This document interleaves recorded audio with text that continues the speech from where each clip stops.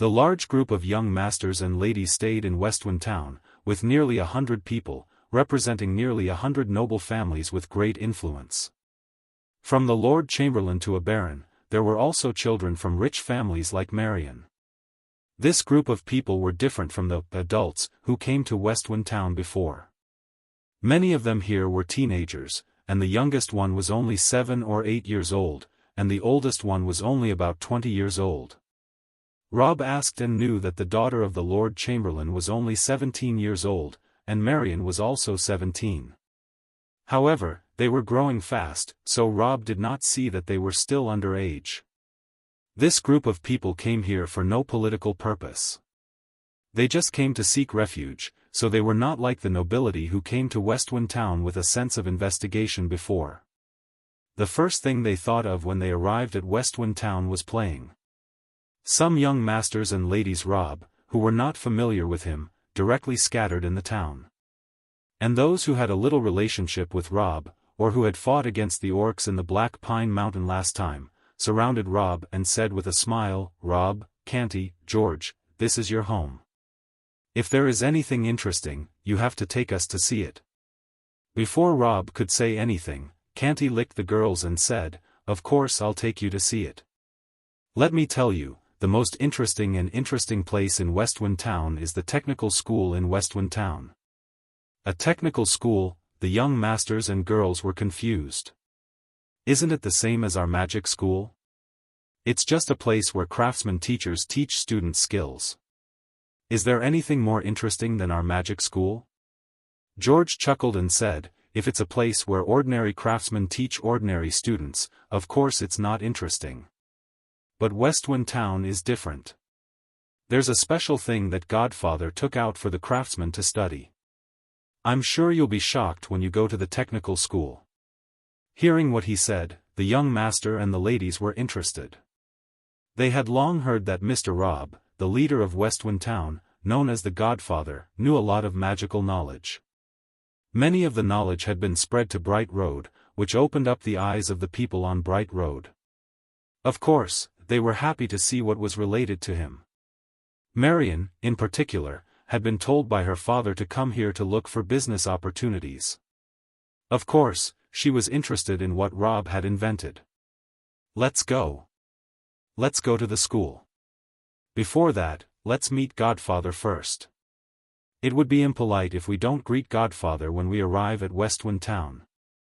Although the noble young masters and ladies were playful, they had lived in the upper class for a long time, so they were very particular about etiquette. Hearing his words, they immediately said seriously, "That's reasonable. We have to go to ask the leader first, or it will be very impolite for our family." Hiding among them, Robb thought to himself, "Fortunately, I only sent an avatar to welcome them. My real body is still lazy on the stone stool, so I don't have to worry about them seeing through me." His avatar accompanied them to the chapel, while his real body was lying lazily on a stone stool. The noble young masters and ladies went to the chapel yard and made a royal salute to him. The men bowed, and the women held up their hemlines and squatted. These people were good at magic, but they also did a good job in social etiquette. Robb switched his consciousness back to his real body and waved at them, revealing a symbolic smile. "Welcome to Westwind Town." The young masters and the ladies greeted and wanted to run away. Robb also hoped that they could run as soon as possible, so that he could easily switch the operating angle to the avatar again. Unexpectedly, most of the young masters had run away, but Marion stayed alone and saluted him again. "Godfather, nice to meet you. I'm Marion Corton, and my father is Desmond Corton." "Nice to meet you." Robb saw the group of young masters and ladies walking far away. Someone waved at his avatar and asked him to follow them. On the other side, Marion was greeting his real body, as if she wanted to chat with him. "Are you messing with me? What a bastard. Well, at this time, I'll let you see what is called APM 300, simultaneous operations." Robb's consciousness swept to the avatar and followed the young masters and the ladies. After he gave the order to walk forward, he rushed back to his original body and smiled at Marion. "Oh. The Corton family. They are my allies in the silk stockings business. Of course I remember them. Swoosh. His consciousness shifted to his avatar again and he continued to walk forward. Then he swiped it back. Just then, Marion smiled and said, "Thanks to you, our family has earned a lot of money from the silk stockings. My father is investing in a small town with the silk stockings as the core of the economy. Everything is going smoothly now, thanks to Godfather." Robb smiled and said, "We help each other. You also helped me see someone wearing silk stockings." Huh. Swoosh, his consciousness turned to the avatar again. Just then, he heard the daughter of the Lord Chamberlain say to him, "Robb, you seem to be a little silent. What's wrong?" Robb smiled, "I'm thinking about a method to make a magic item." "You don't have to talk to me. Talk to Canty first." The daughter of the Lord Chamberlain heard that he was thinking about business, so she didn't come to disturb him. Robb quickly cut his consciousness back to his real body. Marion smiled and said, "I wonder if Godfather has any other good projects." Robb smiled and said, "As for other projects, they are all in the Westwind Technical School. If you are interested, you can go there and have a look." Marion heard that they were in the technical school, so she quickly said, "Then I'll go to see it too." She ran after the avatar who had gone far away and shouted, "Robb, wait for me. I also want to go to the training school." Robb breathed a sigh of relief and said, "Damn it. I'm so tired. Who can withstand such a high-intensity operation when playing games?" Now he could finally continue to let his real body become sluggish and his consciousness return to his avatar. Marion caught up with him from behind and walked forward side by side with him. She asked, "What good things do you have in the technical school? I'm looking forward to it." Robb smiled and said, "There are many good things. Everything invented by the Godfather will be thrown to the students in the technical school to copy and study. There are countless business opportunities in it. In fact, I will tell you in secret." Marion was overjoyed. "Thank you." Robb manipulated his avatar and followed the group of noble young masters and ladies towards Westwind Technical School. Only Marion would think about business opportunities. Others just wanted to find happiness and delicious food without thinking. As for renting a house or finding a place to live, they would leave it directly to their servants. They first passed through the bustling commercial street in front of the school and saw stalls everywhere, where villagers were shouting all kinds of delicious food. A noble lady looked at a strange stall on the roadside and was stunned. The stall sold a kind of strange small ball, which was big and small. She couldn't help but ask, "What is this?" The vendor immediately smiled and introduced, "Miss, this is a young chicken egg." The noble lady showed a sense of distrust for this kind of strange food. Her expression was obvious on her face. "What the hell is this? Can you eat it?" Next to them, several noble young masters and young ladies came to surround them. All of them were stunned by what they saw. Were these small balls used for eating or playing? Anyway, it was fun to eat or play. The vendor knew how to do business. Without saying a word, he took a small ball, handing it to the noble lady at the front. He said, "Why don't you have a taste yourself? It's not me blowing it. It's the invention of Godfather, and it was taught to the maid by him. Then his maid taught me several cooking lessons in the technical school. Even if you don't believe me, you have to believe in Godfather." Hearing the name of Godfather, the noble young masters and ladies paid a little attention to it. Even if they were not from Westwind Town, they knew the legend of Godfather in Westwind Town. Many of the popular new things on Bright Road were created by Godfather. Now there was a saying in the noble circle, "It must be the best if it's produced by Godfather. Then I'll try one." The young lady put the egg into her mouth. She didn't know whether she should eat it or not. As soon as she ate it, she immediately felt that it was not bad. At least, it tasted much better than she had imagined. After all, it looked very funny. The young nobles also took out their money and bought everything that had been roasted by the vendor in a blink of an eye. Westwind Town deserves to be called Westwind Town. I found something interesting as soon as I came here. But the taste of this stuff is still not as good as that of cakes and pudding. That's why Godfather doesn't sell it to Bright Road on a large scale. He doesn't think it's very popular. The young nobles continued to walk forward while chatting. Marion dragged them behind and whispered, "Can this be a business opportunity?" Robb kept walking with her and said with a smile, "Of course." Marion, "Oh. Robb, do you have any good plan?" In order not to arouse her suspicion, Robb smiled and said, "I don't know much about business. I just heard from Godfather that this doesn't taste very good. It's much worse than cake, which can make a big business, but it can become a method for vendors to survive." Robb pointed at an iron plate in the vendor's hand. It turned out that after the young masters and ladies bought his eggs, the vendor began to make them again. He took out an iron plate, on which many circular grooves had been dug in advance. The small plate was brushed with oil in the grooves, and then the prepared liquid was poured into the grooves and roasted on the fire. Robb smiled and said, "Look at this iron plate. Can an ordinary peddler make it by himself?" Marion looked at it for a few times and suddenly understood. That makes sense.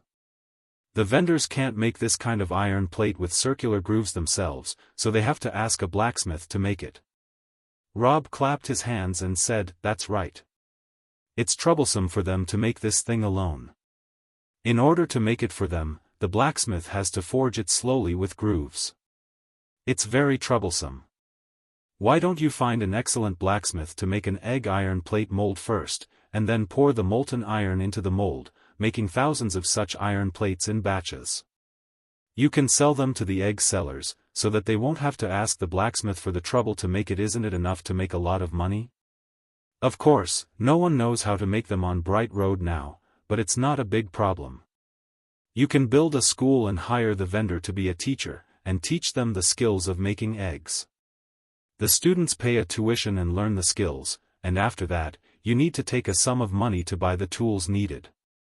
Speaking of this, Robb snickered and said, "You have received their money 2 times, but they are grateful that you have taught them how to survive and are very grateful to you. Look, what a good thing it is."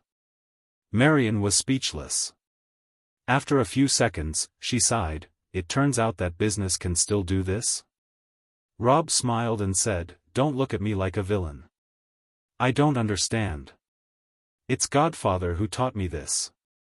Marion sighed. Godfather in Westwind Town really lives up to its reputation. When the two of them talked about this, the young nobles in front of them had already reached the gate of the technical school. These people were not polite at all and went into the school.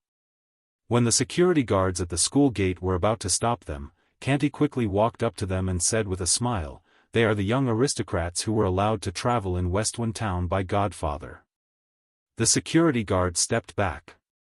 When the group of people entered the technical school, the first thing they saw was the school's playground. What was interesting was that a strange competition was going on the playground. There were 22 people divided into 2 sides and 11 on one side. They were chasing a ball on the playground. The ball was painted in white and black, which looked very interesting. Many people stood around the playground, and their emotions were moving with the ball. Once the people who had already got the ball, they immediately cheered up. A student raised his foot and kicked the ball hard. The ball flew over a long distance and flew to the opponent's goal. A gatekeeper standing in front of the goal pounced on the ball and blocked it. Half of the audience cried out at the same time, and the other half cheered, "Miss. Block it." The noble young masters and ladies stood by the playground for a few minutes and immediately became interested in this kind of exercise. "What's this?" a noble asked. A student from a technical school replied, "This is called football. It was invented by Godfather." The noble young masters said, "I've watched it for a while and found that this kind of game can only be done by kicking with your feet?" "Yes," the student replied. "You can touch the ball with your feet, head, and body, but you can't touch it with your hands, magic, fighting skills, etc. You can get a score by making the ball enter the goal. It seems to be very interesting. The noble young masters were looking for fun. When they encountered something interesting, of course they wanted to get involved. Can we join them? The students from the technical school smiled and said, they are about to finish this round. After that, they will go to class. When the playground is free, you can play. But there should be 11 people in a team. Do you have so many people? Of course, several noble young masters started to prepare their team immediately. Not long after, the two teams consisted of 22 people. Several smart young masters knew at a glance that it was a game of physical fitness. They secretly mixed several strong guards in their own team, ready to ride on their coattails. However, the man on the other side was not stupid. He immediately picked out the guards and said, "Hey, this is a competition between the nobles. Don't lower your identity by sending some guards in." The ladies frowned in disgust and said, "You bad boys, what's the fun of this game of crawling and rolling on the mud? What the hell do you women know? This game is obviously much more interesting than fencing and riding a horse. That's right. You just stand aside and watch. Hey, there's a man over there whose figure is obviously supermodel. Did he get a bodyguard in again? Don't talk nonsense. Look at his face clearly. This supermodel is Canty. It's Canty." The students suddenly found that in this kind of game, Canty was a golden leg. Canty chuckled and said, "I'm a little brother in playing magic, but you are both younger brothers playing football." Everyone was speechless. Speaking of this, the bell rang. The two teams on the playground rushed into the teaching building, and the surrounding students scattered. When the playground was empty, the noble young masters bought a football and said happily, "Come on, let's start playing. Anyway, we just need to put the ball into the opposite goal, right? Don't use your hands, don't use magic, and don't use any fighting skills. As long as you keep this basic rule, there will be no other rules. Okay, let's do it." The noble young masters cheered and began to play football. This group of people didn't know the rules, but it was secondary. The key point was that they didn't know football tactics at all. Except for the two men who were left to guard the goals, the other 20 men were chasing after the ball. What kind of formation was this? What kind of front and back guards were completely inseparable? In this case, these weak magic disciples were not enough for him to hit his shoulder casually. As long as he was pulled to the ball, no one could stop him. Soon, Canty's team got 2 goals. The other team was unhappy. Someone shouted, "Stop! You have Canty. What are we going to do?" The people on Canty's side were enjoying themselves lying on the bed. How could they not play? Someone immediately shouted, "At the worst, can I ask you to add a guard over there?" Therefore, the other team really changed from the thinnest young masters to bulky guards. The girls were not interested in the game of the bad boys. When they were about to go far, Robb suddenly stopped Marion and chuckled, "Haven't you found any business opportunity?" "Business opportunity?" Marion was confused. "Where did you get the business opportunity?" "This football is a great business opportunity," Robb snickered. Marion was completely confused. "Where did you get the business opportunity?" Robb said in a low voice, "Let me tell you, these young masters will be more and more unhappy if they kick. They will constantly change into guards to protect the team, and finally all the guards will be the players, and all the young masters will become onlookers. Do you believe it?" Marion thought it over and found it was true. Robb smiled and said, "There are full of guards on the spot, and the audience is all young masters. Guess what will happen?" Marion suddenly woke up. "Gambling." "Yes," Robb said with a smile. "Once a gamble is formed, what will happen next?" Marion thought for a while and said, "Then someone will sit in his seat while spreading to the general public, and the audience will soar." "Huh, you're so smart. No wonder you're the daughter of a merchant," Robb said with a smile. I think you already known how to do business next. Marion certainly had some clues. In her opinion, this matter might develop into a large-scale entertainment project like a duel. In ancient times, the duel was basically like this. First, the nobles prepared powerful warriors to fight with each other. The winner would get money and reputation. The organizers of the competition attracted a large number of nobles and even ordinary people to watch the competition. They collected ticket money from them, opened the stock market and made huge profits from it. The only thing Marion didn't know was whether the project called football could attract people's attention like a duel. Robb smiled and said, I know what you are worried about. You are afraid that it won't be popular, right? Marion nodded and said, after all, though this is very interesting, it seems to be a little less exciting. Robb smiled and said, although duels are wonderful, it is too ferocious. It should be prohibited now, right? Marion nodded and said, according to the magic calendar, battles have been prohibited for more than 500 years. Because of bloodiness and cruelty, the arena has been abandoned for 800 years.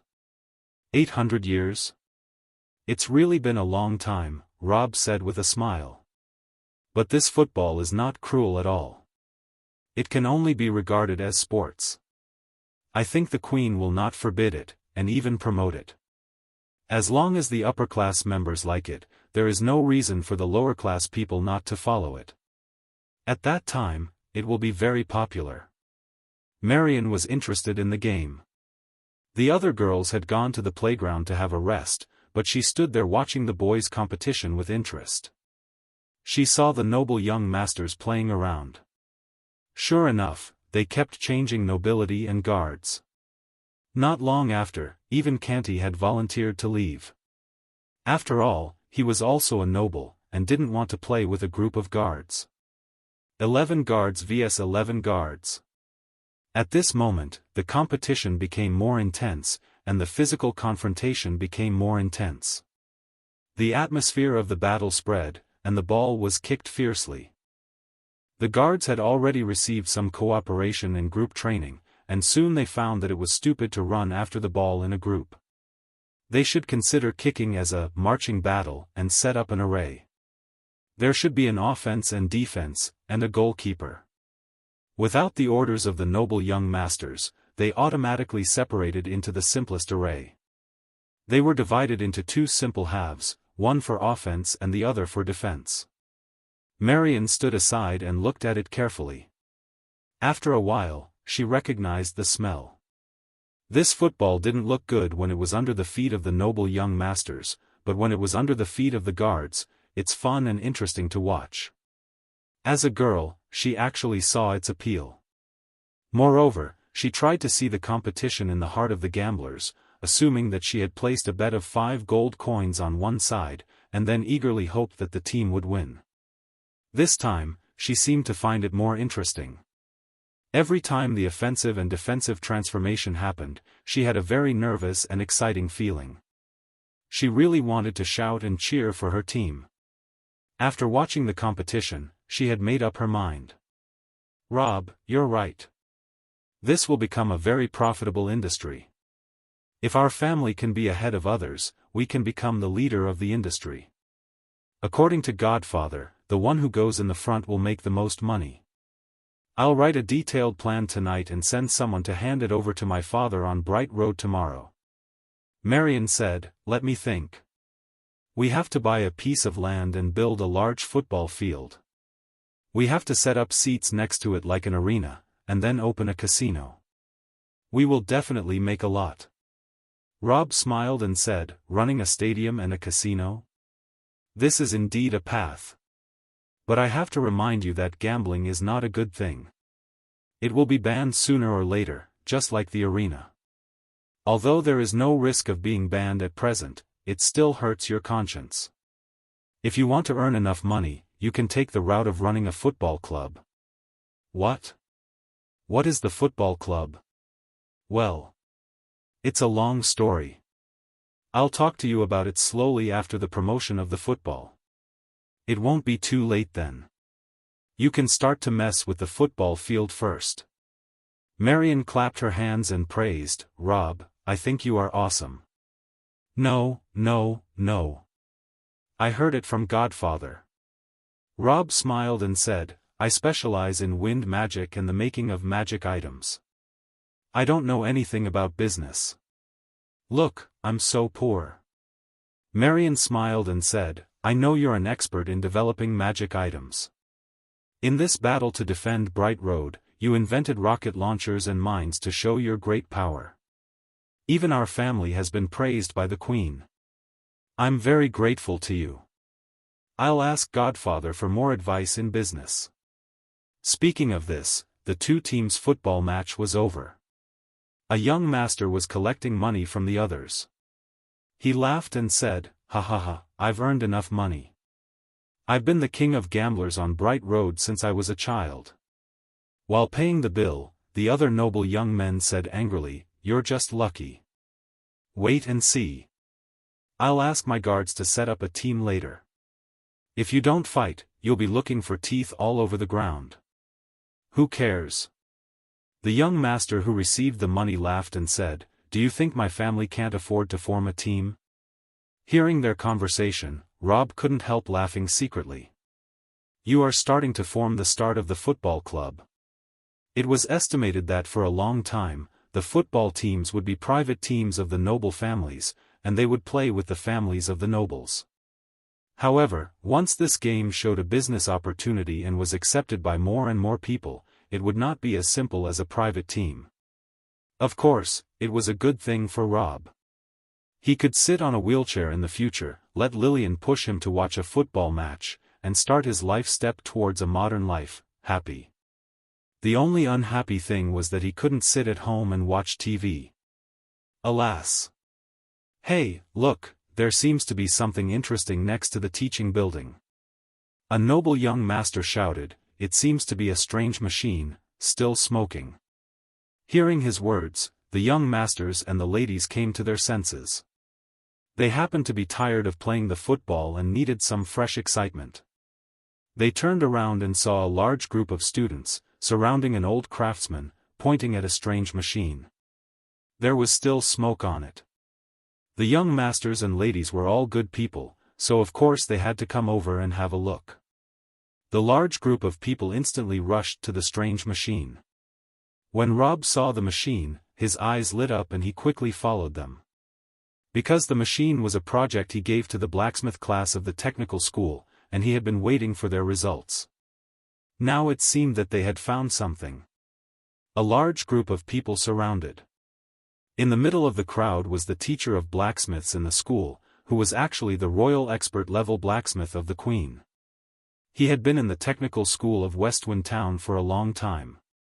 He had helped Robb to make the railway, and since then, he had been helping Robb with important equipment, the engine. Robb himself didn't know how to make an engine, but he rubbed out the mining robot WK0032 with his hands and then removed it. He used the engine to drag the mine cart at the entrance of the mine. It was obvious that only one engine was not enough. There would be many places where one needed to use an engine in the future. Robb made another engine and handed it to the old blacksmith in the technical school. He asked him to dismantle the engine into pieces, and copy and assemble every part, trying to make a decent engine. Now the old blacksmith led the students to play with the machine, which was the engine that Robb had told them to study. However, its size was much larger than Robb's. It was incomparably huge and looked very clumsy. Seeing the group of noble young masters and ladies surrounding them, the old blacksmith just made a salute and ignored them. He continued to say to the students around him, "Well, let's do another test. Pour the oil into it." One of the students immediately picked up an oil barrel, which was filled with the oil that Robb had rubbed out.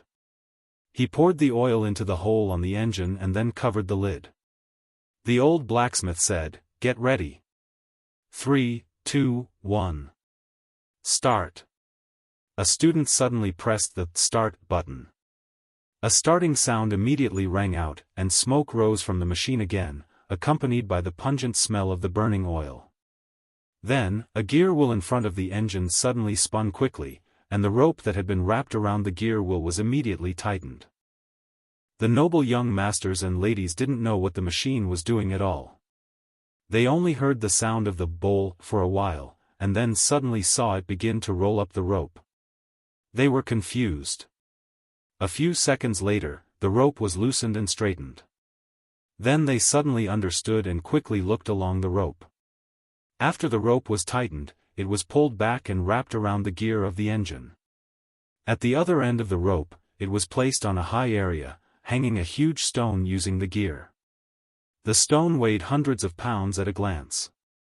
It needed several strong adult men to lift it. The engine was pulling the rope desperately and the gear wheel was twined round and round.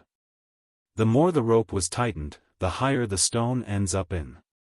It was actually 5 or 6 yards high. When the stone reached the highest point, the old blacksmith waved his long sword and cut off the rope. And with a bang, the big stone lost the power to be pulled upwards and fell down dejectedly. With a loud bang, it hit the ground and made a huge hole. The old blacksmith was overjoyed and said, "We made it. Students, we made it. Ha ha ha." The whole class worked hard to develop and forge it, and it took a few months to finally make it. Lifting the huge stone to such a high place was something that could only be done by gravity magic, and we can do it by machine now, ha ha ha. The students cheered, "Yeah." The old blacksmith said with tears in his eyes, "Godfather said that people who have learned the technique of making this can also solve the work that needs to be done by magicians. The craftsmen who will be able to replace magicians in the future must be very promising. Congratulations." The students cheered, "Make a lot of money in the future."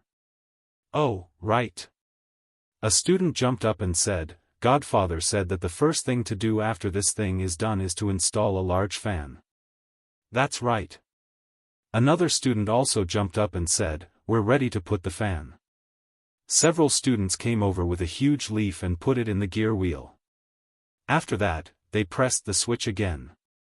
This time, it didn't mess up the rope, but spun crazily with the fan. A gust of wind blew out, making the hair of all the students nearby float back. "Wind!" A student shouted, "Ha ha ha. How about using this as a ceiling fan? Godfather will be very happy. This is an instrument of torture.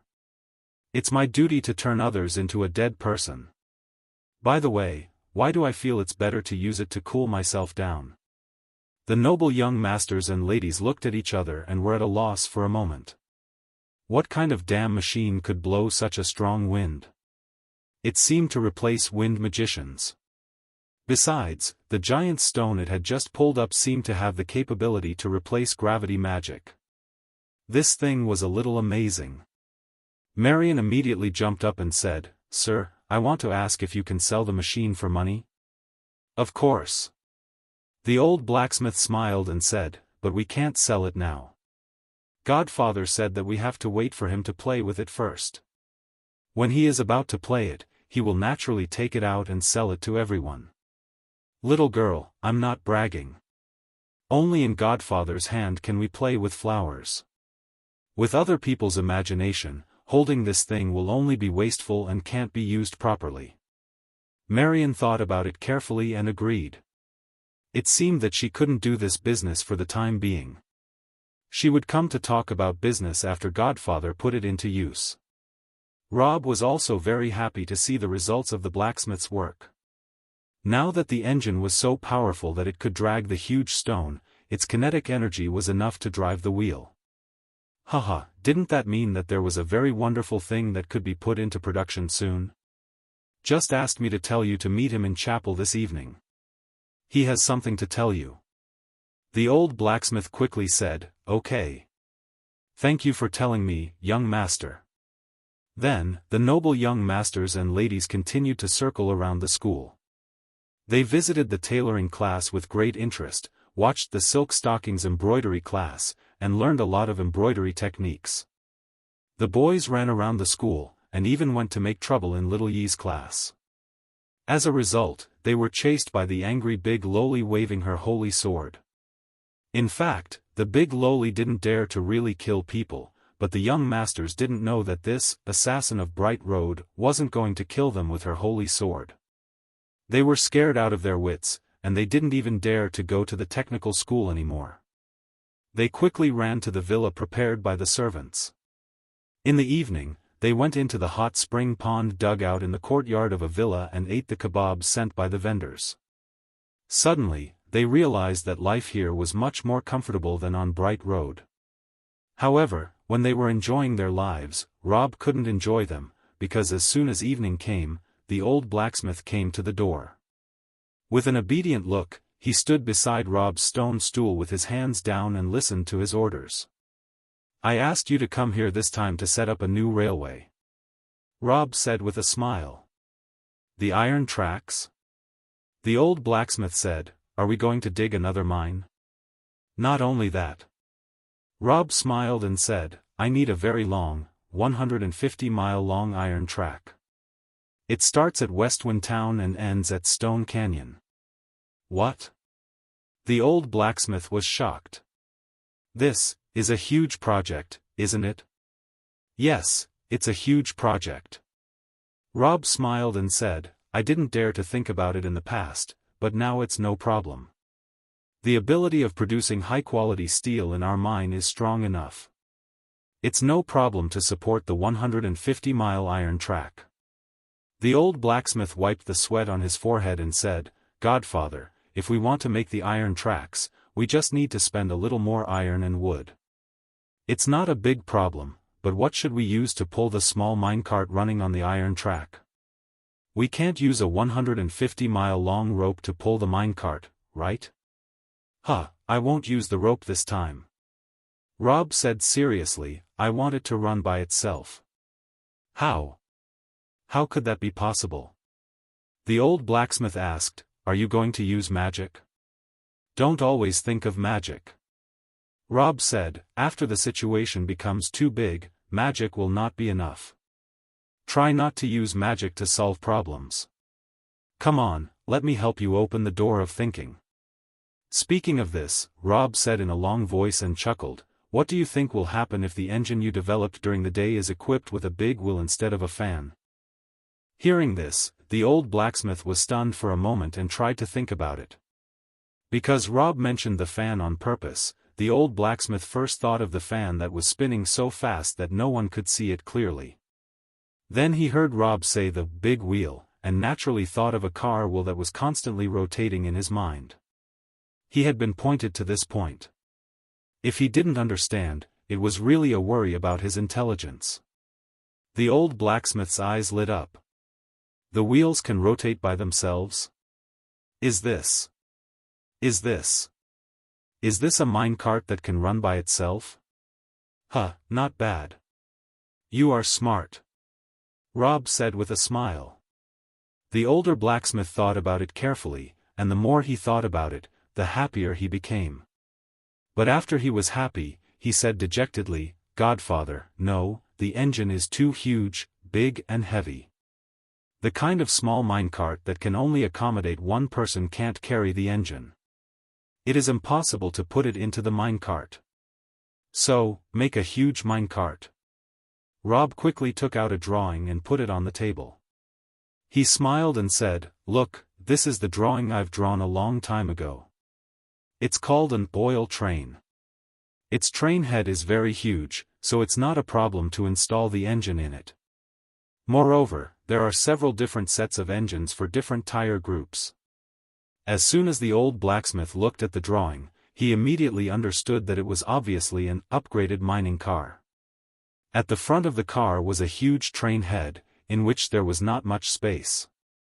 It seemed that there were many carriages behind it, and each carriage was drawn square. It seemed that it was very good to contain things. Moreover, Godfather deliberately painted several carriages in the shape of a normal pleasure carriage, that was to say, Godfather was going to put people in it. It's such a big car. Can we run it with the engine?" The old blacksmith was a little unconfident. "Even if it can move, it will move very slowly." Robb said, "If it can move the huge stone, of course it can move the train at high speeds." The worst result is that you need to put a few more engine in. At the beginning, maybe the speed wouldn't be very fast, but as the process continues to progress and the engine is constantly improved, it will run faster and faster. The old blacksmith nodded to show his understanding, but he still had a problem. If the 150-mile-long iron track can be used, then that's good, but if someone or a monster steals it, we will suffer a great loss. Robb smiled and said, "So, it's good for you to drive slowly at the beginning. If the driver saw that a track was stolen, he has to stop quickly to avoid an accident. Then, repair the track as soon as possible, and the car can continue to go. As for the person who dares to steal our track, please leave it to Elsie to deal with." Huh. What's the use of going to Stone Canyon with such a long train? The old blacksmith was confused. Robb said, "It's useful, but I'm too lazy to explain. You'll understand in the future." When the old blacksmith heard the word lazy from Godfather, he had nothing more to ask. The lazy Godfather was simply crazy. It was impossible for him to make a long explanation to him. He had to bow obediently and said, "Then I'll go back and arrange for my students to make the iron tracks. I'll ask the students of the carpenter class to make the wood. In addition, I'll bring some of the best craftsmen to study how to make the train head." Robb smiled and said, "Okay, just do it as soon as possible. The most difficult part is to start the engine. Now that the engine has been done, there should be no difficulty in other things. You don't have to pay attention to the beauty and generosity of things. Anyway, it's enough to pick up a small train that can run first." "Okay." After the old blacksmith saluted, he hurried to go. Robb was about to take a rest when he suddenly saw a slim figure walking over on the path in front of the chapel. It was the daughter of the Lord Chamberlain. She is a pretty and gentle water magician. However, since Robb always looked at the queen through the crystal ball, the most beautiful woman in the kingdom of Gran, which is on another level compared to that of the magic school, this poor campus belle has never been noticed by him.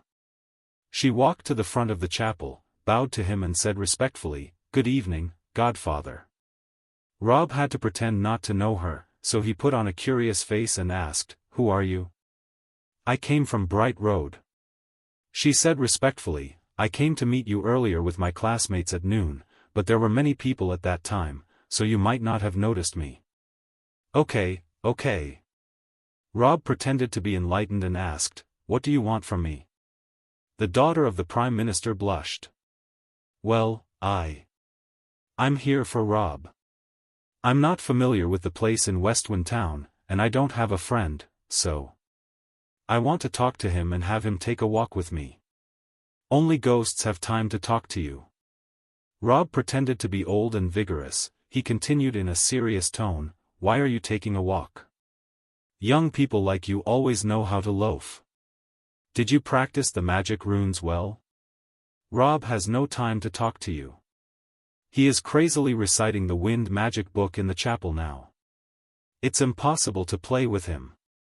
As his tutor, I won't let him play with you bad children." The daughter of the Lord Chamberlain was rendered speechless. Frozen. After a few seconds, she lowered her head and said in an aggrieved tone, "Then I'll go. I'm sorry to bother Godfather." She turned around and left. The setting sun dragged her lonely back long, making her look desolate. Robb chuckled to himself. No simultaneous operations today. While he was thinking of this, another figure came over in the distance. It was Marion. She brushed past the daughter of the Lord Chamberlain and walked to the chapel.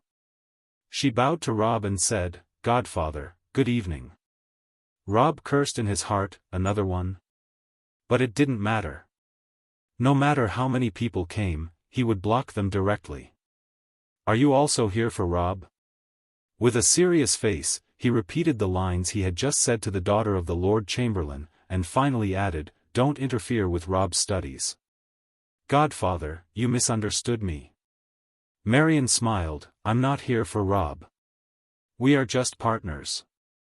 In private, I've never played with him, and I don't have any special feelings for him."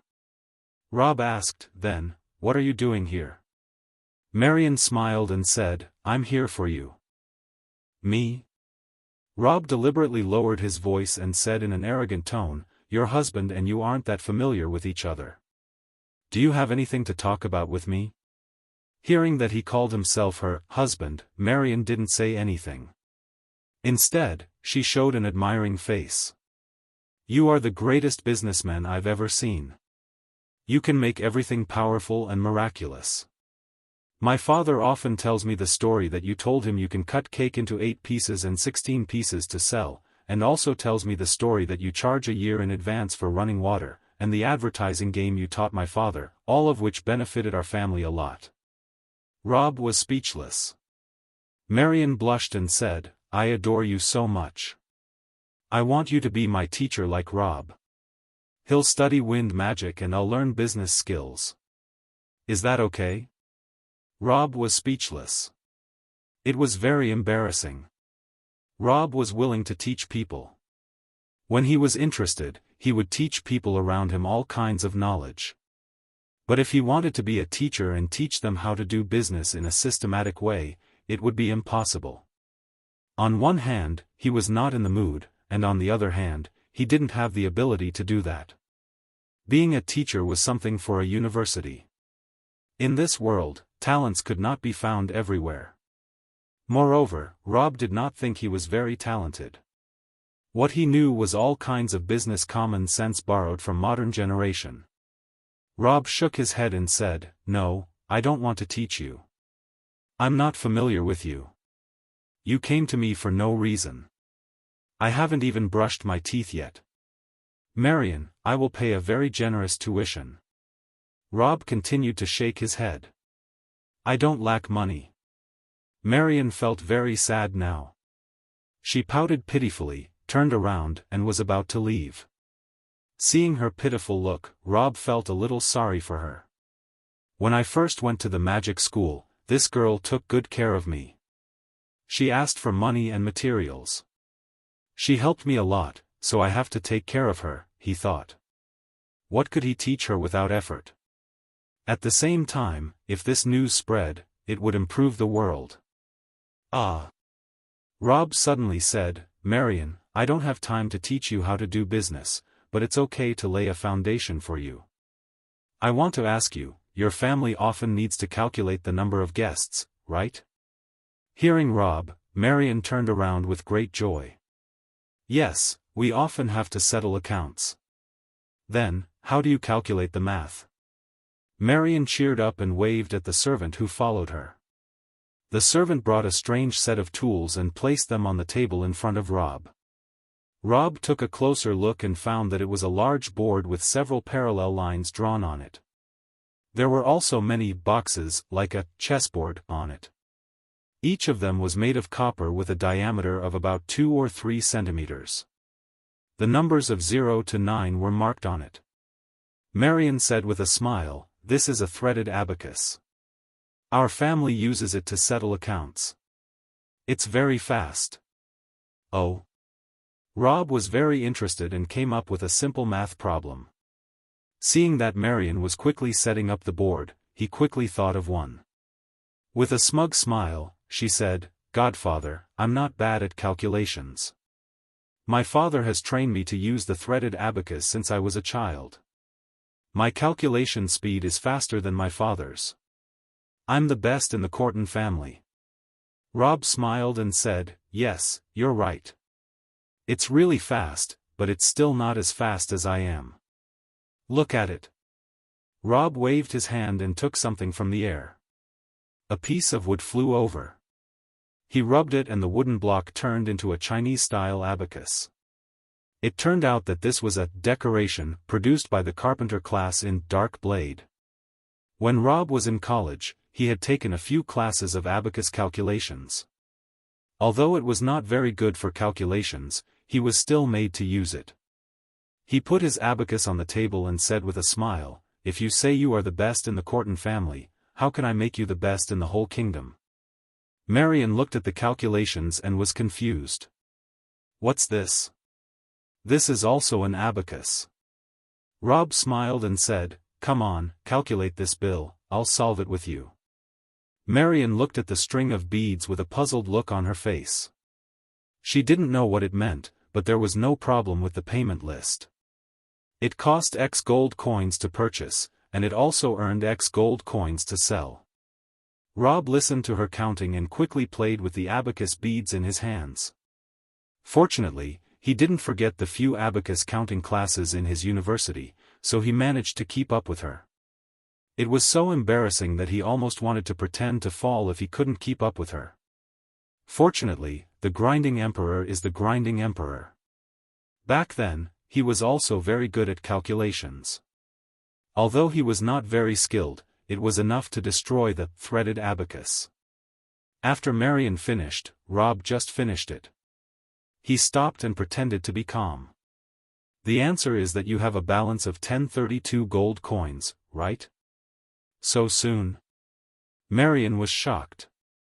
I just finished, yet you're already done. Robb smiled and shook the abacus in his hand. The abacus beads made a noise.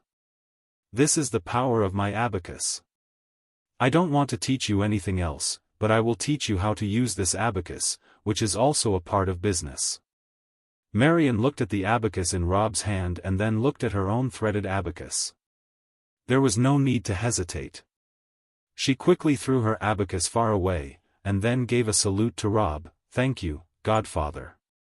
Come on, sit down. Robb asked her to sit opposite her stone table, set up the abacus and explained with a smile, the beads below represent 1, and the beads above represent 5, 1 on 1, 2 on 2, 3 on 3, 5 to 4. It was easy to understand the abacus. As soon as he taught it, she would recite and practice them. Marion had a natural talent for math and dealt with numbers all the year round. Such a person could learn calculation very fast. It only took her a short while to finish basic addition. She pulled the calculation beads and said happily, "This is a good plan. It's so convenient and awesome. With this, I'm really confident that I can be the fastest person to settle accounts in the kingdom." Well, as long as you like it. As soon as Robb finished his words, the crystal ball on the table lit up. It was time for him to talk to the queen again. Robb didn't ask Marion to leave. He asked her to practice the abacus and answered the phone. Every time he answered the phone, the first person he would see is the dignified queen. This damned woman's exterior often collapses halfway through the phone call. But whenever she calls, she would pretend to be very dignified and cool. It seemed that her last collapse had never happened at all. Robb squinted and said, "If you don't have something to tell me, I'll hang up." The queen was not provoked by his words at all. She said calmly, "I'm here for business." When Marion heard the two words, business, she pricked up her ears. Although she was still playing with the calculation beads, her ears and brain had been turned on eavesdropping mode. The queen was not interested in the woman who was pulling strange things aside. She didn't even want to use her strength to look at her. She just looked at Robb and said, "You never refuse to do business, right?" "Yes. But it depends on what kind of business it is." The queen said, "I don't have enough magicians. I need you to sell me some magic scrolls, or help me to fill some magic for Katiusha." "What?" Robb asked, "You are holding the court magicians in your hand. How could you say that there are not enough?" The queen said, "The war has consumed too much energy. Although the weapon is easy to use and has great power, the speed at which magic is consumed is too fast. In the blink of an eye, it produces hundreds of magicians. They are showy and frightening, but if it is to be filled with magic again, it will have to be difficult for my court magicians to constantly cast spells." Speaking of this, she paused and sighed. In the past few days, although the Mandra and his army haven't organized any large-scale attacks against the city, they have been constantly sending small groups of troops to test the situation. The magicians have been tired of defending, and their magic power has been consumed a lot. After the battles, they have to charge the magic energy of the Katiusha and the mines. They can't hold on any longer. They will be tired soon. Puff. Robb laughed, ha ha ha.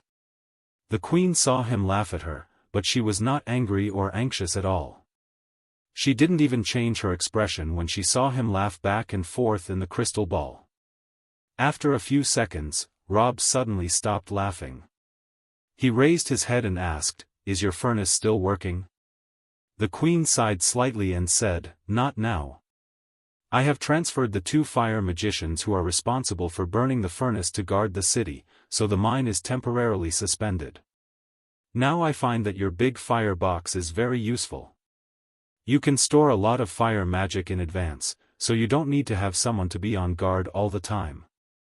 In this way, when the war starts, you can rely on the big fire box to hold on for a few days, and the furnace won't stop working." Robb shrugged his shoulders and said, "Now you know that automatic equipment is a good thing, and all the people that need to use magic manually are inferior. My big fire box also needs me to charge it, so it is not really a good thing. We have to hurry up to study and solve the problem of controlling the temperature of the furnace, and then use the coal to heat the furnace. That's the king way. I will send the best craftsmen from the royal family to study and solve the problem of furnace temperature," she said seriously. Robb gave her a thumbs up. The queen continued, "That's in the future. At present, I have to deal with the attacks from Mandra and his army, and I have to fill Katiusha with magic energy. So, name a price, please help me fill my 25-hole Katiusha with 25 fireballs. How much is it?" Robb frowned and said in a low voice, "You should know that my magic power is completely different from that of ordinary people." Of course, the queen knew that Robb was a monster. The power of the fireball he threw out was not on the same level as that of the ordinary fire magician.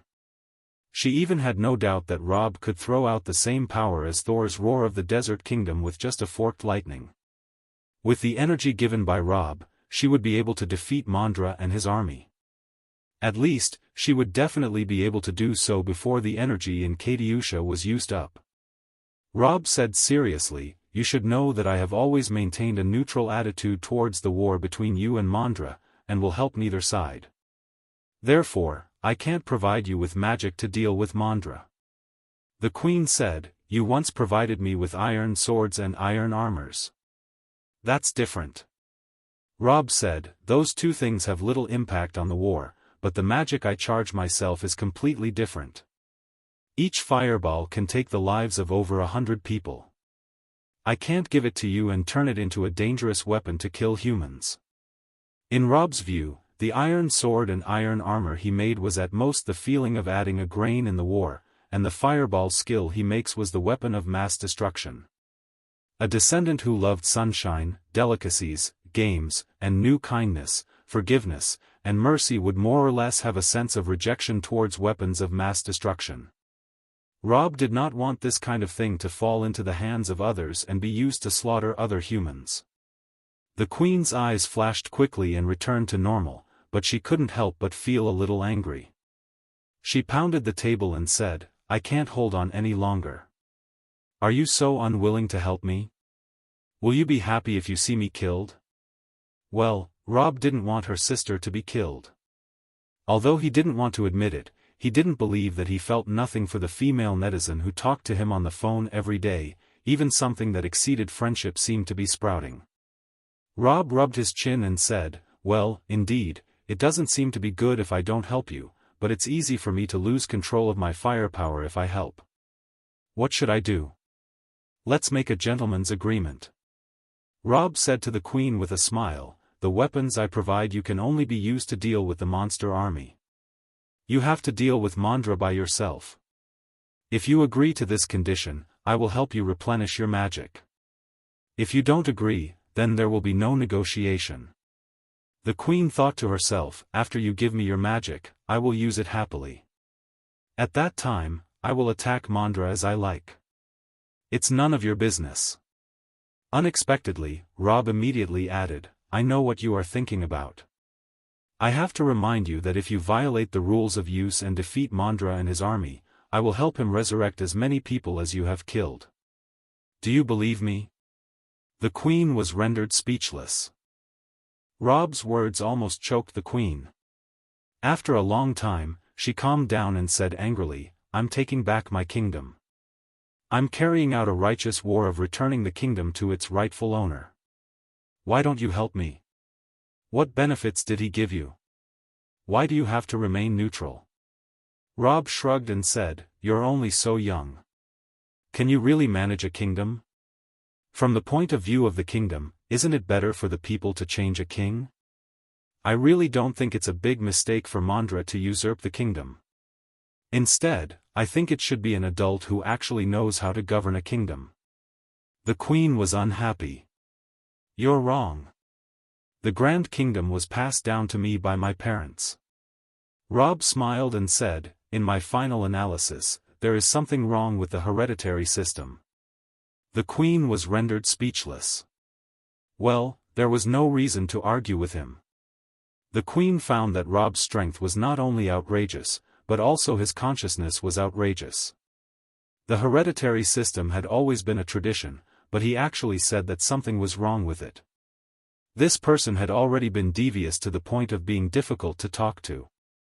But they still had to communicate. She has to guard the city.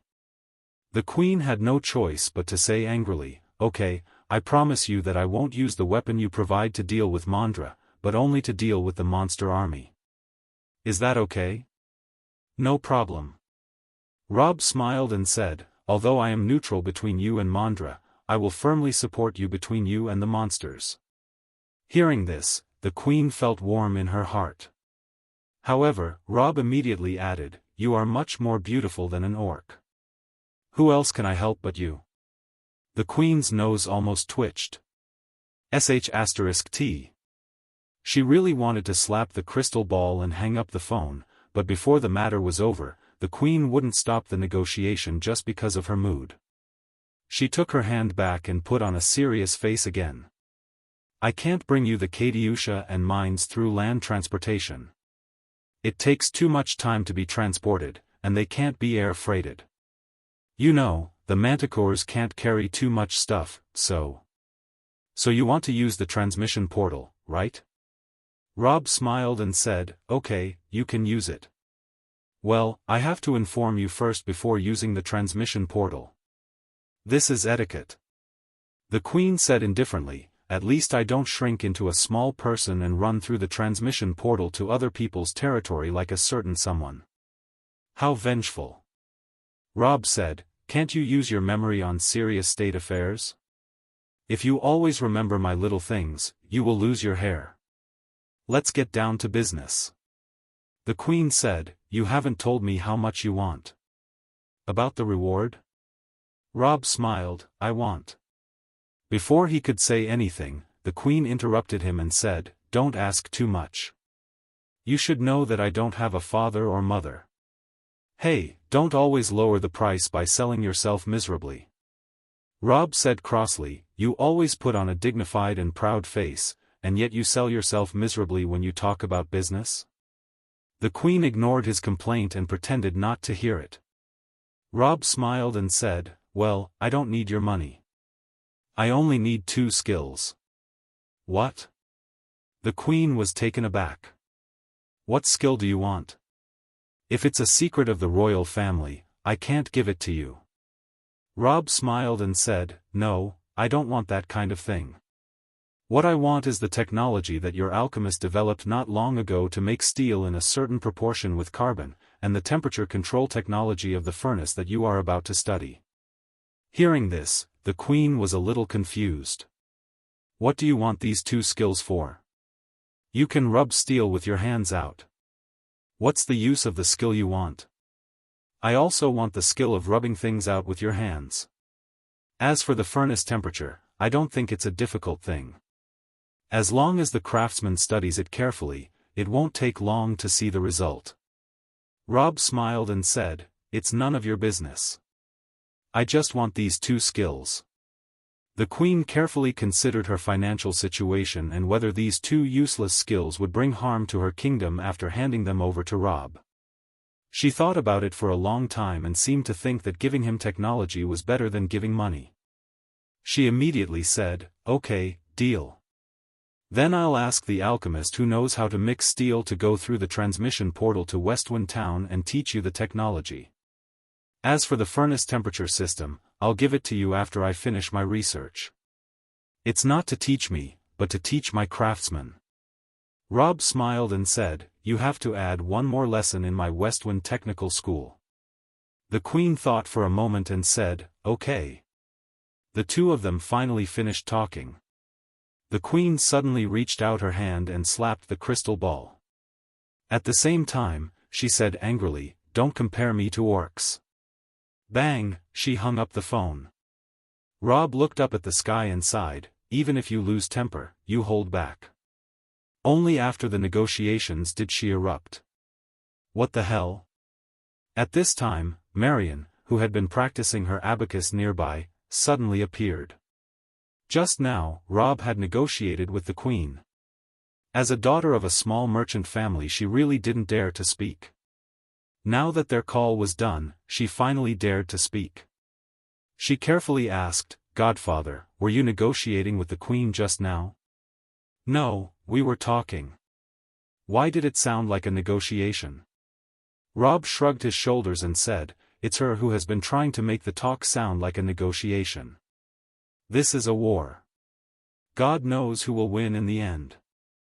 I'm telling you, I'm a strong fighter, but I'm a straight man of steel. I don't know much about creatures like that damned woman.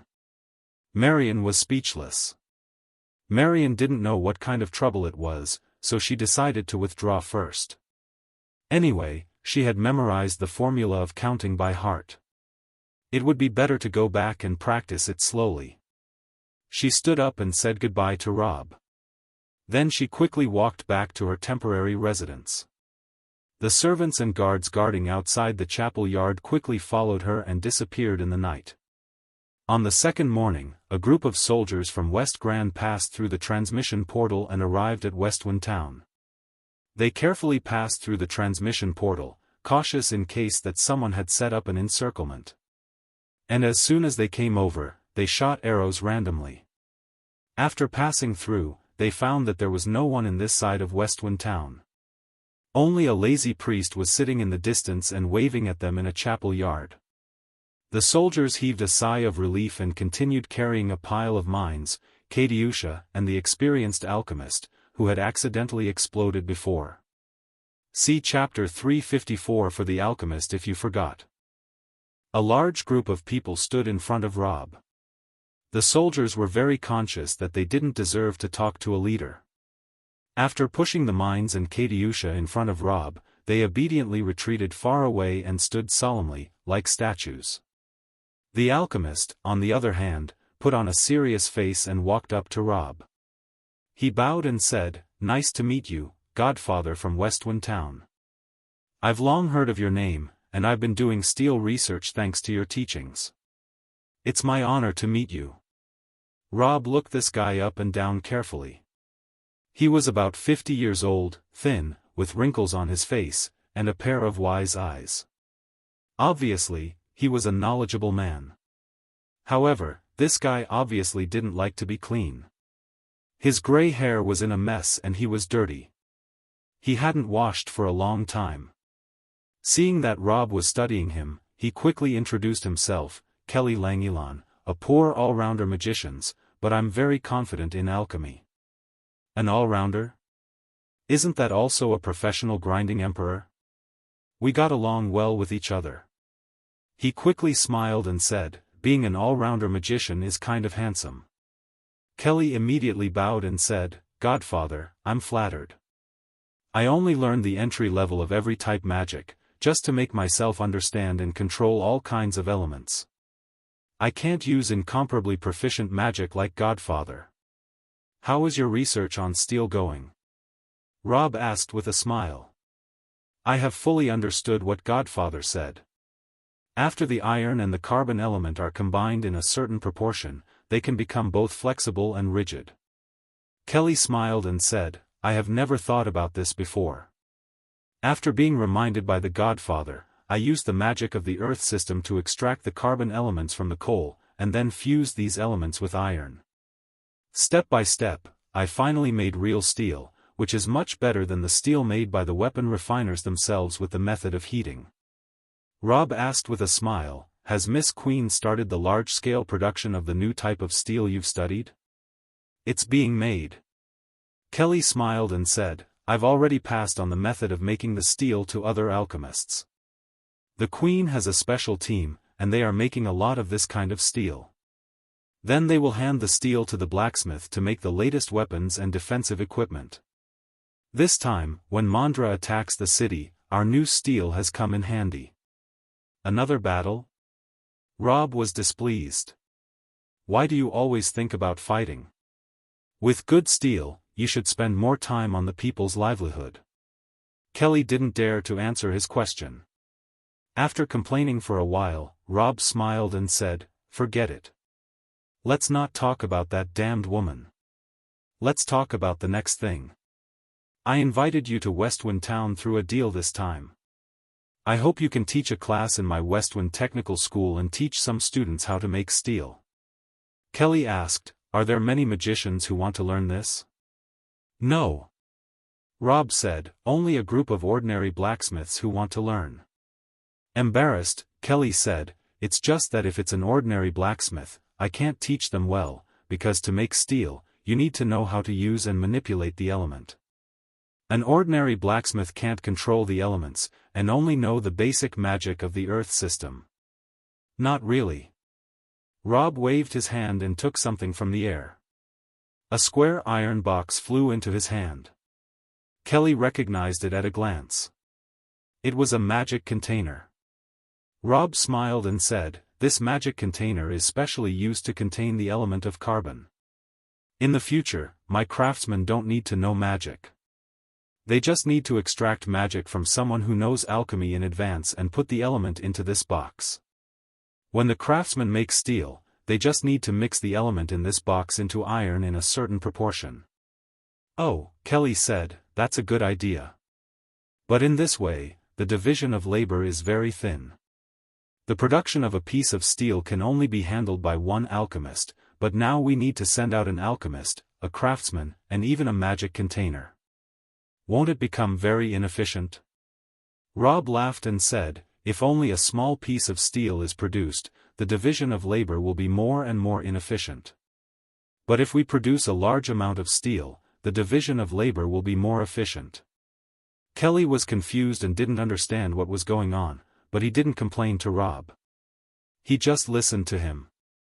The more people knew, the more they knew not to casually question something they didn't understand. The more they saw it clearly, the more stupid they were to spurt out their own wisdom, and the result would be that they were very wise. Robb said, anyway, I have arranged the first group of students for you. Go to the school to find the principal. He will arrange a dormitory for you. Kelly bowed and was about to leave. But Robb suddenly waved at him again with a mysterious smile on his face. I heard that you tried to add something else to the steel, but you blew yourself up. With an embarrassed smile on his face, Kelly said, I'm sorry. I was thick-skinned, but as a result. Don't be embarrassed. Robb said, I think being thick-skinned is very good, very good. Your idea is correct, but you just added something wrong. Do you want to know what else in the steel can make it more corrosive, harder, and even more awesome? Hearing this, Kelly became excited. It turns out that Godfather has been studying for a long time. Please give me some advice. Robb said mysteriously, what I'm going to tell you is the technique that only gods can master. But if I tell you everything, gods will blame me, so I can only tell you a little. You have to test the specific thing by yourself. Kelly hurriedly said, as long as you can guide me the way, I can save a lot of time. Okay, listen carefully. Robb chuckled and said, in relation to ores, there are not only copper, iron, silver, gold. There are also many magical and unknown metal elements. Kelly nodded in a hurry. I know that. There are also mithril, thorium, arcanite, and so on. But those things are very rare and difficult to get. Let's not talk about those difficult things. Robb whispered, I've told you that it's easy to get them, such as, for example, chromium, molybdenum, titanium, manganese, and so on. Of course, I know you haven't heard of these things. Although I know them, I can't teach you too much, in case the gods blame me for exposing too much. Just remember what I just said, and then use your alchemy to look for them in all kinds of ores. As long as you find them, add them into the steel, and mix them with the correct proportion. Kelly was overjoyed. He felt as if he had learned something, and happily went to the technical school. He even couldn't wait to find some stones to extract, and look for the unknown elements Robb mentioned. For a scientist, exploring the unknown was always a great thing. Of course, Robb was very worried that this guy would blow up again, or even kill himself. He decided to make him a defensive outfit later. Robb was very happy to see him here. An alchemist was as good as an ancient pharmacist. With the help of the pharmacist, he could make many things that he couldn't make in the past, such as rubber, all kinds of oil-derived products, food ingredients. In the past, these materials could only be rubbed out by his hands. And if he couldn't, he could only find a substitute. In the future, they could all be conquered by alchemists. As long as he revealed a little bit of the heavenly secrets, he could make rapid progress in chemical technology. After Kelly left, it was time for Robb to replenish the mines and Katyushas. Of course, his own magic could hurt him, so he had to prevent the queen from attacking him with the magic made by him. Therefore, before filling up the magic tools, he had to give himself a lot of debuffs that would weaken his intelligence. A group of soldiers came over with a group of Katyusha on their shoulders and placed them in front of Robb. They had thought that since Robb would need to fill 25 grids of Katyusha, it would take a long time for him to chant. However, they didn't expect that with a wave of Robb's hand, an entire grid would be filled with the fireball technique. Of course, after a magic spell was put, there would be a CD of 1.5 seconds. Robb took advantage of the time of the 1.5 CD and waved his hand. He put ice arrows in another box, and then waved his hand. The next box was filled with wind blinds, and the next box was filled with falling stones. When he was done, the CD of fireball skill was ready, so the fireball skill could be installed in another Katyusha. The soldiers only saw that Robb soon filled the 25 grid magic tool. With almost no effort, he smiled and said, "The next one. This is too fast." The soldiers were stunned for a while. They quickly moved the magic-filled Katyusha back to the portal and reported to the queen, "Your Majesty, it only took a moment for Godfather to fill with the 25 grid Katyusha. During this period, there was no chanting, no rest, and after he filled it up, there was no sign of lack of magic power. It seems that he is still very powerful." "Really?" The queen's face remained unchanged. "I've already guessed it." Of course, she just pretended to be so calm in front of her subordinates. As soon as the soldier left, she sighed and said, "Although I've already guessed it, I still think you're crazy." When she was sighing, Madeline, wearing a black helmet and black armor, came over and said, "Elizabeth, I want to go through the transmission portal and supervise Godfather charging all the magic tools." Supervision? When faced with Madeline, the queen's expression became rich. She said crossly, "Obviously, you not to see Robb Smith." "No, no," Madeline lowered her head and played with her skirt. "Don't bother him." The queen said in a serious tone, "My spy reported that the daughter of the Lord Chamberlain wanted to see Robb last evening, but was shut out by Godfather. He said that Robb was concentrating on practicing wind magic and didn't want to be disturbed. If you ran over at this time, you would also be shut out, wouldn't you?" Madeline was speechless. "For him and for you, don't bother him now." The queen said seriously, "If he really wants to revive the Smith family, he needs to improve his own ability. Only by giving him some time and space can he grow into what you expect." "Got it." Madeline sighed, "Compared to you, I'm really immature." The queen smiled and said, "But you've already seen all my immaturity." Speaking of this, the two of them could not help but sigh when they remembered the time when they escaped from Mandra and the hunt of the Church of Light together in their childhood. Life was not easy now, and they needed to cherish it more. Half of the land of the Kingdom of Gran was still in the hands of the hateful Mandra, so they couldn't stop there. The two of them became resolute and gave each other a palm strike. Come on. Why did time fly like lightning in a blink of an eye? The war on Bright Road had lasted for more than a month. Mandra was still unable to break through the city, and the monster army, who had joined hands with Mandra to attack Bright Road, had encountered their biggest crisis in history.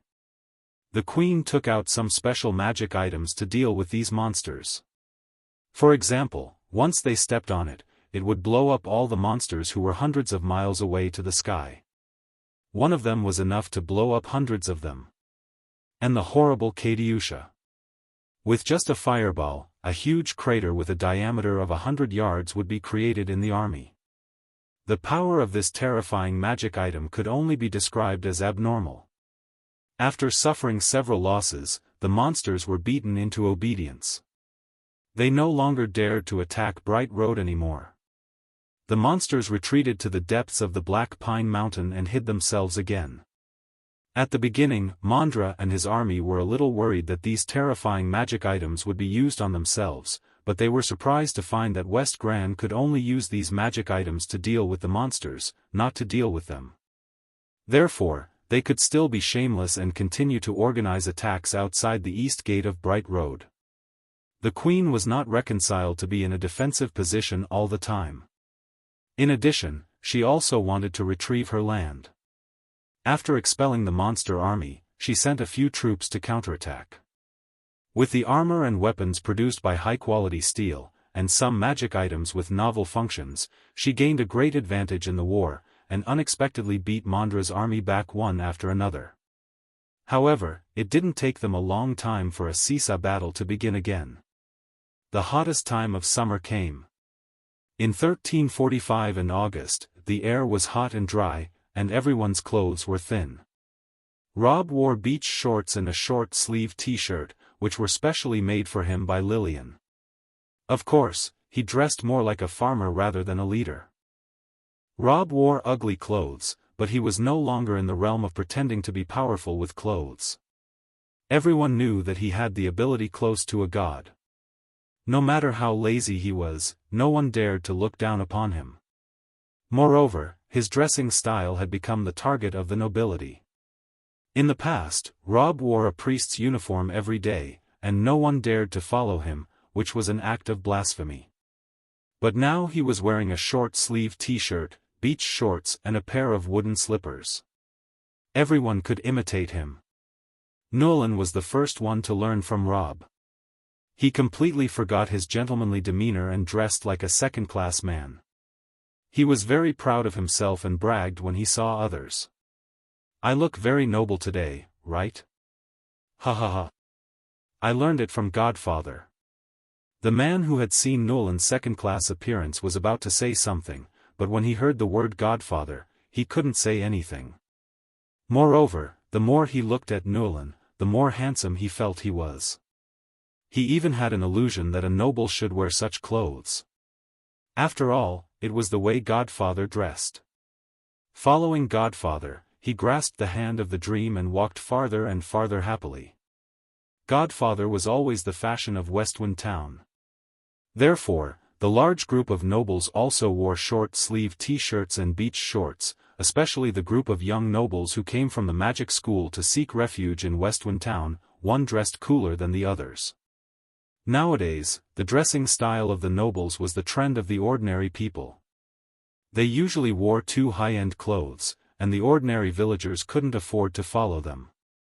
But this time, since they dressed like this, everyone could afford to follow them. The tailoring shop of Westwind Town specially launched a large number of flaxen and shorts made of cotton, and they were sold to the villagers at a low price. Therefore, all the men in the town dressed like birds. This kind of town with the shape of a second class was so crazy that the oil transportation team of the Desert Kingdom almost thought they had entered the wrong town. Of course, this was not the key point. The key point was that in the center of Westwind Town, which was opposite to the chapel, a grand project had finally completed the first stage of construction today. The train station was complete. This was the first train station in Fengma continent. It was not beautiful at all. It was just a very ordinary small brick house with doors and windows. To be honest, it was different from other houses. It not only had traditional windows, but also had a small window for tickets. This small window felt strange in this world. In front of the train station, there was a steel godfather, which was made of the best steel. The iron track was made by the blacksmith students. Blacksmiths always wanted to do large things, and a large amount of it was used every time they played. It was useless to do it in the traditional way. Before making the iron tracks, the first thing to do should be to make a model.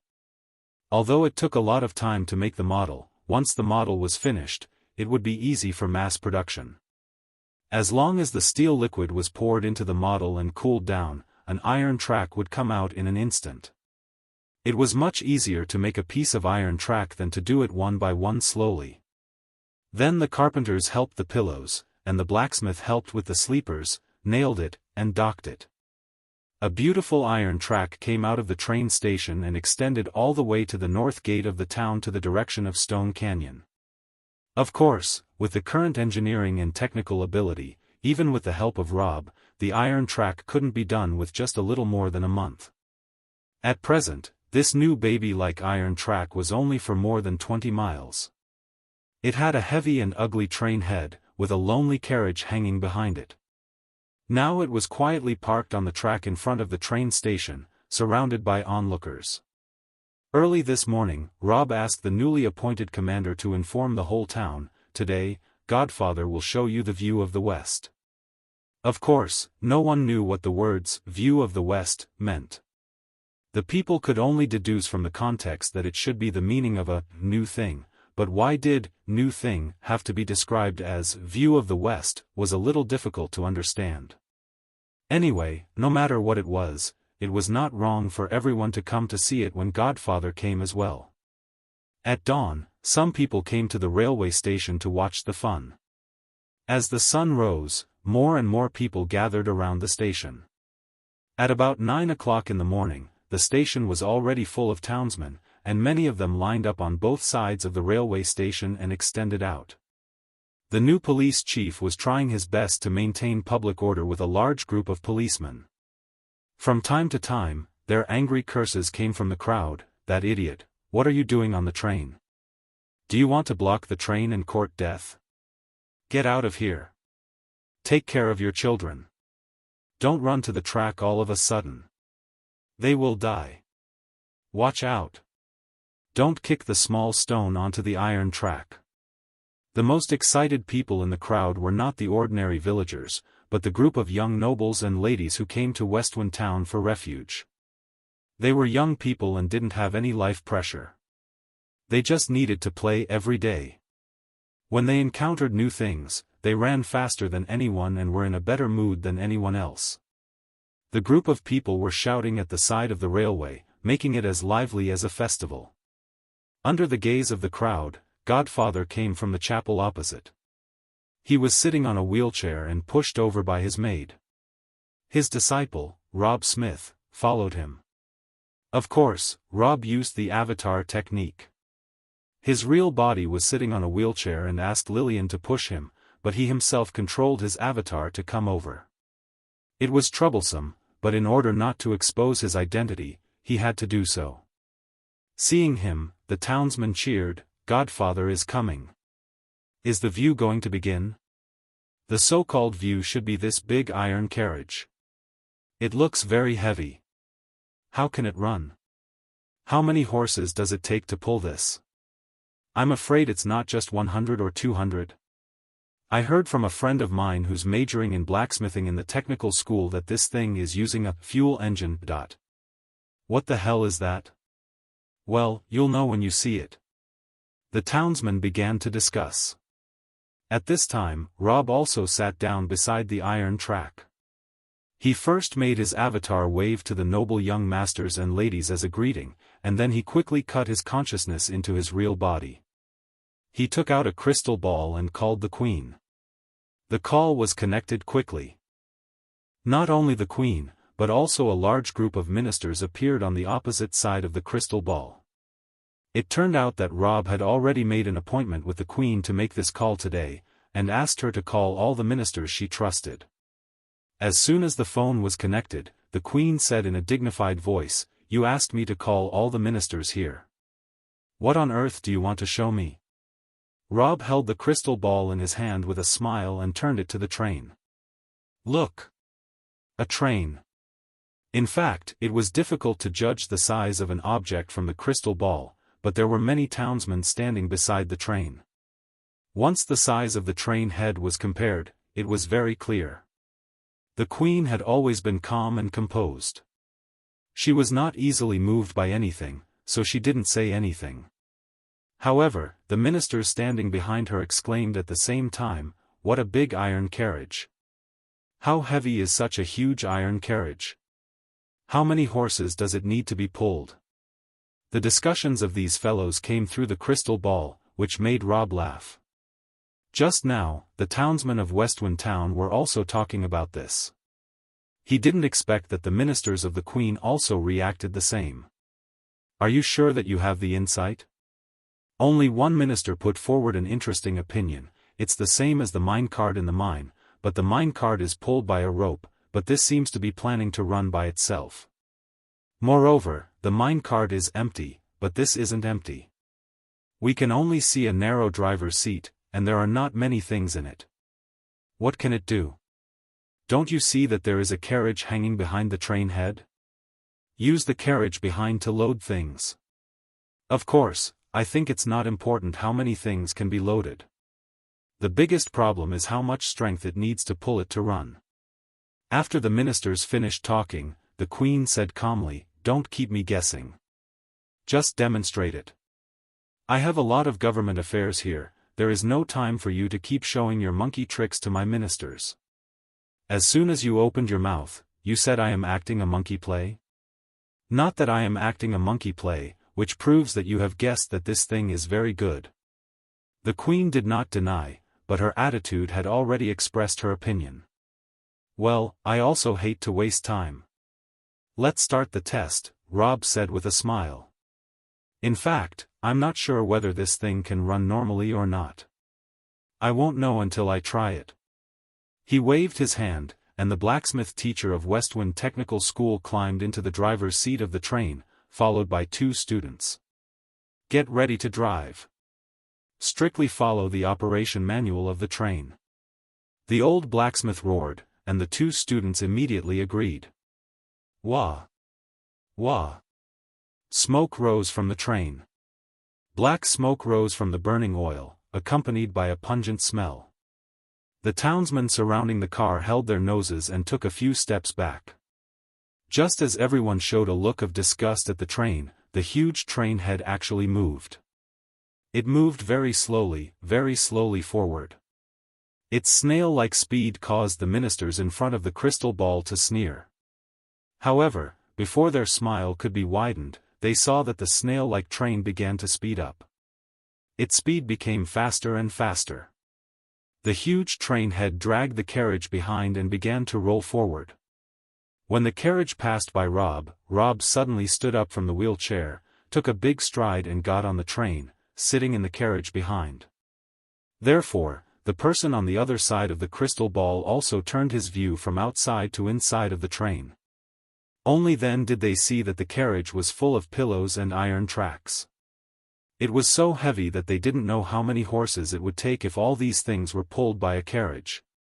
The queen, who had always been calm, was finally moved. "You can transport so many things at one time?" Robb smiled and said, "Not only that. It's just at the test stage now, so I only have one carriage. When the technology becomes more mature in the future, I'll have 20 carriages in the back." 20, the queen was taken aback. She had just seen that this carriage weighed 100,000 pounds. If there were 20 carriages, wouldn't it weigh over 1,000,000 pounds?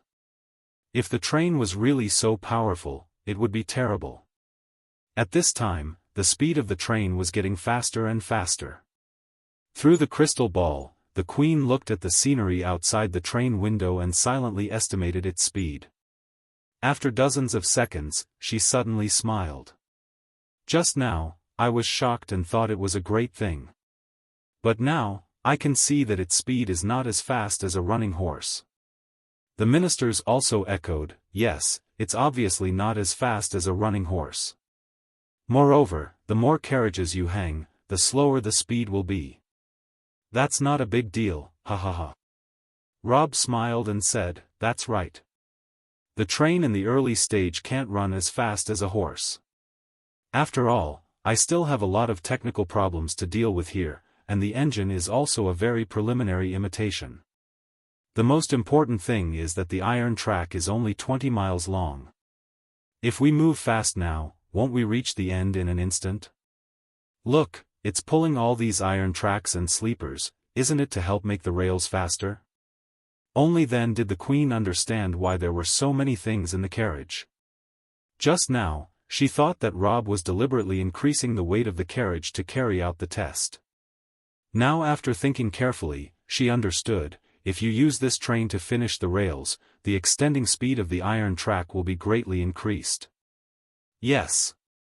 Robb said with a smile, Your Highness, you are the smartest.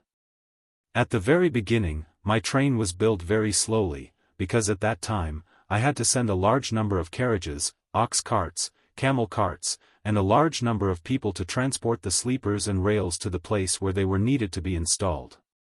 But once there is the train, the speed of the construction of the railway would be doubled. In a short time, I would be able to transport 150 miles of the railway. The Queen took a look at the map and then looked at the direction in which the railway extended. She said in a low voice, to the north of Westwind Town, 150 miles is Stone Canyon. What do you want to do with the railway? Robb grinned evilly and said, That's the territory you gave to Robb Smith.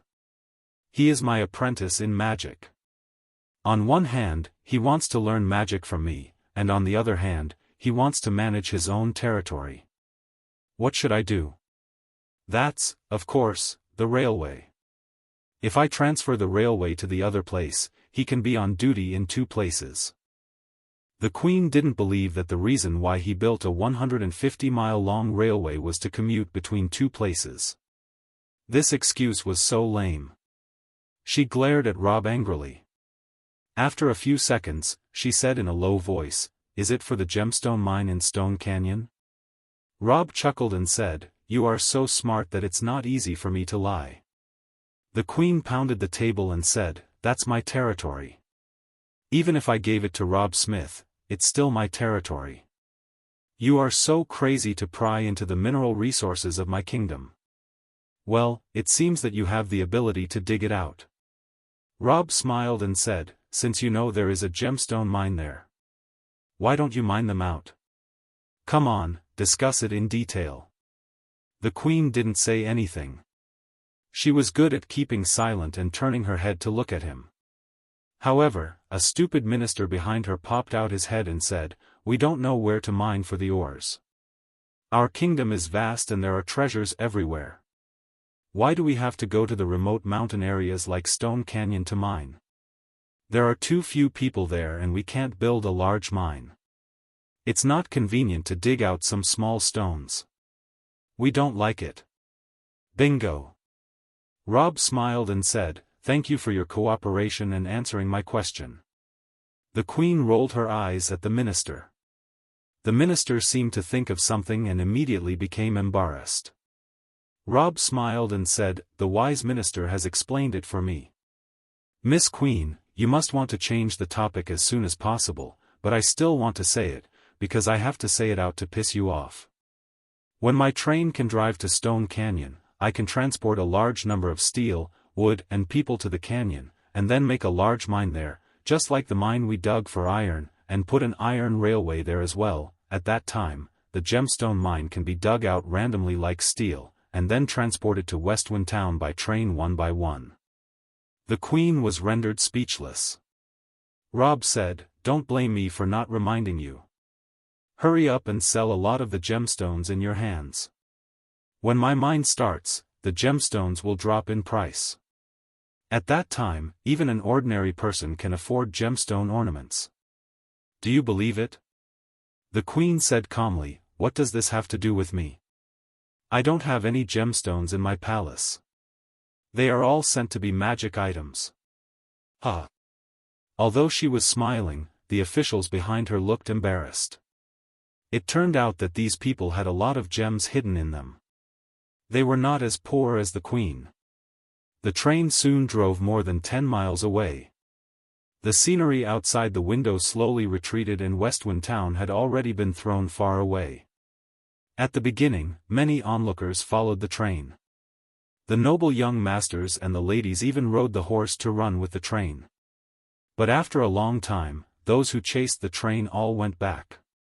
The queen immediately found a problem. The highest speed of a war horse could not be maintained for a long time. If a horse kept running at the highest speed for dozens of miles, it would be very harmful to the horse. Perhaps it would lie on the ground and foaming at the mouth after it finished running. However, this big train seemed to be tireless and kept moving at a constant speed, just a little slower than a war horse. If the iron track was not only 20 miles long, she would not doubt that it could keep running for hundreds of miles at a constant speed, and it still carried 100,000 pounds of iron tracks and sleepers. This was very powerful.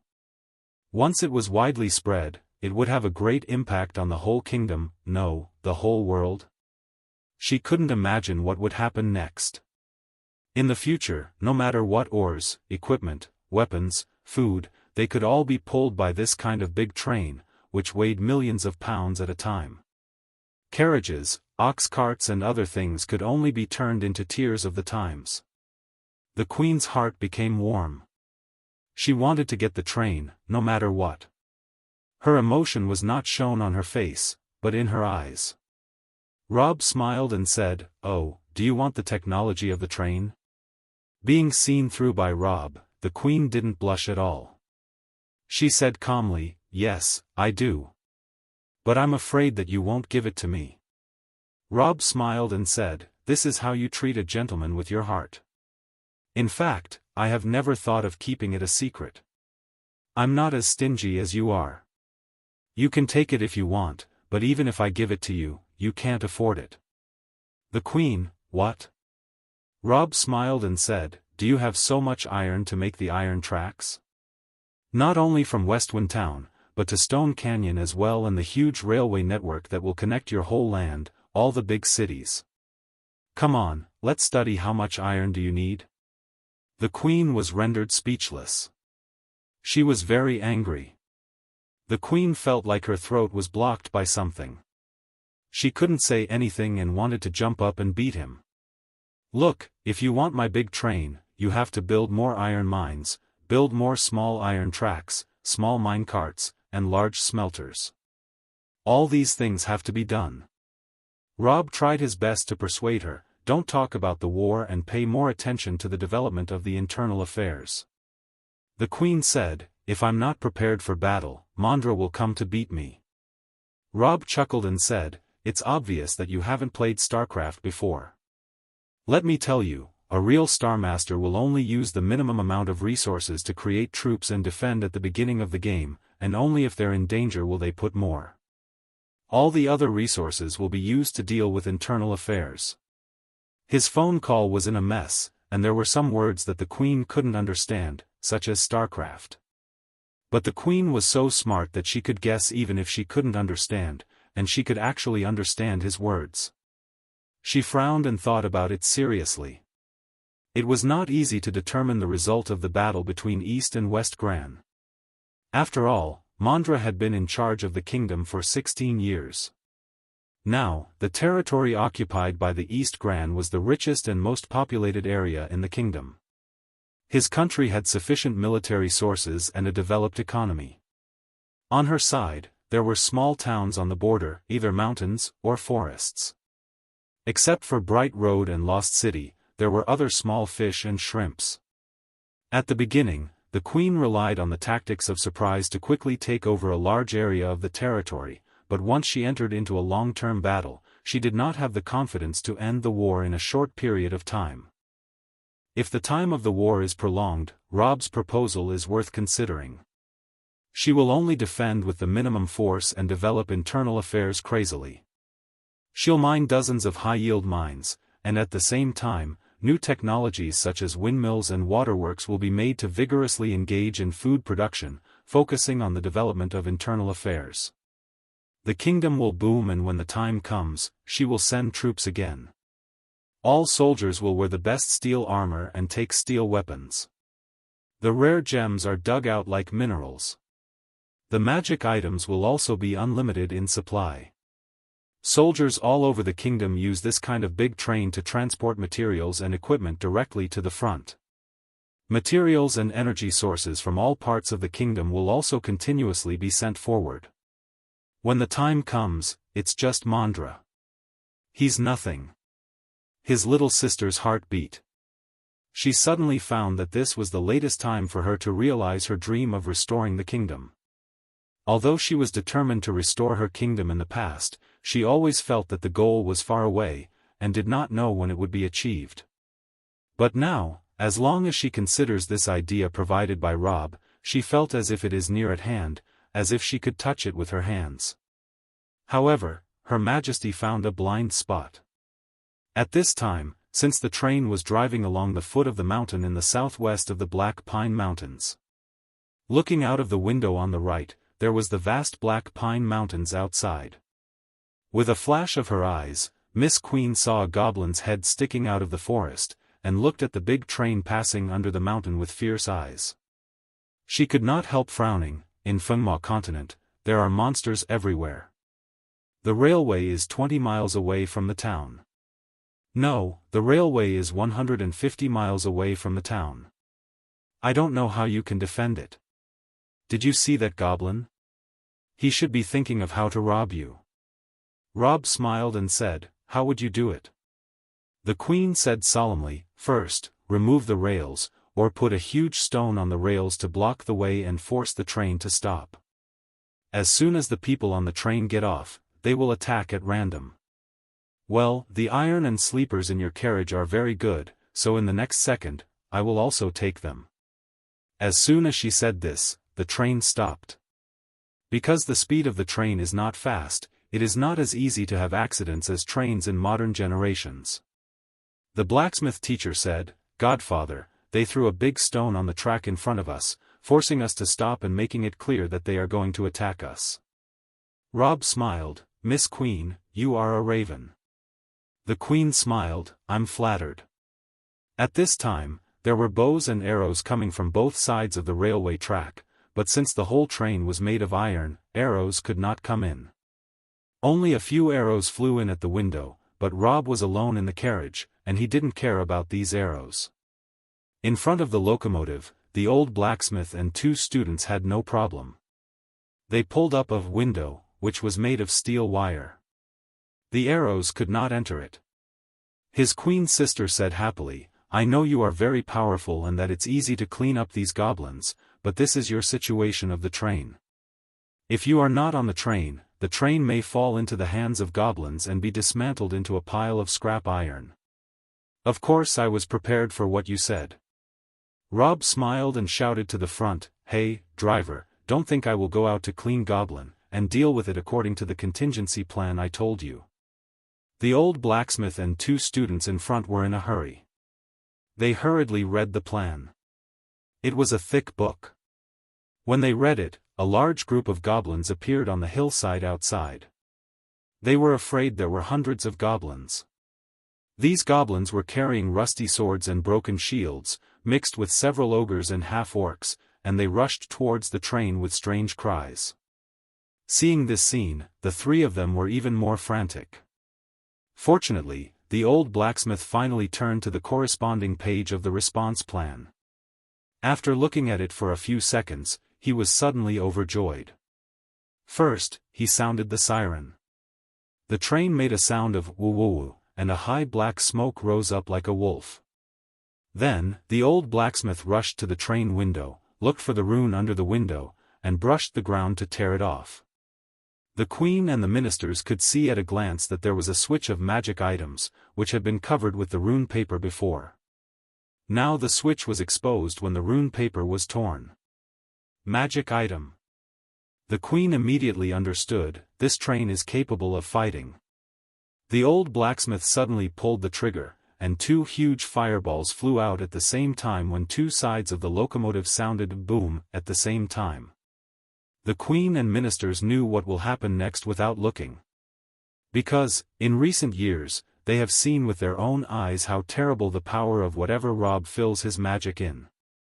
The goblins, which rushed up from both sides of the train, were immediately blown up. Robb's fireball technique was a weapon of mass destruction. If they were hit directly, they would turn to ashes. If they were not hit directly, they would also be blown up by the huge shock wave and fell back several meters. After two fireballs, it became quiet outside. Most goblins were turned to ashes, or they were lying far away, wailing. Only a few goblins were left holding rusty swords and shields. After a few seconds of silence, they gave a strange cry, turned around and ran away. They were no longer interested in attacking the train. The door of the locomotive opened, and the two students got off at the fastest speed, pushed away the big stone blocking the track, and then returned to the train. The train started again. Robb smiled. What? My big train is very handsome, isn't it? Miss Queen. Ministers. This time, they were really shocked, because Robb just played that hand. It was no doubt to show them the train's fighting style. This kind of crazy play is something Miss Queen has never seen. I was hiding in the big iron car, and it was hard for me to get hurt by the bows and arrows. But I could use magic items to shoot out and bombard the enemy, the Miss Queen murmured. It's crazy. This thing is crazy. If it can run around without using the rails, it will be invincible in the world. Wow. Robb found that he had inadvertently taught the lady how to play like a tank. Unfortunately, his little sister can't copy it now, because she doesn't have the engine technology, so she can't run the big train. After a while, the train finally reached the end of the track.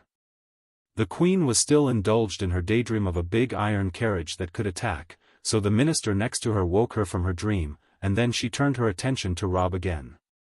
Robb got off the train with the crystal ball in his hand. It was not until then that the queen saw the construction site. A large group of workers were working in the construction site. They had already leveled the road. When they saw the whole carriage of sleepers and iron tracks brought by the train, they immediately cheered up. We have materials again. We can continue to work on the railway. A group of workers immediately ran into the carriage and moved the sleepers and iron tracks down. Then they began to work again on the construction site. The queen was thinking about the safety of these workers when she heard Robb shout to the distance, "Elsie!" A general with a cloak all over his body rode over from a distance and stopped in front of Robb. He turned over and dismounted from the horse. With a splash, he knelt down on one knee and looked very respectful. "Godfather, why are you here in person?" The train had a trial run. Robb pointed at the crystal ball with a smile and said, "I just wanted to take Miss Queen to see my new toy. You know, my greatest pleasure is to pretend to be powerful in front of her. I will be happy if I amuse her with all kinds of strange things and make her cry." The queen was rendered speechless. Elsie didn't dare to be so rude to the queen. He smiled awkwardly and said, "Your Majesty, nice to meet you." In fact, Robb had promised the queen that he wouldn't let Elsie and his 300 subordinates leave Westwind Town. However, it had been a long time ago. At that time, Elsie was a chief of the Templar Knights and the queen's enemy, so he had made such a promise. But now, Elsie was no longer a member of the Church of Light, so such a restriction was naturally lifted.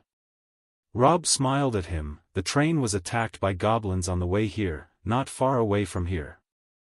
Look at the direction in which the goblins escaped. Their lair should be not far north of the place where the accident happened. Elsie made a curtsy and said, "I see. I'll lead the army to annihilate them, lest they endanger the safety of the railway again." He shouted loudly, and a large group of soldiers, hundreds of them, jumped out of the construction site. These soldiers were all well equipped, wearing steel armor and weapons that Robb had personally rubbed out, looking majestic. Judging from their figures and steps, they were not ordinary soldiers, but professional soldiers. The Queen's eyes suddenly became sharp. She knew that there was no army in Westwind Town before, and it was Robb who fought alone. But now, there was an army in Westwind Town, which was not a good signal. But she didn't say anything. She just looked at Robb with doubt. Robb smiled and said, "Don't glare at me. This is just a self-defense team. You know, if the field is too big, I can't see it alone. I need some people to help me protect Westwind Town. They are born for this." The Queen said indifferently, "I want to know when they will change from the defensive force to an offensive force, and then attack me from behind while I am fighting with Mondra."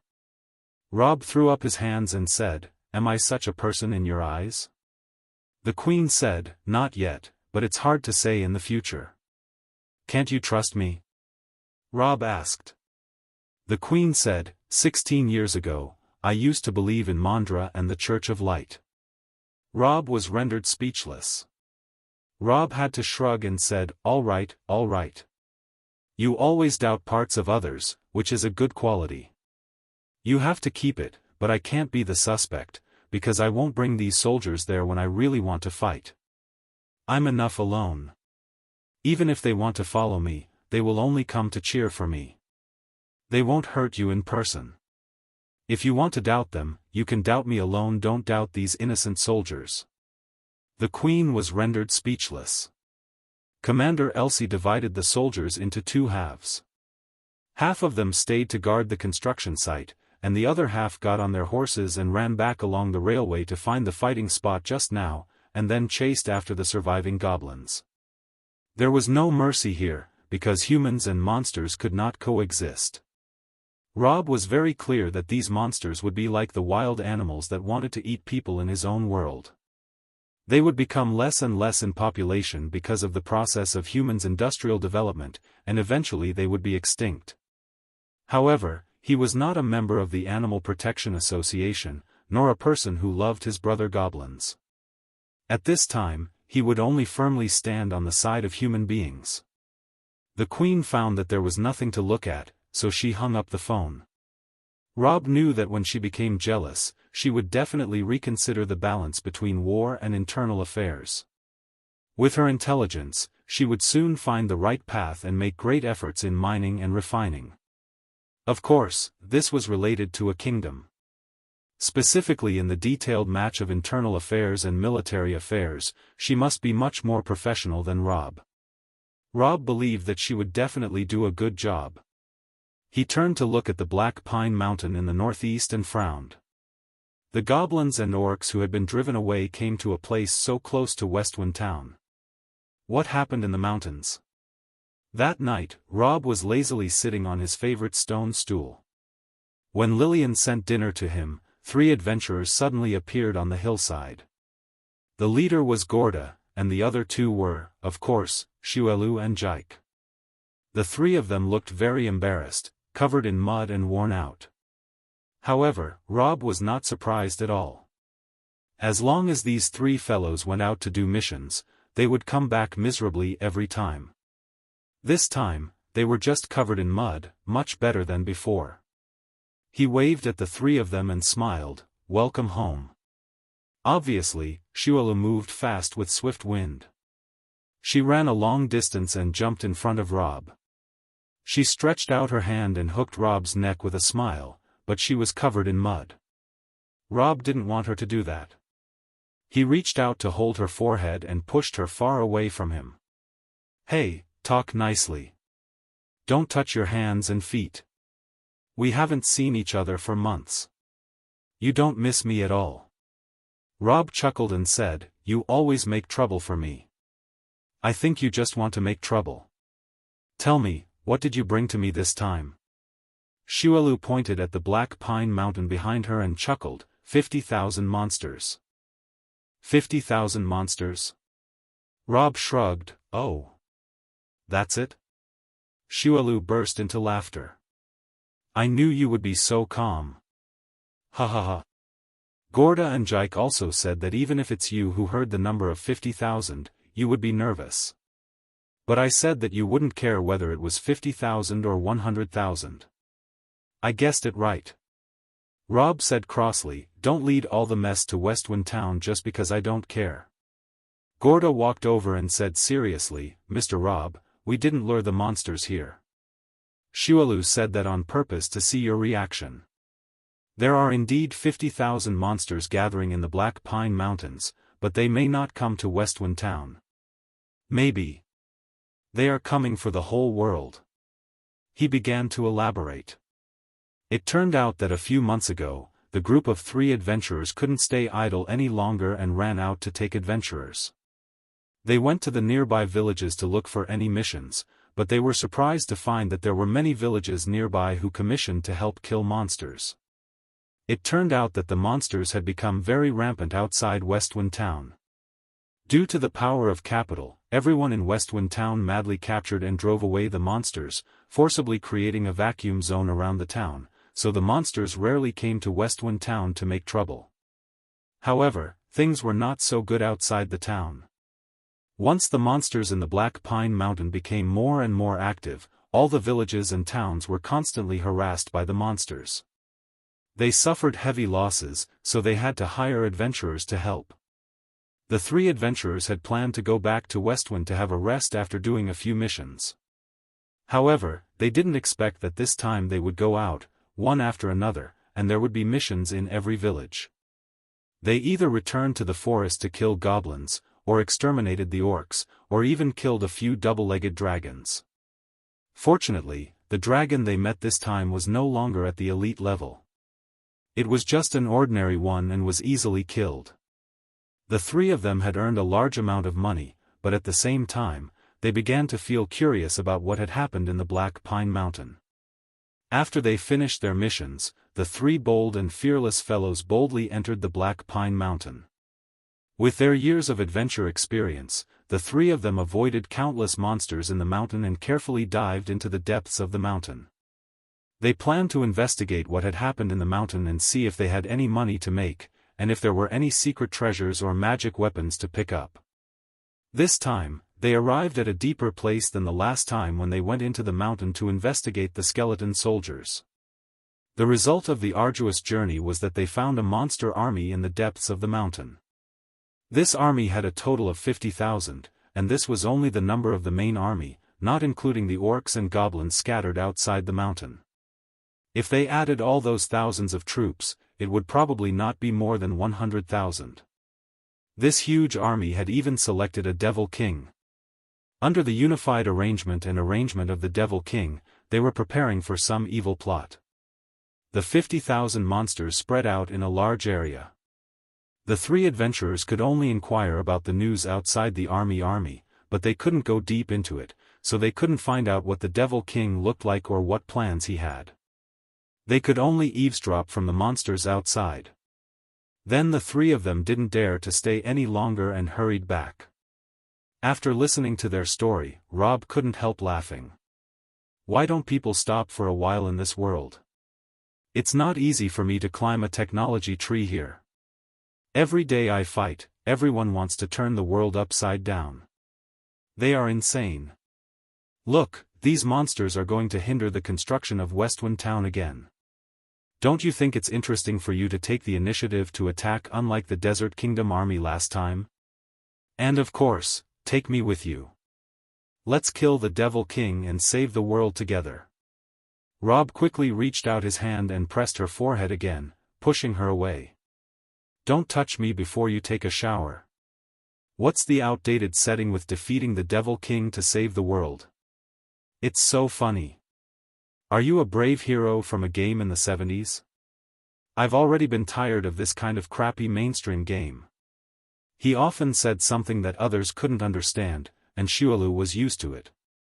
When she heard his nonsense, she ignored it and said, if you don't care about them, you have to beat them out of Westwind Town.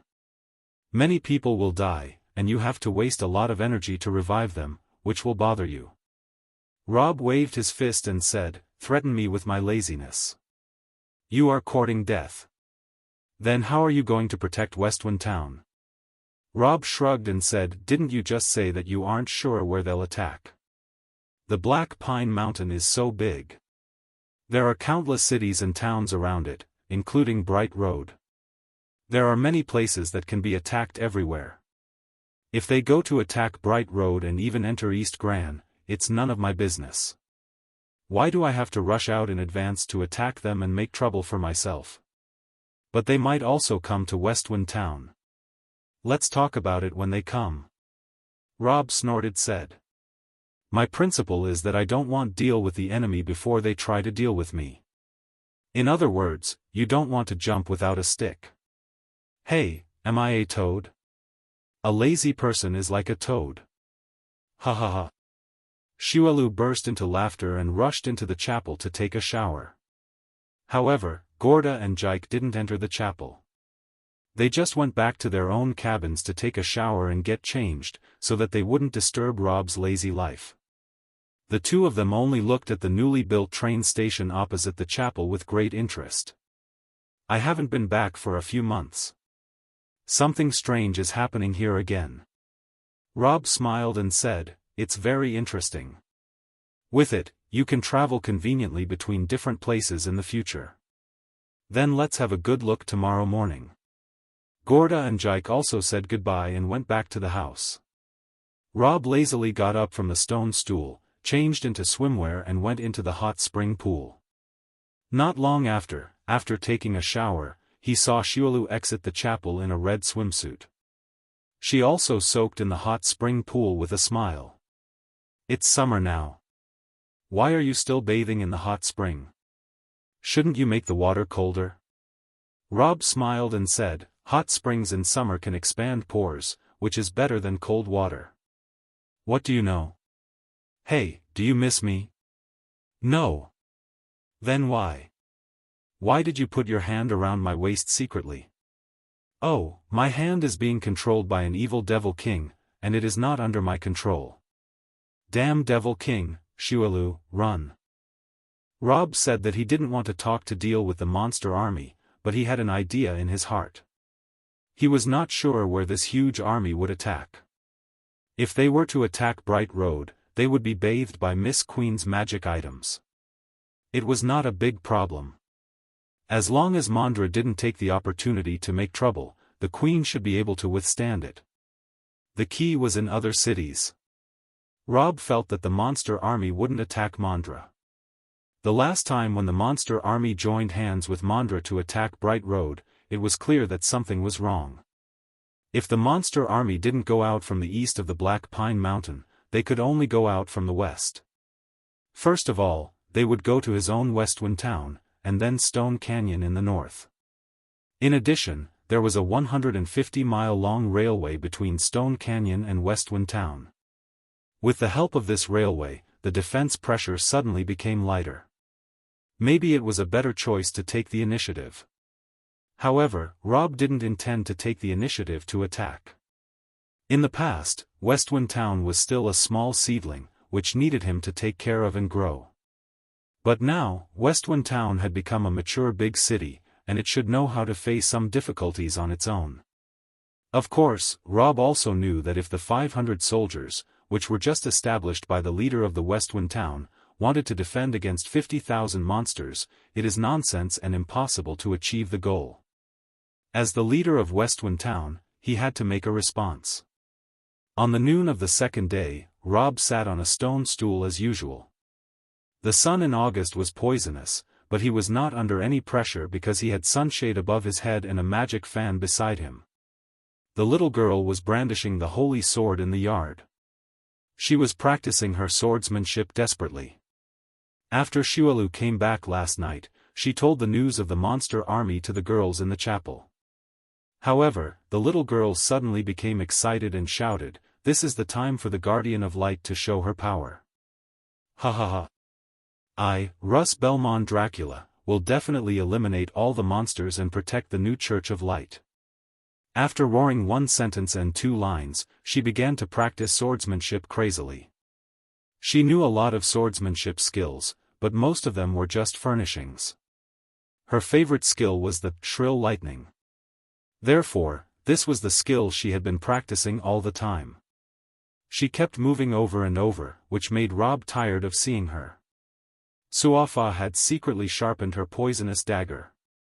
Although she didn't say anything, Robb knew that she was considering if she should find an opportunity to assassinate the Devil King. Even if she couldn't kill the Devil King, she would at least stab a few generals of the monster army. After all, these people were not sure whether Robb could defeat 50,000 monster army alone. No matter how strong Robb was, they would prepare for the worst. At this time, Robb was holding a fishing rod. While fishing, he was thinking about how to strengthen his army. Elsie ran over from a distance. The sound of friction between his steel armor was quite pleasant to hear. His steel armor was made by Robb when he hung up the phone, and it was the best one of the pile of steel armor made by Robb. The defensive power was added to the maximum value of the steel armor by RNG, and it was also added with a very high magic resistance and agility. It could be said that it was quite strong, no one could break his defense. He ran to Robb, bowed to him, and then said seriously, "Godfather, you asked me to exterminate the goblin tribe yesterday. I have perfectly completed my task. All of the goblins have been killed, and the corpses have been handed over to the Stockings factory to feed spiders. Their nest has been set on fire and burned clean. Well done." Robb smiled and said, "But next, your task will be a little heavy." Elsie patted his chest and said, "No matter how tiring the work is, please let me do it." "Well, it's good to be confident." Robb smiled and said, "There are 50,000 monsters who may come over at any time. The railway line is very long, and monsters can attack any point on it at any time." Puff! Elsie almost fell down on the spot. Although he already had a very powerful professional group in his hand, there were only 500 of them. It was obviously impossible for him to complete the task of fighting against 50,000 monsters. However, it was only a slight shock before he straightened up again. "I'm not afraid of 50,000 or 100,000 monsters. The worst result is that I'm dead and revived." Ha ha ha. Robb gave him a thumbs up and said, "Very good. It's great to have such an aura. But, after all, I'm not a leader with a black heart. I can't sit here and watch your 500 soldiers fight against 50,000 monsters, so I have to consider what new equipment I can get for you." Elsie said, "Of course it's the best if we have new equipment, but I won't be a coward even without new equipment." Although he said so, his heart was beating fast. Although Godfather could resurrect them after death, monsters eat people. If they ate their meat and bones, could they be resurrected? He felt a little nervous. In fact, Robb was also thinking about the same problem. The resurrection technique could only be used with corpses. What if his soldiers were swallowed up by monsters? Where could he find a corpse to resurrect? He had to give them some insurance.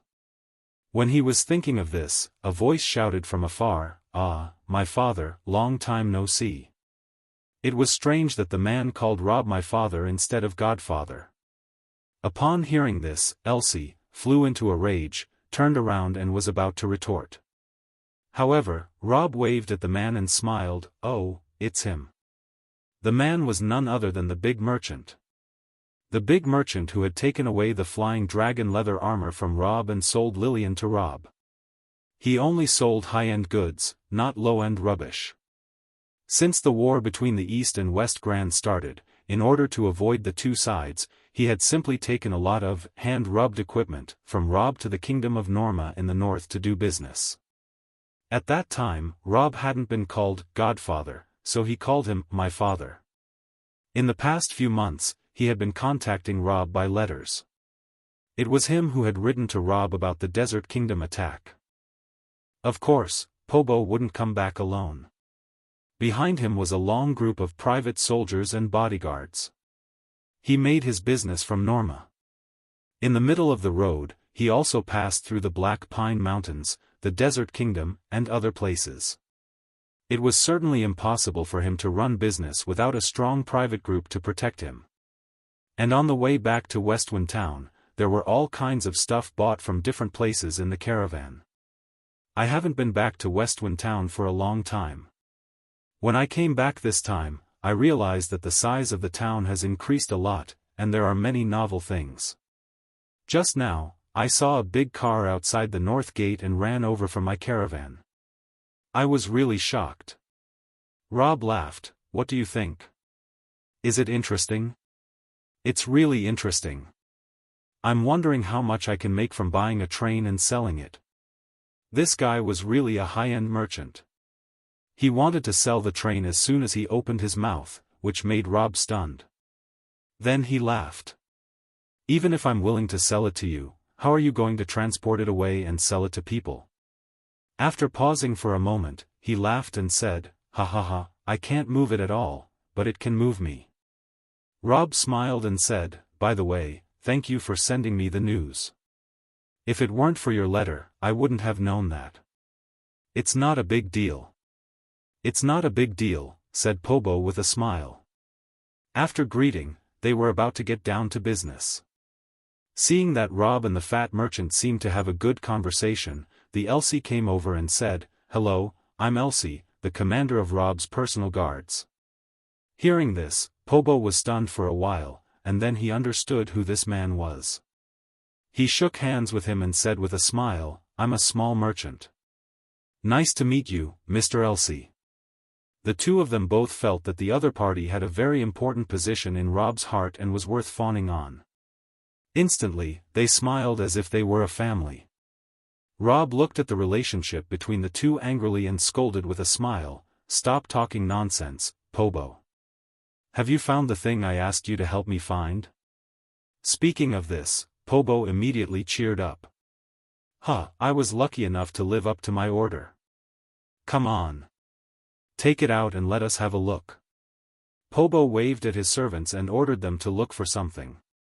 The servants looked around in the big caravan full of goods. The stuff piled up in the big caravan were all very ordinary things, which looked like the most valueless carriage in his caravan. The servants carried many valueless rubbish in the carriage and took out 3 big boxes from it.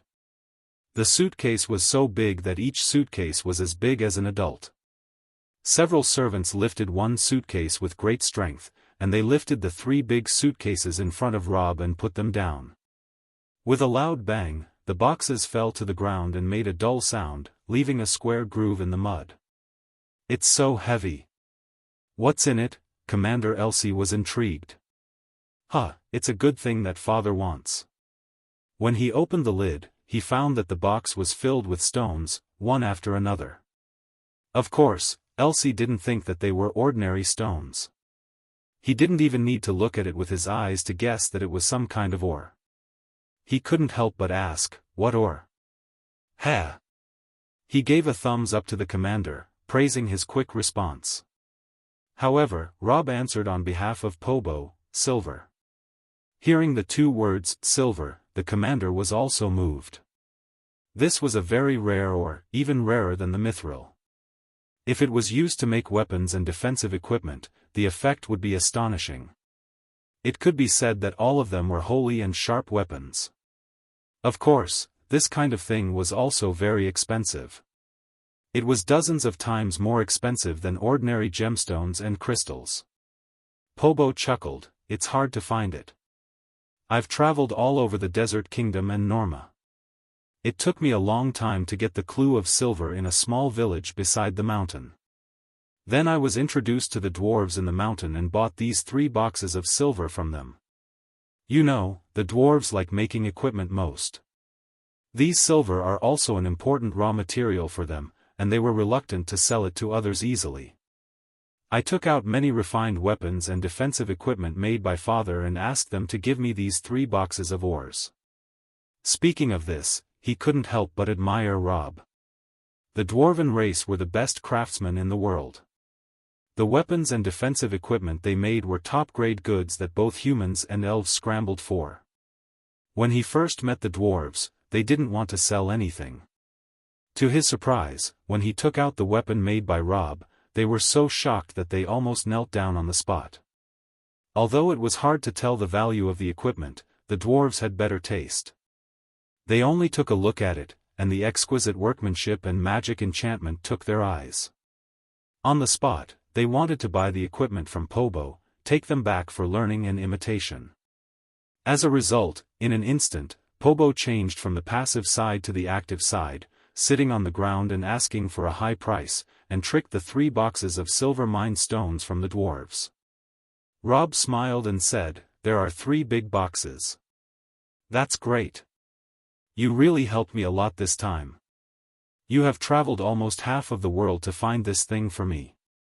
I can't let you run away for nothing. You won't lose any copper coins. I'll ask the maid to give them to you later. Are you going to turn these into silver swords?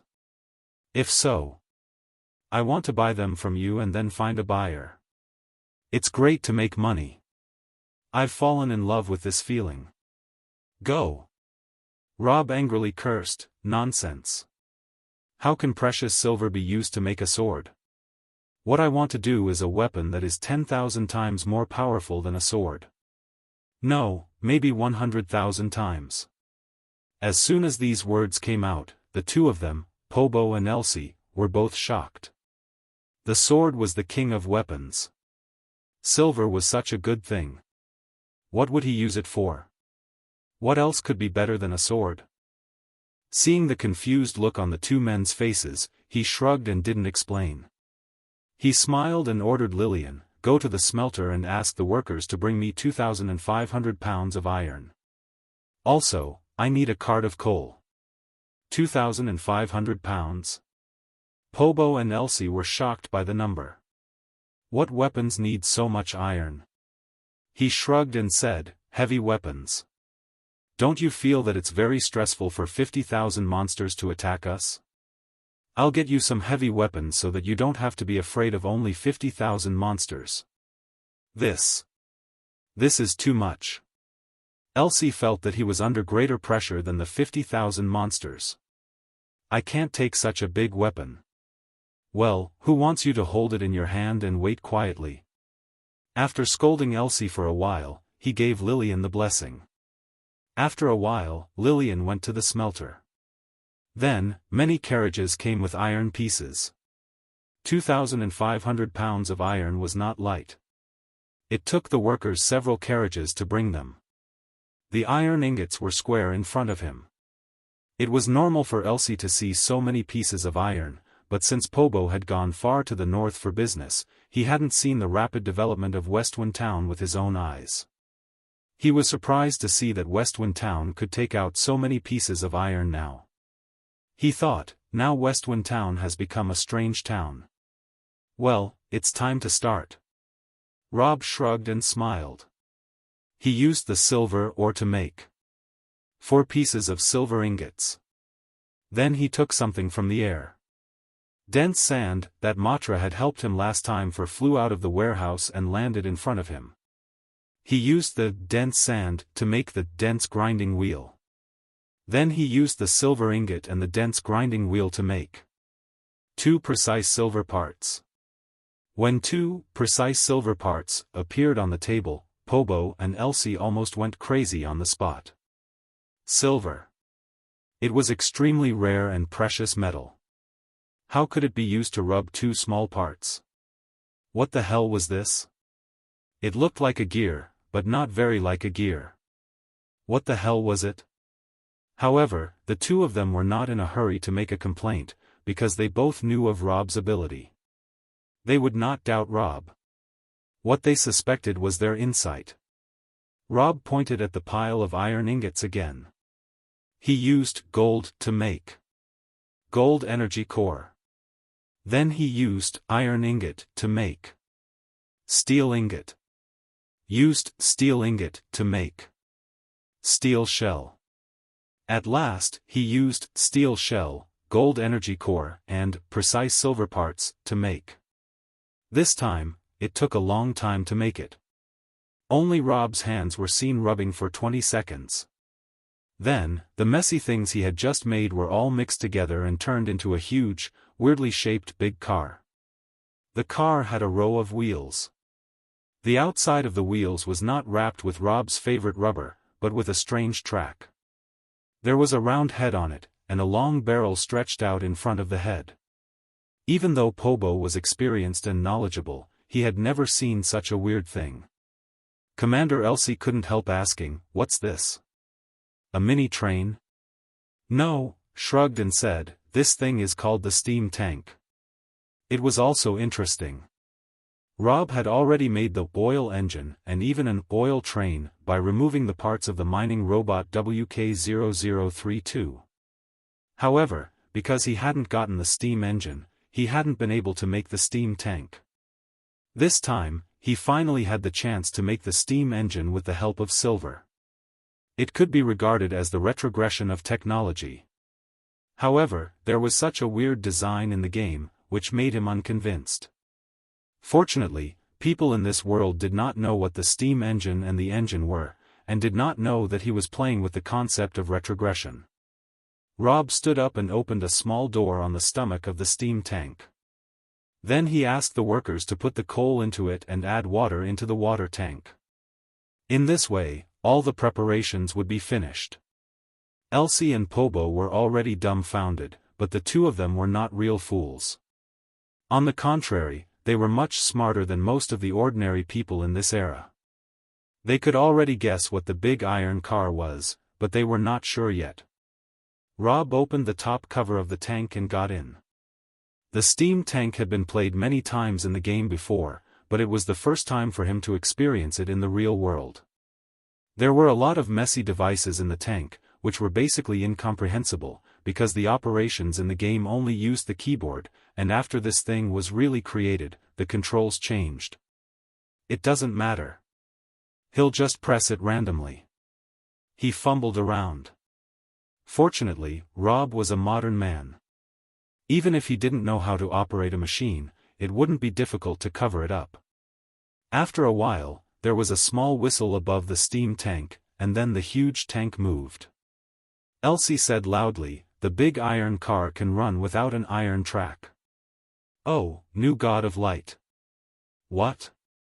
What is the new god of light?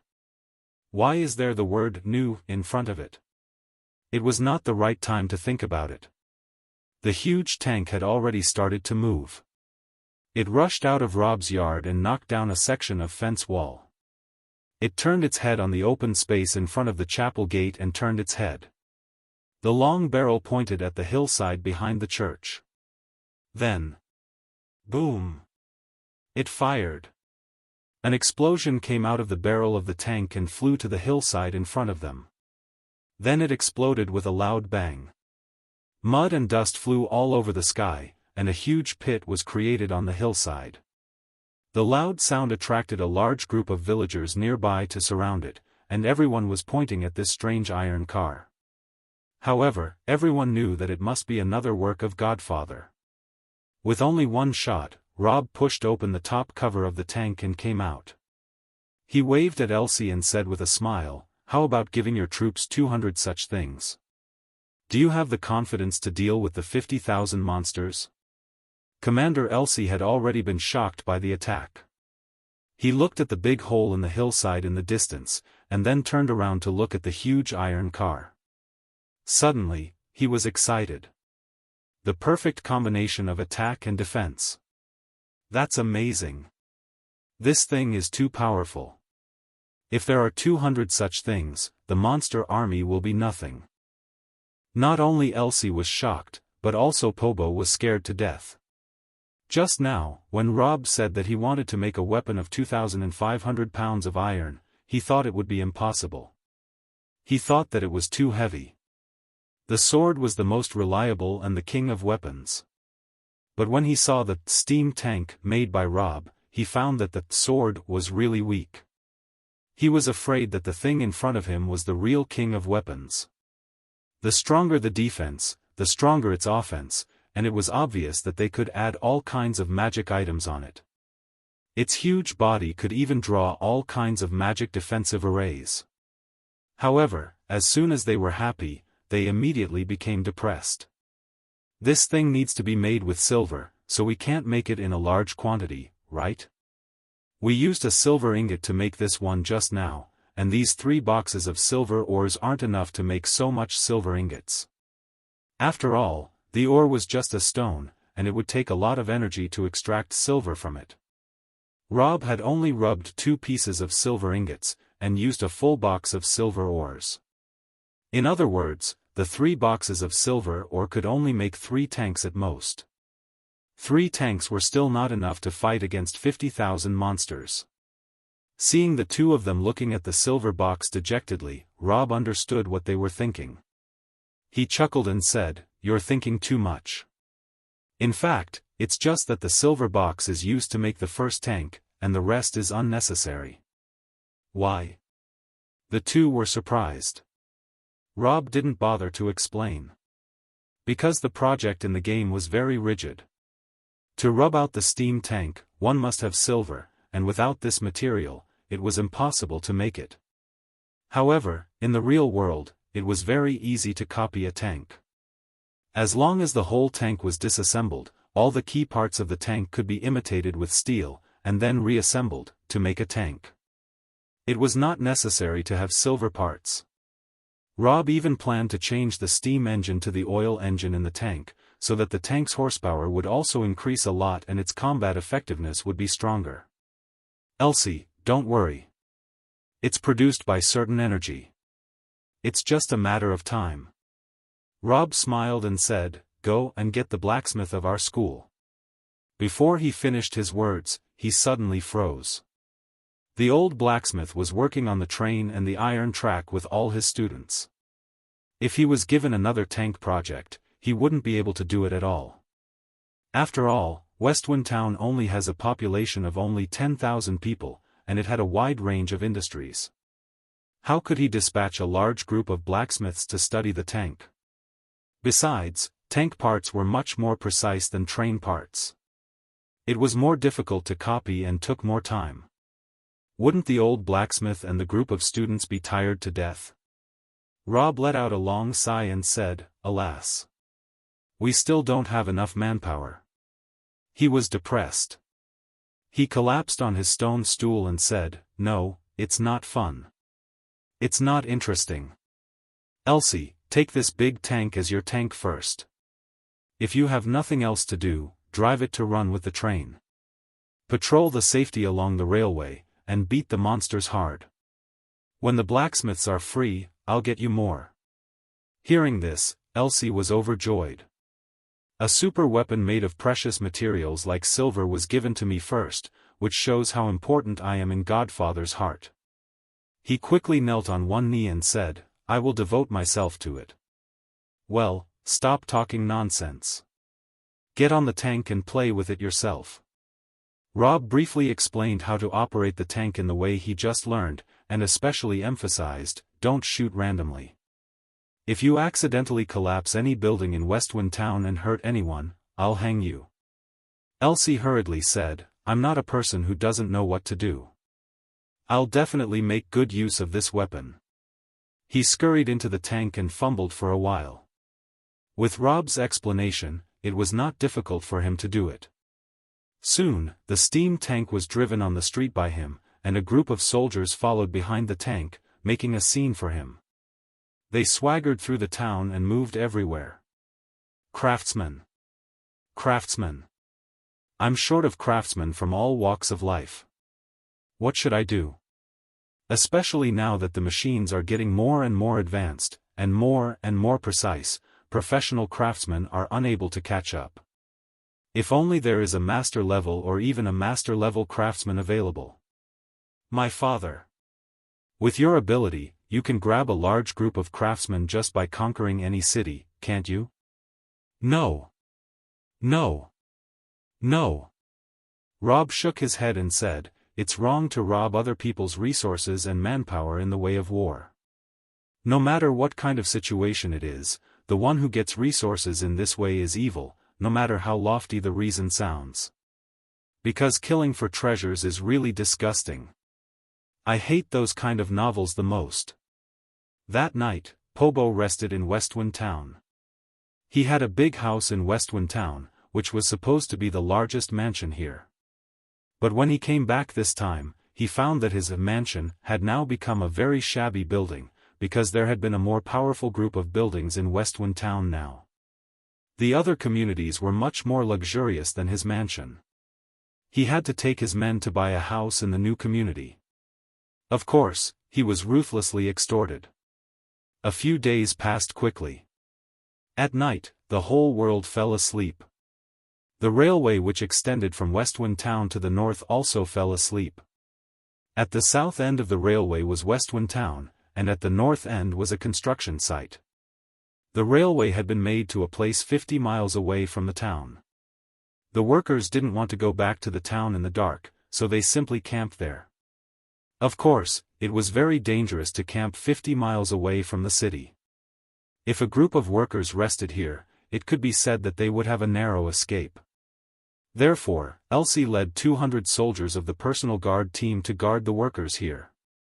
The workers slept in the tent in the middle, and the soldiers' tents were scattered around the periphery. The huge steam tank was parked beside the construction site. Elsie slept in the tank. He loved this super weapon so much that he spent most of his time in the tank now. A group of soldiers, who were responsible for guarding the night, lit a bonfire at the periphery, drinking fruit wine and chatting while watching the surrounding forest, in case something suddenly came out of the forest. In the dark night, a soldier suddenly frowned and said to his companions, "Be careful. Something seems to be approaching from the forest in the south." The soldier's words made the soldiers beside the bonfire all nervous. Several soldiers stood up at the same time, and their steel swords were pulled out from their scabbards. "I also feel that there seems to be something looking at me in the forest." "Do you feel it?" One of the soldiers whispered, "Are we giving them a warning?" "Don't be silly." Another soldier said, "The commander will beat us. Who is going to get close to the forest to have a look?" A soldier said, "Don't say such words." Another soldier said, "Generally speaking, if you go around the forest with a torch at this time, you will be knocked down by a dark monster and instantly dragged into the forest. Your companions don't even have time to save you." The soldiers next to him nodded at the same time, feeling that it was reasonable. "Throw the torch into the forest from afar." "That's a good plan." More than a dozen soldiers walked to the edge of the forest together. They were professional soldiers recruited by Elsie. Some of them were native people of Westwind Town, and some were prisoners from the Desert Kingdom. After several months of training, they were far stronger than ordinary soldiers. It could be said that they were not professional soldiers. Therefore, their caution in the face of unknown enemies was unusual.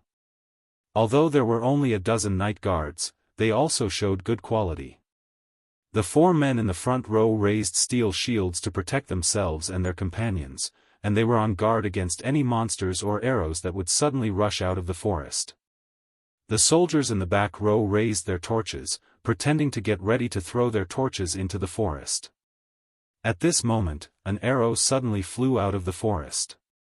It was very fast and accurate. An arrow hit the torch in the hand of a soldier. The soldiers were frightened and loosened their hands. Then, an elegant, deep and mysterious man said, "Human.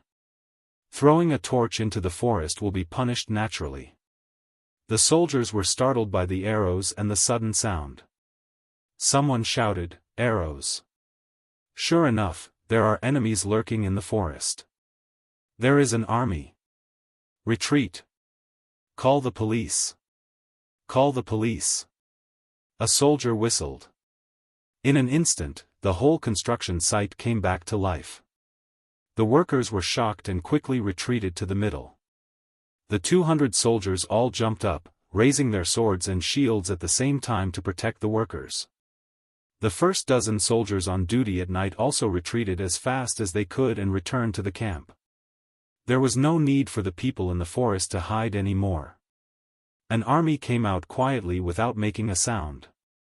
In an instant, Hundreds of people lined up in front of the forest, and there were still people walking out from behind. It seemed that there were more than 1,000 people. These people were not ordinary humans. All of them were tall and slim, and almost none of them was fat. They looked very thin with less developed muscles. Their ears were very sharp, and they stretched out long. Pairs of eyes emitted a green light in the night. They were all dressed in light clothes, and almost no one wore heavy armors. They wore leather armors, which looked very mysterious and noble. Many of their leather armors were also filled with a faint green light. "It's the elf race," a soldier shouted. "It's a group of elves. This is not normal to see. Why are the elves here?" The soldiers shouted in disgust, but the army of the elf race was quietly gathering. Not a single sound was made, and soon 1,000 people were gathered. They had a large number of people, and they thought that their combat effectiveness was much stronger than that of the human soldiers. Therefore, looking at the human army of about 200 people in front of them, they were arrogant, with a hint of disdain and indifference. No matter how these humans discussed, they did not speak, waiting for a powerful person to come out and speak. After a few seconds, Elsie's voice suddenly sounded through the loudspeaker on the tank, "Everyone be quiet. Don't make a fuss like a bumpkin who has never seen the world." The soldiers stopped talking. Then, Elsie said, "Friends of the elf race, what made you come all the way here?" The arrogant and calm expressions of the elves who had just looked at the human as scum turned into astonishment in an instant. They turned around and looked at the steam tank, dumbfounded. After a long time, they couldn't say anything. It was estimated that the thousands of elves were thinking about the same thing. "What the hell is this?" Commander Elsie chuckled and said, "Don't look so surprised. I'm also a human. I'm just sitting in a huge iron car."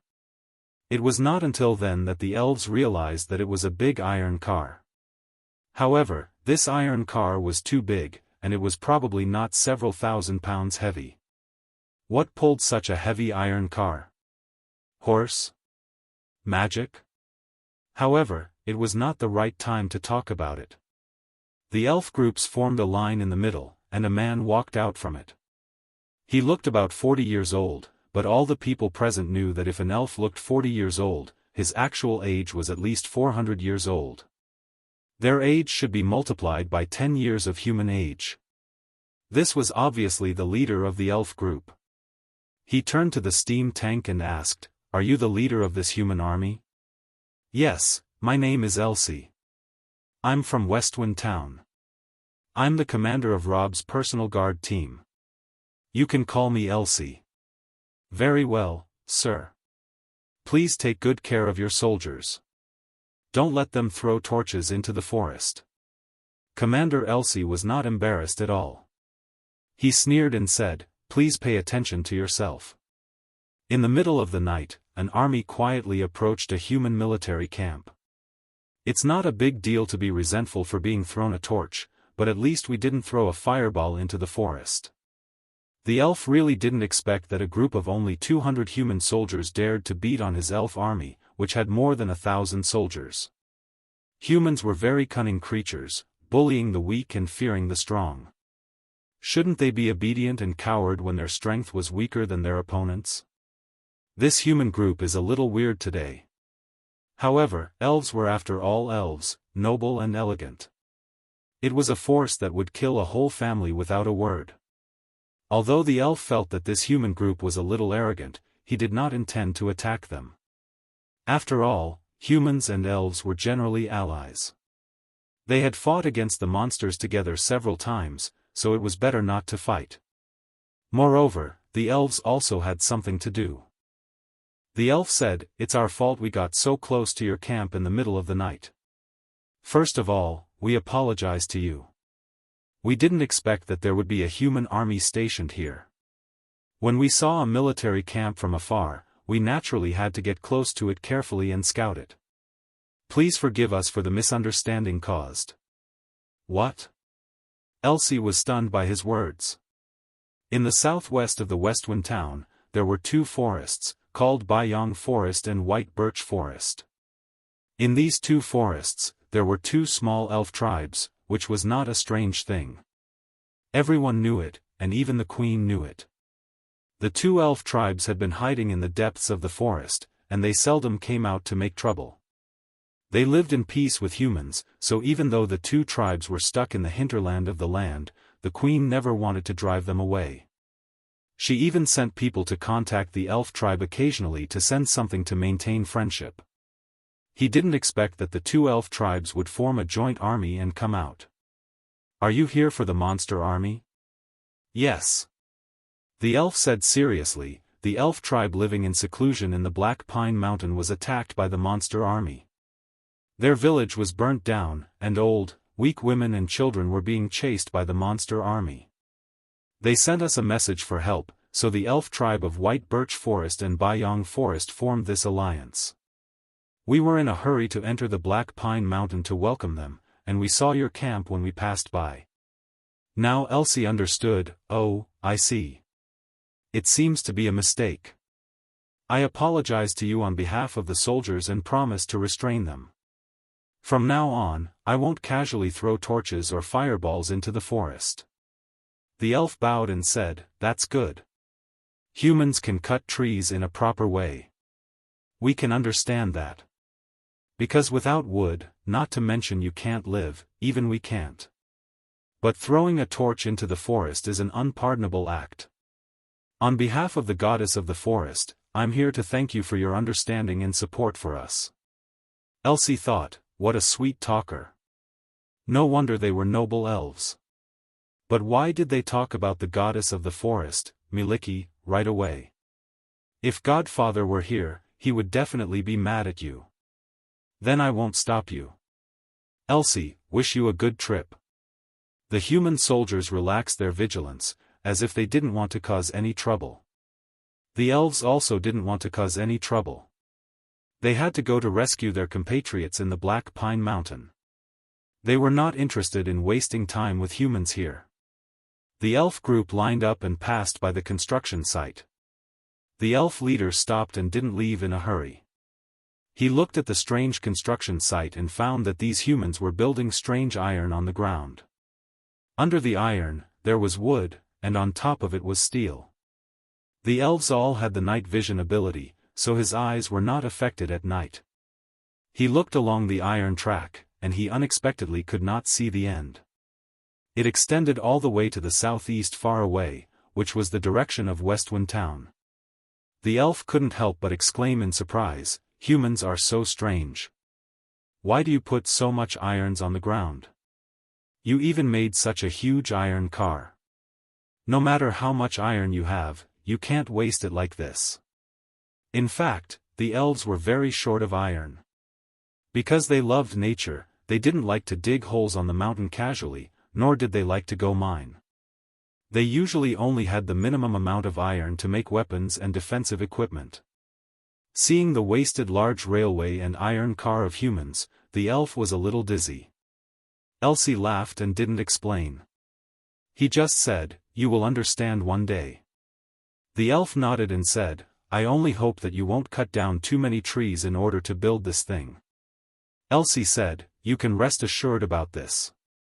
Godfather in Westwind Town said that in order to develop industries, we should also pay attention to the environment. Trees must not be cut randomly. We must cut them in a planned way. Otherwise, if we cut them too much, it will destroy nature, and then there will be natural disasters." The elf was surprised. Well, is there such a person who loves nature among humans? Is he also a citizen of the forest goddess? Stop talking nonsense here. Elsie laughed and said, "Godfather is infinitely close to a god." "Oh, no, God knows if he is closer or surpasses him. He is so great, why should he be a citizen of another god?" The elf didn't say anything. The goddess of the forest didn't have an exclusive faith. She wouldn't kill the followers of other gods, so the elf race wouldn't argue with other races because of their different faith. In a word, people who loved nature were the friends of elves. Say hello to the man named Godfather for me. The elf turned around and followed his group. Elsie watched the group of elves going north into the Black Pine Mountain and disappearing. He frowned and said, "The situation does not seem to be optimistic. Even the elves have been lured out." "Oh, right."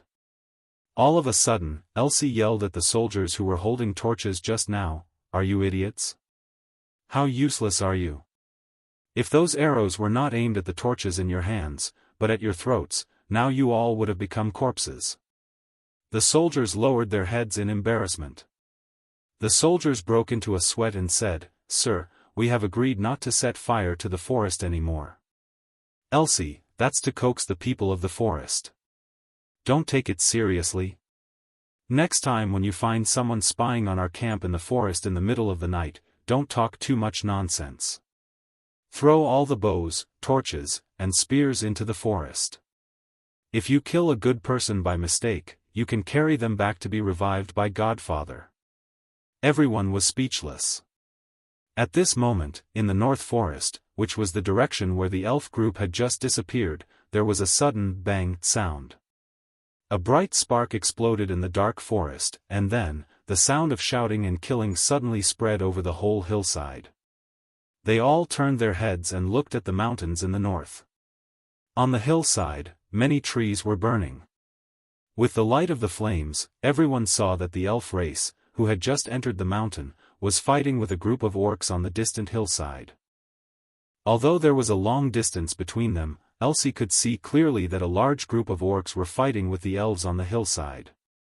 All the elves had the night vision ability, and the orcs also had the night vision ability. Their fighting power at night was not inferior to that of the elves. The two sides fought fiercely on the hillside. Of course, poor humans didn't have the ability to see things at night. In this case, they were embarrassed. Fortunately, the orc magicians would throw out a fireball from time to light the trees beside them and light the place up, so that the group of people at the foot of the mountain could see more clearly. There were a lot of orcs, but they were not as many as 1,000. The number of the elves was relatively small. Fortunately, they were fighting in the mountain forest. The elves were born to be good at fighting in the jungle. From afar, Elsie heard someone roaring on the hillside in front of him. Then, a large group of old, weak women and children of the elf race ran out of the hillside. It turned out to be a coincidence that the elf had come to pick up the elves in the Black Pine Mountain. He had just said goodbye to Elsie and entered the Black Pine Mountains and immediately met the elves in the Black Pine Mountain. These elves had less than 500 soldiers in total, while there were 700 or 800 old, weak women and children. They were fleeing with their lives, followed by orcs. The two sides had been chasing and running in the forest for a long time. They had been chasing and escaping silently, but the old and weak women and children had reached their limits. They were tired and hungry, so they could hardly run. Just as they were about to be caught up, the elf leader and their reinforcements rushed over. The elf archers shot arrows at the pursuers at the same time, trying to buy time for the old and weak women and children to escape. The orcs took a shower in the rain of arrows and were furious. They immediately shot arrows and fireballs back. Therefore, the people from Westwind Town at the foot of the mountain also saw this scene. Then, a large group of old, weak women and children of the elf race rushed to the construction site. There were more than 1,000 people. Elsie's head popped out of the tank lid and looked out. A large group of exhausted elves ran to him. He couldn't help cursing in his mind, "Damn it! Trouble is coming." After scolding, he suddenly patted his head and said, "Ah. My way of thinking is becoming more and more like Godfather. Ha ha ha. It seems that I have made rapid progress."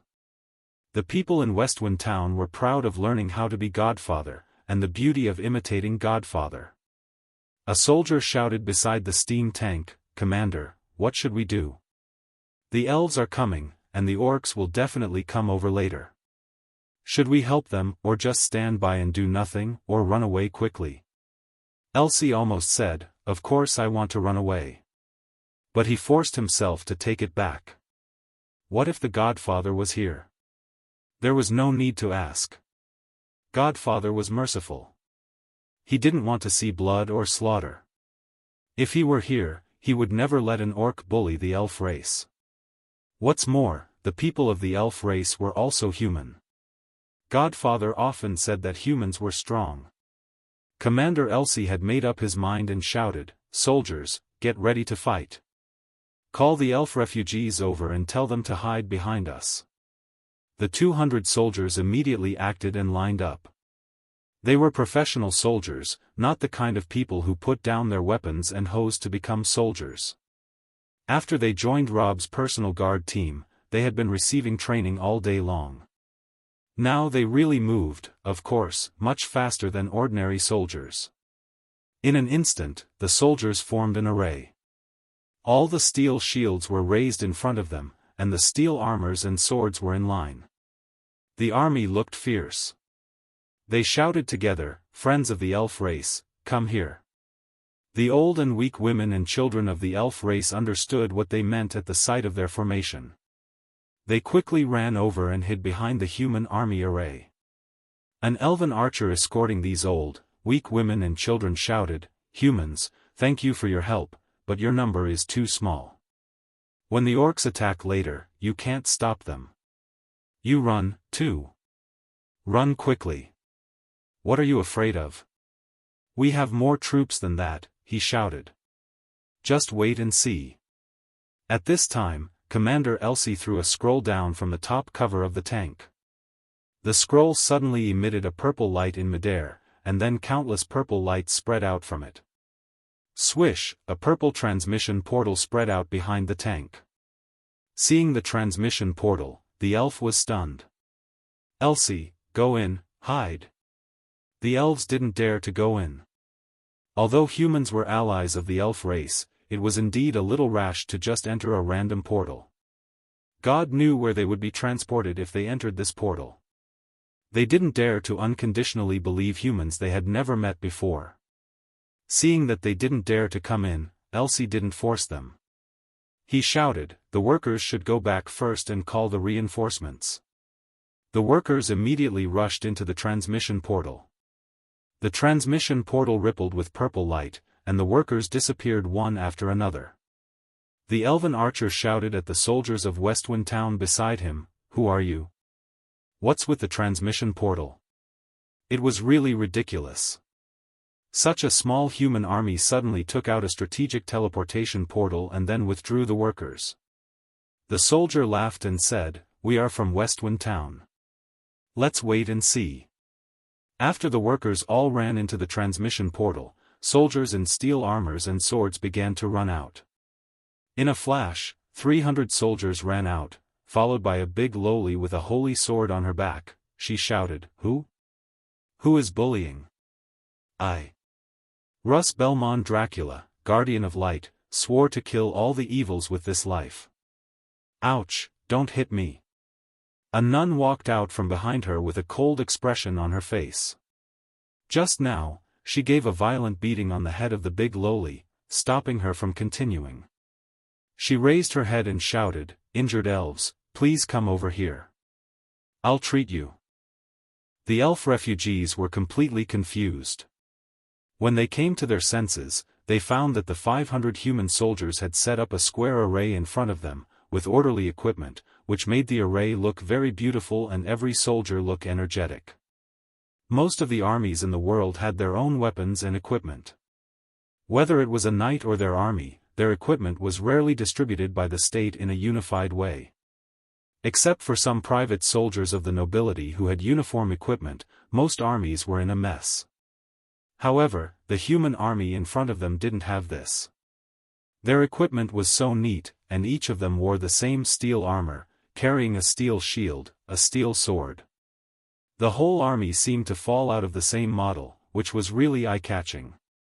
The elves could not help but think to themselves, "This should be the private army of some very rich person, but there are too many people, 500 people. He could organize 500 troops without recruiting the local people. Who was so powerful?" At this time, a soldier turned his head and asked the little lowly who had just come through the transmission portal, "Isn't Godfather coming?" The little girl laughed, "With me here, there's no need for Godfather to come. I'll kill all the evil people in the world with my sword. As long as I'm here, it's enough. Ha ha ha. The soldier next to him said, "Can you talk normally? Don't follow behind with meaningless laughter." The little girl pouted and said, when Godfather was woken up while he was sleeping soundly, he was not happy. He went back to bed and said that he would have enough sleep first. He asked you to fight this battle by yourselves and collect their corpses after that. The soldiers were rendered speechless. Elsie's head came out of the top cover of the tank. Don't always think about relying on Godfather. If you have to rely on him every time you fight, what's the use of his kindness? Your salary is high, right?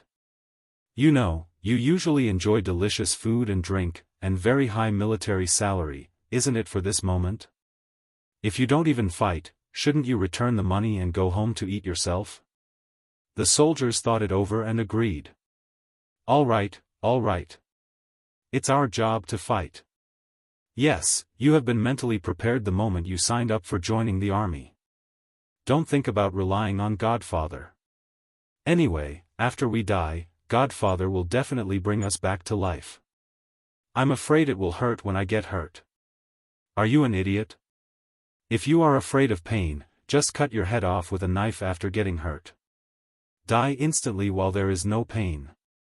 When Godfather revives you, everything will be fine. What a good plan. That's it. The soldiers seemed to have been relieved. They didn't need to panic at all. Hearing this, the elf refugees felt that there was something strange. These humans were abnormal. Watch out. They are coming. The elven archer roared. On the hillside, there were a portion of elves fighting with the orcs, but the number of elves was too small, so they were unable to forcefully block the army of the orcs. As soon as the 4,000 orcs rushed forward, the elves dispersed. Then, the 4,000 orcs divided into two halves, half to deal with the allied army of the elf tribes, and the rest half to chase the elf refugees, determined to kill them all. They looked from a distance. There was actually a human army in front of them. They all dressed and looked very cool, but the number of people was too small. It was useless for only 500 people there. As for the steam tank parked beside the army, the orcs didn't care at all. Their intelligence didn't allow them to think too much. It's good that humans are also here. Kill them all, kill them. The orcs roared and rushed down the hill. Their ferocious expressions frightened the elf refugees behind them. They wanted to turn around and continue to run, but some people really couldn't run. Now they could only hope that the human group in front of them could help them resist the strong enemies. Cover your ears. Elsie's voice sounded arrogantly in the tank. I can finally play with the barrel. Godfather told me not to shoot randomly, saying that he was afraid I would hurt people by accident, but now I can fire as much as I want. Steam tank, main barrel. Ready to fire. Elsie also acted like a little girl and gave a speech like the little lowly. He had no choice. It was not his fault. He really wanted to shout it out. If he didn't, it would be useless. The elf refugees didn't understand what he was talking about at all. They only knew that 2,000 fierce orcs had rushed over. They had already rushed down the hill and rushed hundreds of miles in front of them. The scene was quite terrifying. The main barrel of the tank was fired and a cannonball shot out. The thing flew into the middle of the orcs, plopped into the ground. Then, there was no more then. It was just a cannonball. Most of the game's players would smile in the face of such a situation. The elves on the side. They had thought that this group of strange humans had great weapons, but they didn't expect it to be like this. Hey, this human army is not reliable. It seems that we should continue to run away. We can't expect them to be able to stop the orcs. Yes, it's just a group of pranksters. Many elves began to plan to continue running, but most of them were too tired to run. Elsie, damn it. Godfather said that it would fail occasionally. Is it true? Never mind. It won't fail again and again, will it?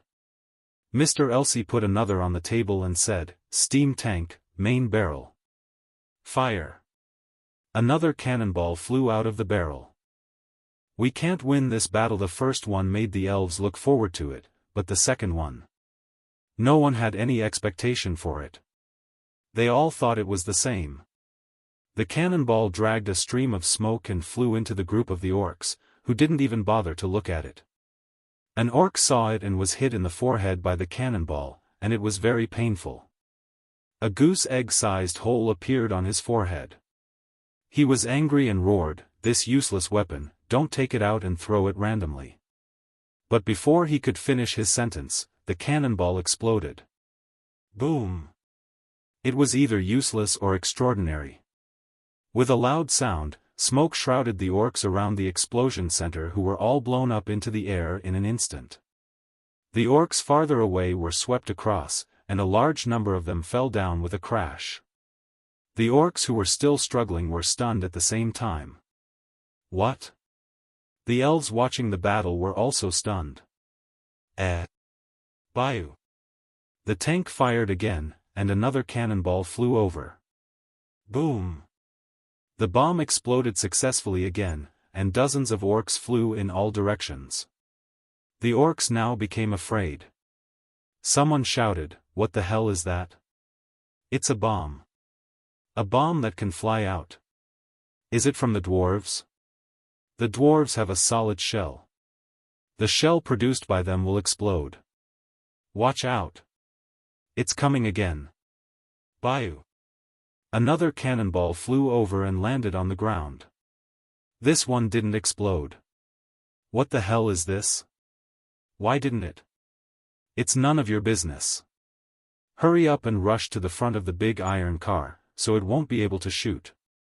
The orcs woke up from their dreams and jumped up from the ground to rush forward. Charge! Don't give the big iron car another chance to shoot. Magicians, archers, attack that iron car. A few seconds later, they pointed at the steam tank and several fireballs, ice arrows and wind blades flew over. The steam tank was very big, so it was easy to aim at it. These magicians were no exception, and all hit the target exactly. However, just as the magic hit the armor of the tank, a purple light suddenly spread from the tank, and then a magic barrier lit up around the tank. With a flash, the magic was all blocked outside the enchanted barrier. This was the defensive enchantment drawn by Robb on the tank. Now he was no longer like what he had just come to this world. He only knew how to use magic and didn't know how to draw arrays before.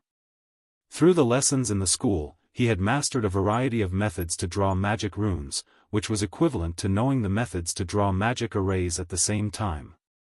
The enchanted barrier he drew by himself contained the additional effect of his terrifying intelligence. With the strength of the native magicians in this world, breaking this enchanted barrier was simply a dream. The magic attacks of the orcs were all blocked by the barriers.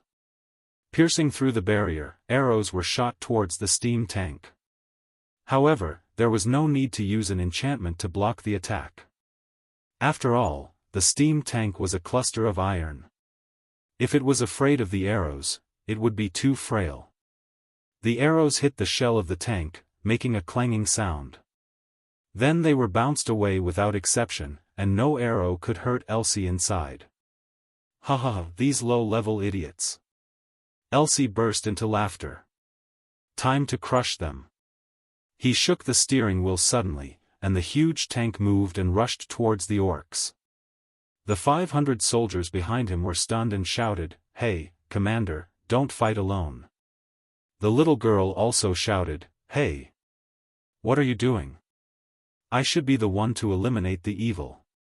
Don't rob my job as the guardian of light. Hey, I finally find something to do. Stop it." She waved her holy sword and followed him. The elves beside them were already dumbfounded.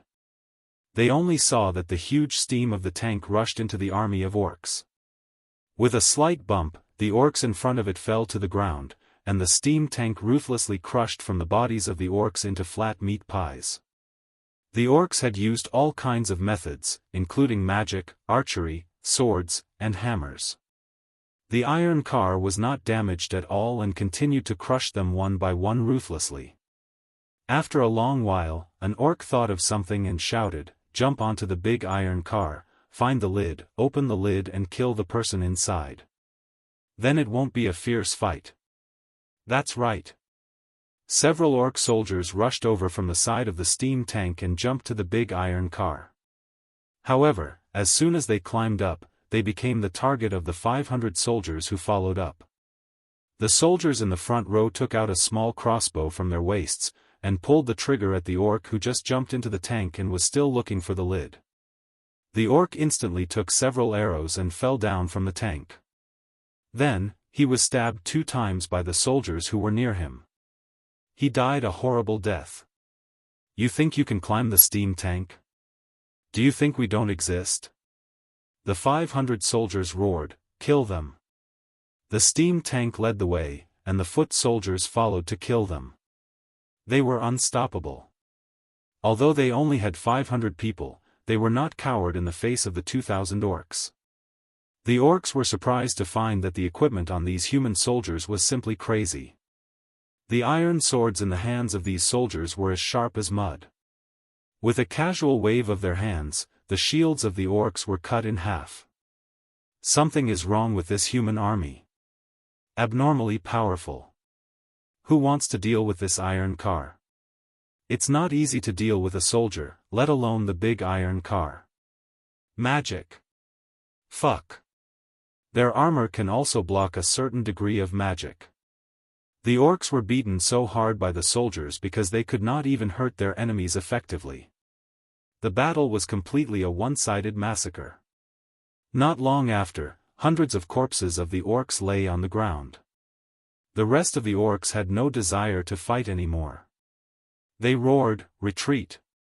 Retreat! We can't win this battle." The orcs began to retreat, but Elsie didn't let them.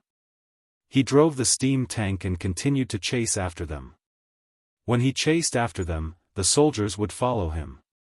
The big girl also brandished her holy sword and chased after them, chasing them out of the open area at the foot of the mountain until they arrived at the hillside. Only then did Elsie realize that the steam tank couldn't climb the mountain. Faced with the tilted hillside, the big iron car felt would fall. It slid down as soon as it climbed a little bit. It was not powerful enough. After all, this was not a very advanced tank. It was already very difficult for the engine to drive this huge monster with a weight of more than 2,000 pounds. Climbing the steep slope was simply an illusion. Damn it! Stop! Elsie stuck his head out of the top cover of the tank and cursed, "Don't run up the mountain if you dare." As soon as he finished his words, an arrow flew over and stabbed into his helmet. Fortunately, the steel helmet was hard enough to block the arrow, but the power of the arrow was also transmitted through the helmet, causing a buzzing sound in his forehead. Elsie pulled back into the tank and closed the lid. He said through the loudspeaker, "Shoot me again if you can. If I get out of the tank again, I lose." The orcs were not in the mood to argue with him now. The steam tank couldn't catch up with them, but the big girl and 500 soldiers were still chasing after them. Although these people were not as terrifying as the steam tank, they were not easy to deal with, especially the big loli. With a wave of the holy sword in her hand, shrill lightning suddenly flashed, and more than a dozen orcs fell down with their blood splashing. They couldn't fight at all. As the orcs fled, they shot arrows backwards.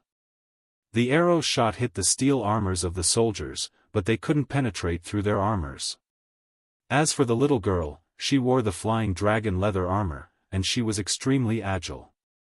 She spun and jumped non-stop, and the arrows couldn't even touch her hair. One chased after the other. The orcs who were left behind were knocked down by the big girls and the soldiers. They were about to lose their strength, but fortunately they finally joined the other half of their army. The half of the army that stayed on the mountain had been fighting with the elf archers in the mountain forest. They were fighting against more than 1,000 elf archers, but the loss was much smaller than that of the ones fighting the 500 soldiers of Westwind Town. Seeing so many orcs in front of them, the soldiers of Westwind Town didn't dare to chase after them anymore. After all, there were only 500 of them, and the steam tank couldn't go up the mountain. Now, Elsie could only turn on the high-pitched speaker to scold people at the foot of the mountain, which made him embarrassed. In this case, if they had to fight 500 to 3,000, they wouldn't do it. It was not a battle that they had to fight. Why did they have to fight so hard?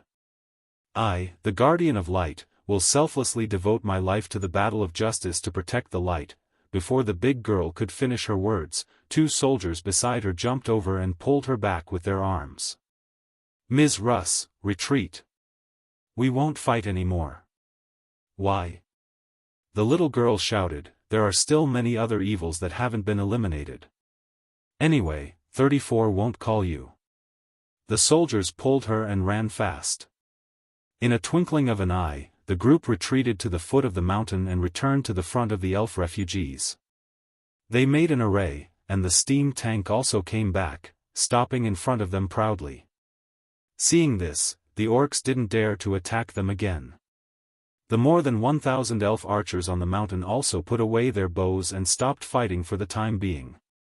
Their main purpose in this battle was to pick up the old and weak women and children. The orcs stopped, and there was no need for them to attack more with less. The orcs looked down at the human soldiers who were well prepared at the foot of the mountain, and then looked at the more than 1,000 elf archers.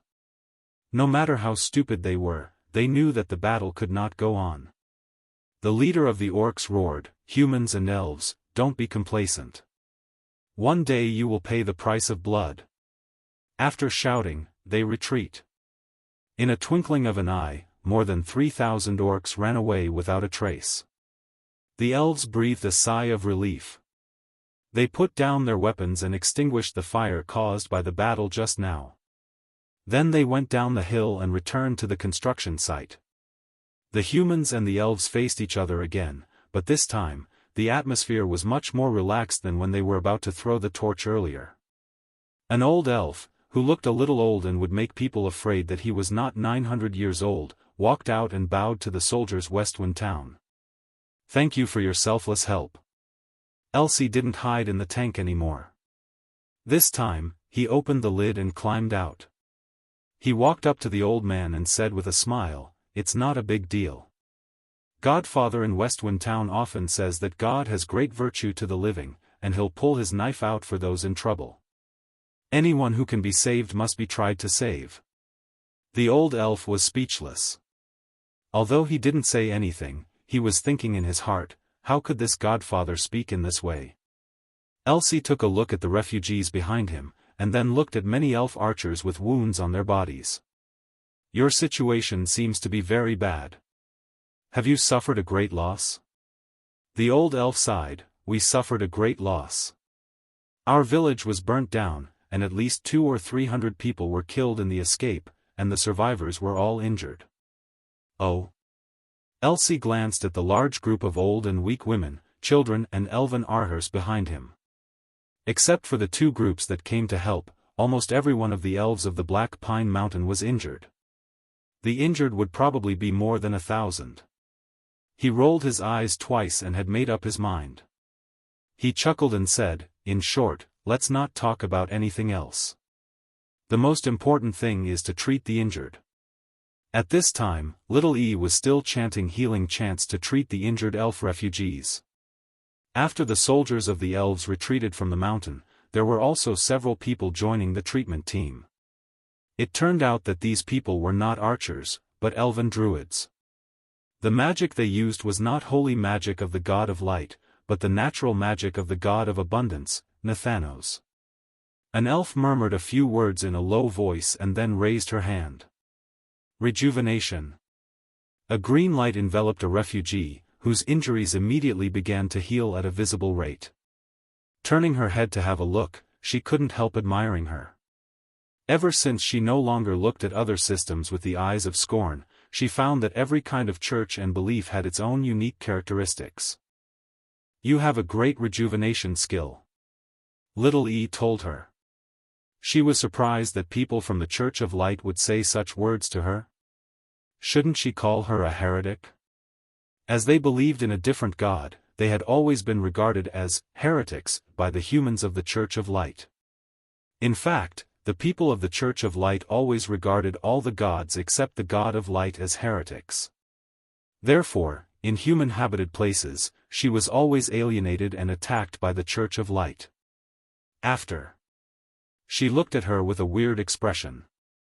I'm not the nun of the Church of Light. I'm from the new Church of Light. It's not the right time to talk about it. Hurry up and treat the injured. The new word of the new Church of Light stunned the smart druid a little. Seeing that little E was treating the injured seriously, she also treated the injured seriously. This new Church of Light is really different from the previous one, she thought. With a pitiful look on his face, Mr. Elsie walked over and stood beside them, watching little E and several druid chanting and curing their wounds. In fact, Elsie also had the ability to cure people's wounds. He used to be a priest. Although he was no longer a priest, the light magic he had learned was still there. Even if he didn't have any piety to the God of Light, his power of the light magic was even stronger than that of the devout little E. However, this guy didn't heal others. Instead, he disguised himself as a knight in heavy armor. In the crowd, he didn't chant, but even added fuel to the fire. Ah, mister, come and rescue this person first. This person is badly injured. I'm afraid he can't hold on any longer. A few seconds later, he rushed to the side of another injured person and shouted, "Oh, no. Mister, come and treat this person. He is dying. Oh, this person also needs treatment. He looks so painful." His scream made a few of them turn around. Little E sensed that something was wrong. She leaned over to Elsie and whispered, "Mr. Elsie, what are you doing? You can also treat the injured. When you see their serious injuries, you can reach out to cure them. Why are you shouting so loudly on purpose to get their attention?" Elsie chuckled and said, "Sister Elizabeth, you only need to heal wounds and teach people how to be kind. Don't worry about playing tricks. I'm helping Godfather abduct people. What do you know?" He really didn't understand how there's such a kind-hearted woman. "Elsie, just wait and see. I'm going to deceive all of them to go to Westwind Town." Elsie jumped to the side of another wounded man and shouted, "Mr. Druid, come here and have a look. This cute boy's hand is broken. He has been crying all the time. He is so pitiful." There were only a few of them in the elf group, but there were nearly 1,000 casualties. How could they all be cured? They were already very busy, and there was also a man named Elsie who was intentionally shouting and making trouble here. Soon, several of them stuck out their tongues like dogs, with their hearts against their backs. Elsie brought them tea and water, and even took a piece of cloth to wipe their sweat, but did not help to treat the injured. It was not until these druids couldn't hold on any longer that Elsie put on a very heavy expression and said, "Dear friends, I feel that your efforts are in vain. There are too many casualties here, but too few people can be treated. If it goes on like this, many of the injured will die because of their serious injuries." At this time, little E was also exhausted and sweating. She consumed too much magic and she began to feel dizzy, but it was not convenient for her to vomit. The elves also had a heavy expression on their faces. They were a kind and obedient race, and they had a deep love for their compatriots. Unlike those evil races, who could laugh at their compatriots' deaths and even share their corpses. The elf elder whispered, "What should we do? Is there any way to save these injured people?" The others shook their heads at the same time and said, "We really can't heal them. The magic power spent by rejuvenation is too much, and our magic power is almost exhausted." The elf elder closed his eyes in pain. At this moment, Elsie suddenly stood in front of the elf elder and put on a serious face. "Elder, at this point, there is only one way to keep everyone alive." "What?" The elder raised his head and looked at Elsie. overjoyed. Do you have any idea? Yes. Elsie pointed at the transmission portal that was still emitting purple light. You can go to our town. There is a chapel and a powerful priest in the town. He can help you treat the injured. Hearing this, Elder Elf frowned and hesitated. Although humans and elves had always maintained an alliance, it was still a great risk for elves to enter human cities and towns. Especially since the Black Dragon flew in the air 16 years ago, the Church of Light had become very powerful. It not only controlled Kingdom of Knights, but also took over the Kingdom of Magic. As a result, it became more arrogant and domineering. It could kill or burn people of other faith. A few years ago, an elf who liked traveling was caught by the government in a human town. They said that he was a heretic and planned to burn him to death. Fortunately, other elves arrived and saved their compatriot in the night. How could he trust such a human? Noticing the confusion of the elf elder, Elsie pointed at Little E and said with a smile, "There is no Church of Light in our city, but the new Church of Light. Don't you think it's a good one?" The elf elder turned his head and looked at Little E. Seeing that the nun was trying to chant to save the injured, he felt a little relieved. He looked at the injured and exhausted subordinates all over the place. He also knew that the current situation could not be taken into consideration slowly. Okay, let's go to the human town for temporary refuge. The elf elder made up his mind. After all, he had no other choice. If he didn't want his fellow elves to die of serious injury, he could only make such a decision. The few druid couldn't withstand it, and Little Ye's magic power had been consumed a lot. They couldn't save the injured anymore. The elven archers tightened their bows in their hands and were a little worried. However, humans had just helped them fight a battle and repelled the orcs. Now it seemed unreasonable to suspect humans. At this point, they had to take a risk for the sake of the injured. A group of smart archers stood and said, "Let's go there first. We can come back after seeing the situation there." Elsie waved his hand and said to the soldiers from Westwind Town, "You go with the elf friends." The soldiers of Westwind Town went through the door first with a smile. The archers hesitated for a moment, but still plucked up the courage to follow them into the transmission portal. After a few seconds, they came back and said to the elder, "There is a very quiet town over the transmission portal. There is no trap, and no army surrounding the transmission portal." "Oh? Really?" The elf elder waved his hand and said, "Lift the injured and let's go there." The elves carried the injured people and entered the transmission portal one by one. The reinforcement elves also went through. The first thing the elf elder saw when he got through the transmission portal was a quiet town. It was night now. Westwind Town was still asleep, but there were many people sitting by the transmission portal. They were the workers who first walked through the transmission portal and returned to Westwind Town. They were sitting on the hillside beside the transmission portal, blowing the night wind, waiting for the end of the battle at the portal. Now seeing a large number of elven soldiers coming over, they knew that the battle had been over. The group of workers stood up and smiled. "They are here. We should go back to the construction site." "Hey, the orcs have just come over there. Is it safe? What are you afraid of? If I don't go back, does our overtime business trip count? The salary for the business trip is 3 times of the normal salary. I don't want to sleep in Westwind Town. I want to sleep on the construction site, so that I can get the money at ease." "What you said makes sense. I want to go back, too." Therefore, as soon as the elves came in and stood, they saw the workers pat their buttocks and return to the battlefield. Life and death were small, but making money was big. Anyway, with Godfather's resurrection, they were not afraid of death. The elf elder looked around Westwind Town in the night. His night vision ability enabled him to see things far away in the dark night. Beside it was a hillside, a cemetery, a small church of light, and beside it was a church of darkness. 2 churches were sitting in rows. A winding river flowed by the side of the 2 churches. The water wheel on the river was slowly rotating, and it lifted the water from the river without stop and poured it into a strange tower beside it. There was a strange building across the church, with a long iron track in front of it. It seemed that the iron track they had seen in the construction site was extended from here. It was a big town. Westwind Town had a population of at least tens of thousands of people, which was a very terrifying size for the elf tribe, because the elf tribe generally had a population of no more than 2,000 people.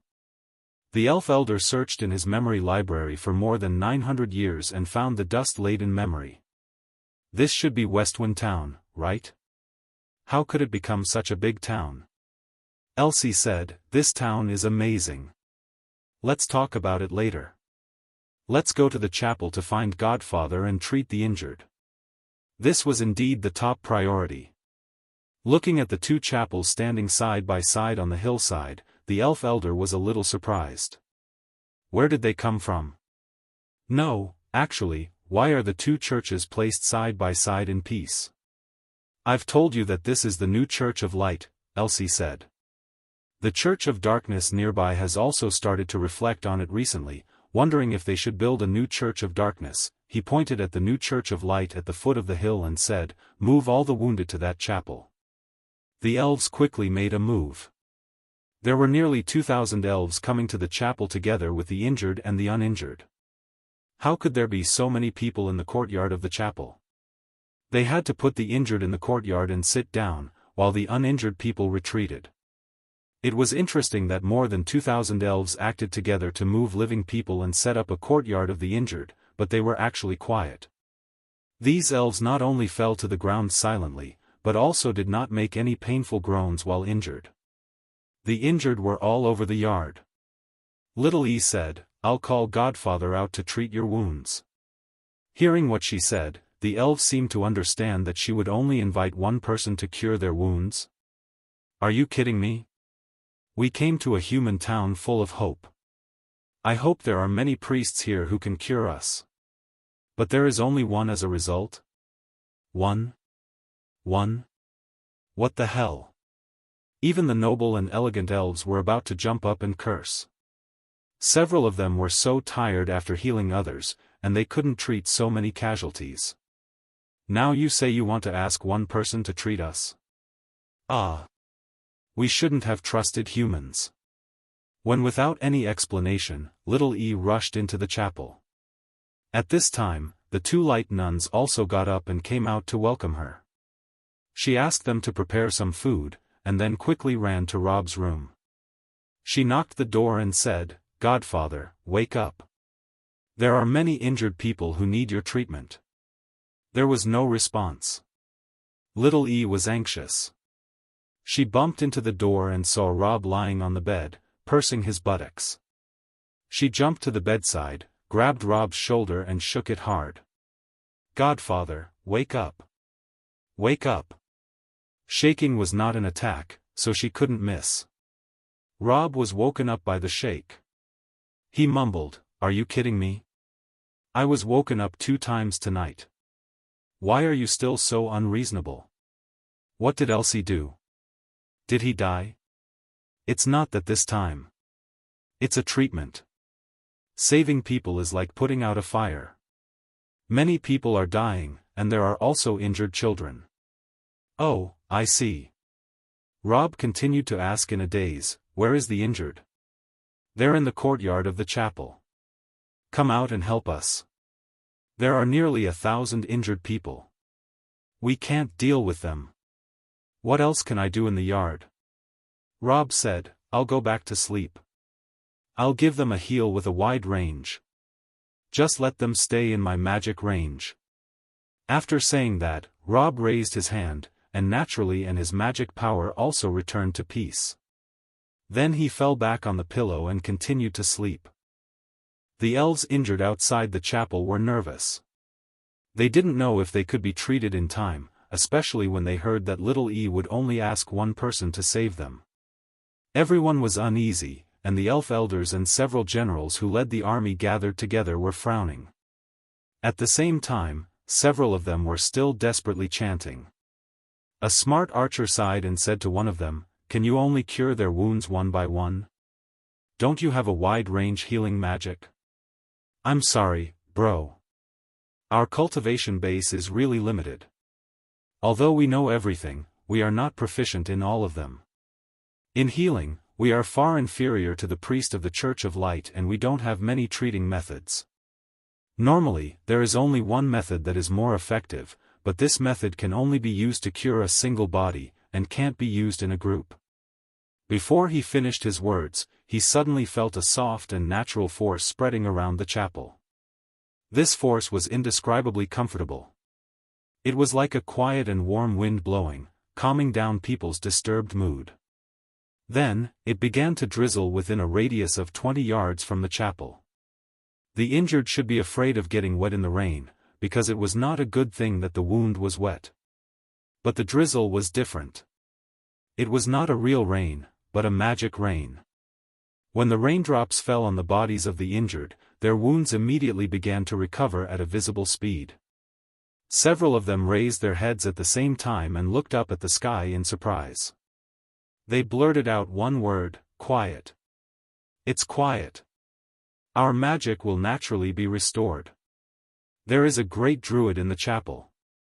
After the quiet rain, the injured people in the chapel yard slowly stood up, and even the uninjured people felt refreshed. This was a rain of mercy, a rain of grace. This was a gift from the God of abundance. Everyone accepted it gratefully.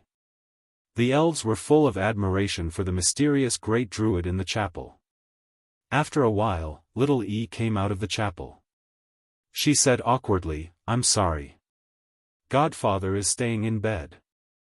I asked him to come out to treat your wound, but he refused to get up no matter what. He said that he could cure you guys without getting up. Then it seemed that he threw some magic. I don't understand." Before she could finish her words, she saw that all the injured people outside stood up, no matter male or female, young or old. "Are you all okay?" "We're okay now," the elves bowed to little E. Although her ability was limited, she had been working hard to treat the injured, which was enough to make her receive the respect of the elves. "Well, it seems that Godfather really doesn't need to get up," said little E. "So, the Godfather you just mentioned is a great druid," the elves sighed. "Why does the great druid live in the Church of Light?" "What? What is it?" After saying that, it suddenly occurred to her that the mysterious man could use any kind of professional skill. It seemed that he had used the skill of a druid just now. She had to say awkwardly, "Well, Is the great druid sleeping now?" The elder walked over and said, "Since he is resting now, it's not convenient for us to disturb him. Let him have a good rest. We will come to thank him tomorrow morning." With a stiff face, she said, "Well. Okay. He will have a chance to meet you tomorrow morning after he gets up." The elf's mood was finally relaxed now. The uneasiness of coming to the human town was all dispelled by great peace. Since there was a great druid stationed here, they should be trustworthy. The elves simply settled down on the hillside near the chapel. They didn't mind camping on the hillside. Anyway, the elves loved nature, and they could perfectly integrate with nature. They didn't mind the ground at all. Anyway, let's talk about it tomorrow. The second day, early in the morning, as soon as Robb opened his eyes, he saw little E standing in front of his bed, shouting anxiously. "Wow, little E, what are you doing? Do you want to attack me when I'm asleep?" Robb grabbed her collar with his hands and said, "If you get me in this way, even if you become my woman, you won't be able to get my heart." Little E didn't know whether to cry or to laugh. She really wanted to scold him for being crazy, but she couldn't scold him as a nun. She had to be patient and said, "I'm waiting for you to wake up." "Why are you waiting?" Robb asked. Pointing out of the window, little E said, "A large group of elves are waiting for you outside. They said they want to see the great druid. Although I don't know what happened, I can guess what crazy magic you put last night, which made them misunderstand your identity. If you just run out like this and let them see your current appearance, I'm afraid they will be disillusioned, so I'm waiting here for you to wake up and remind you." "Oh? Robb immediately understood what had happened. He couldn't help but laugh. They went out quietly last night, but they regarded me as a great druid. Well, since they want to see a great druid so much, I can let them see me. As soon as he finished his words, Robb jumped off the bed in clothes, leaving little E behind. Little E quickly covered her eyes and peeped through her fingers. She saw that Robb had put on a pair of beach shorts and a t-shirt, and then pushed open the window. Little E was curious about why he opened the window. In an instant, Robb turned into a bird, opened his wings and flew out of the window. Little E was speechless on the spot. She didn't expect that Robb would transform. As a matter of fact, why did he change into an ugly owl with black and purple feathers? Robb turned into a huge owl and flew out of the window. At this time, the yard outside was full of elves. They came to express their thanks to the great druid, and they also wanted to get the guidance of the great druid to discuss what to do in the future. Therefore, the elves stood quietly outside, waiting for Robb to get up. At this moment, a huge owl suddenly flew out of the chapel and swept over everyone's heads. The elves were smart and reacted quickly. The moment the big bird flew above their heads, they raised their heads almost at the same time and then saw this strange and ugly owl. Several elves in the crowd recognized what it was almost in an instant. Several people shouted at the same time, "The bird of virtue! It's the bird of virtue! Did the great druid become this bird? That's awesome! It's also the first time I've seen a great druid transform into a bird. This is a very advanced transformation technique." Robb circled above their heads and then fell down. He stood on the roof of the chapel and said with a smile, "Oh, look what I've found. A large group of people of the goddess of abundance." Robb only knew about their goddess, but he had already forgotten her name, so he spared her name directly. When the elves heard him speak, there was no doubt that it was a great druid. All the elves crossed their arms over their chests and respectfully bowed to Robb. "Good morning, Mr. Great Druid. We are the people from 3 different tribes. We are the people of the god of abundance, Miliki." Robb quickly remembered the name Miliki and thought to himself, "Now I know the name of the goddess of the forest. I can't say anything wrong in the future." He pretended to ask, "What's wrong?" The elf elder hurried forward and told him what had happened last night. Being so angry that Elsie, who was next to him, blew his beard angrily, thinking, "I wanted to report to Godfather myself, brush my face, and invite a wave of meritorious service, but I was preempted by you, an old elf." Robb listened quietly and finally knew what had happened last night. He gave Elsie an encouraging look, indicating that he had done a good job. No matter when, it was a great achievement to deceive people to Westwind Town. It was a huge credit. Unfortunately, Elsie didn't understand the expression in his eyes, because he was really not good at looking at the eyes of the owl. Robb turned to the elves and said, "In a word, the elf village in the Black Pine Mountain was burnt down by the monster army, and many people were killed. Then the rest of them escaped. The elves from the Bayong Forest and the White Birch Forest came to rescue them, and then they came to Westwind Town." Yes, the elves nodded. Robb began to pretend to think, and the way the owl tilted his head to think was extremely cute. Seeing that, the 2 little girls in the distance clapped their hands desperately. Godfather is so cute. However, the kitten Hua climbed up the roof from the other side secretly, and then carefully climbed towards Robb from behind. While climbing, she licked their lips with their tongues and said, "What a big bird. It looks delicious." Suafa jumped over from her back and clasped the back of Huahua's neck. "That's Godfather. Are you sure you want to eat him?" "No, I won't. I just want to grab the bird." Huahua lowered her ears and turned into a cat with folded ears. "I just wanted to pounce on it." Robb pretended to have thought it over and said to the elves, "Well, I've already known what happened. What are you going to do next?" The elves had obviously considered this question last night. The elder said, "I think we should temporarily move to Bayong or White Birch Forest to live with our compatriots. Robb said, "Can the two tribes allow so many of you to move there?" This question hit the nail on their heads, and the faces of the elves suddenly became awkward. In particular, the archers sent out by the Bayang and White Birch Forest all had an indescribable embarrassment on their faces. In fact, Robb could tell from the beginning that there were only 1,000 people in the troops sent by the two tribes to rescue the Black Pine Mountain, including men and women. That was to say, the two elf tribes, the Bayang tribe and the White Birch tribe, were not large in scale. They must be just two small tribes with a population of about 1,000. After all, these two forests covered a small area, far less than the Black Pine Mountain. The scale of the elf tribe in the Black Pine Mountain was not small. Although hundreds of people had been killed by the orc army, there were still about 1,300 people. If such a large number of refugees entered a small tribe with only about 1,000 people, they really couldn't feed them. There were more refugees than the local residents, so no one could withstand them. The elf elder said in a heavy tone, "If the elf tribe in our Black Pine Mountain is divided into two parts, and each of them is divided into two parts to the Bayang Forest and White Birch Forest, it can barely accommodate them. However, half of them also has 600 or 700 people, which will also bring a heavy burden to the forest, but we have no other choice now." The people from the two sides of the forest stood out and said, "Although it will be very hard, we won't ignore the difficulties of our compatriots.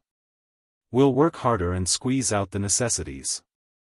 Although the three tribes said so, they all felt heavy in their hearts.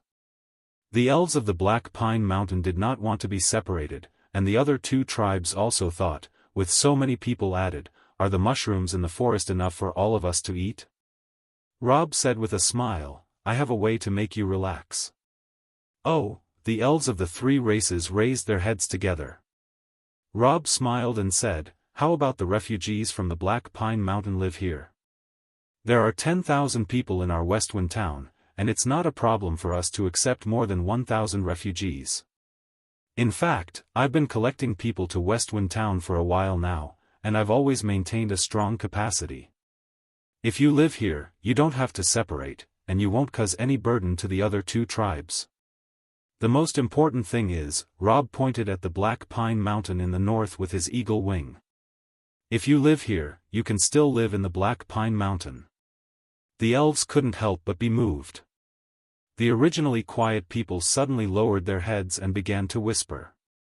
The Black Pine Mountain was a place where their race had lived for thousands of years. Now a group of monsters suddenly came and wanted to drive them away. Who would be willing to do that? They would be glad if they could return. The elves discussed about it. The elder frowned and thought hard. After a while, he raised his head and looked at the big owl on the roof. "Mister, we of the elf race are not used to living in human towns." Robb smiled and said, "I know you elves have your own way of living, and you must feel uncomfortable living in a human town. You can choose to live next to Westwind town. Look in this direction, there is a gem mine over there, which is far away from the main area of Westwind town, but there are also a group of gem miners living there. They almost form a residential area. Several smart archers used their detection, with a line of sight of thousands of yards, and their eyes went straight through the back mountain. Sure enough, there was a gem mine there, and a minecart filled with crystal ores is there. Several gem miners happily picked them up, looking for the stones of good quality. Beside the mine, there were small wooden houses where a group of miners lived. It was a little far from the town, so it had its own unique community with its own wooden wall. Robb smiled and said, "See? Those miners don't live with the people in our town at ordinary times, but if they need any help and materials, they can come to the town. The crystals they mine can also be sold in the town, which is very convenient. You elves can also live next to Westwind town in this way," Robb said, pointing to the hillside next to him. "Find a small forest not far from the town and live there.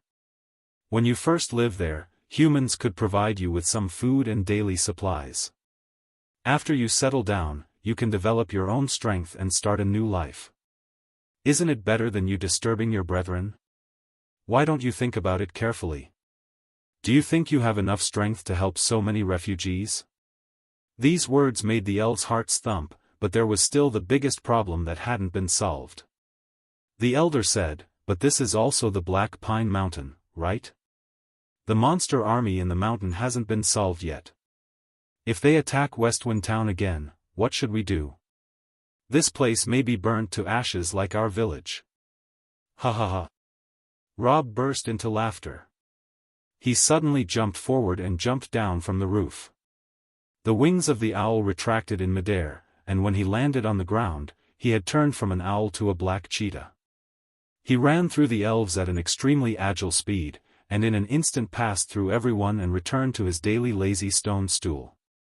The black leopard leaped towards the stone stool and turned into a big fat seal in the air. With a light and crisp sound, the big seal collapsed on the stone stool and basked in the sun. At this time, he lazily said, "Tens of thousands of monsters for you elves is difficult. After all, you have too few people, but for humans, tens of thousands is nothing. Monsters are not necessarily able to survive better than humans. Who are humans afraid of? Ask the 50,000 monsters to have tried." These words were domineering and powerful. The elves thought carefully and believed that it was true. After thinking for a while, the elf elder turned around and said to his fellow brethren, "Listen to me, everyone. The monsters burned our village, killed hundreds of our compatriots, and drove us out of the Black Pine Forest. We don't have the strength, so we can only escape with our tails between our legs.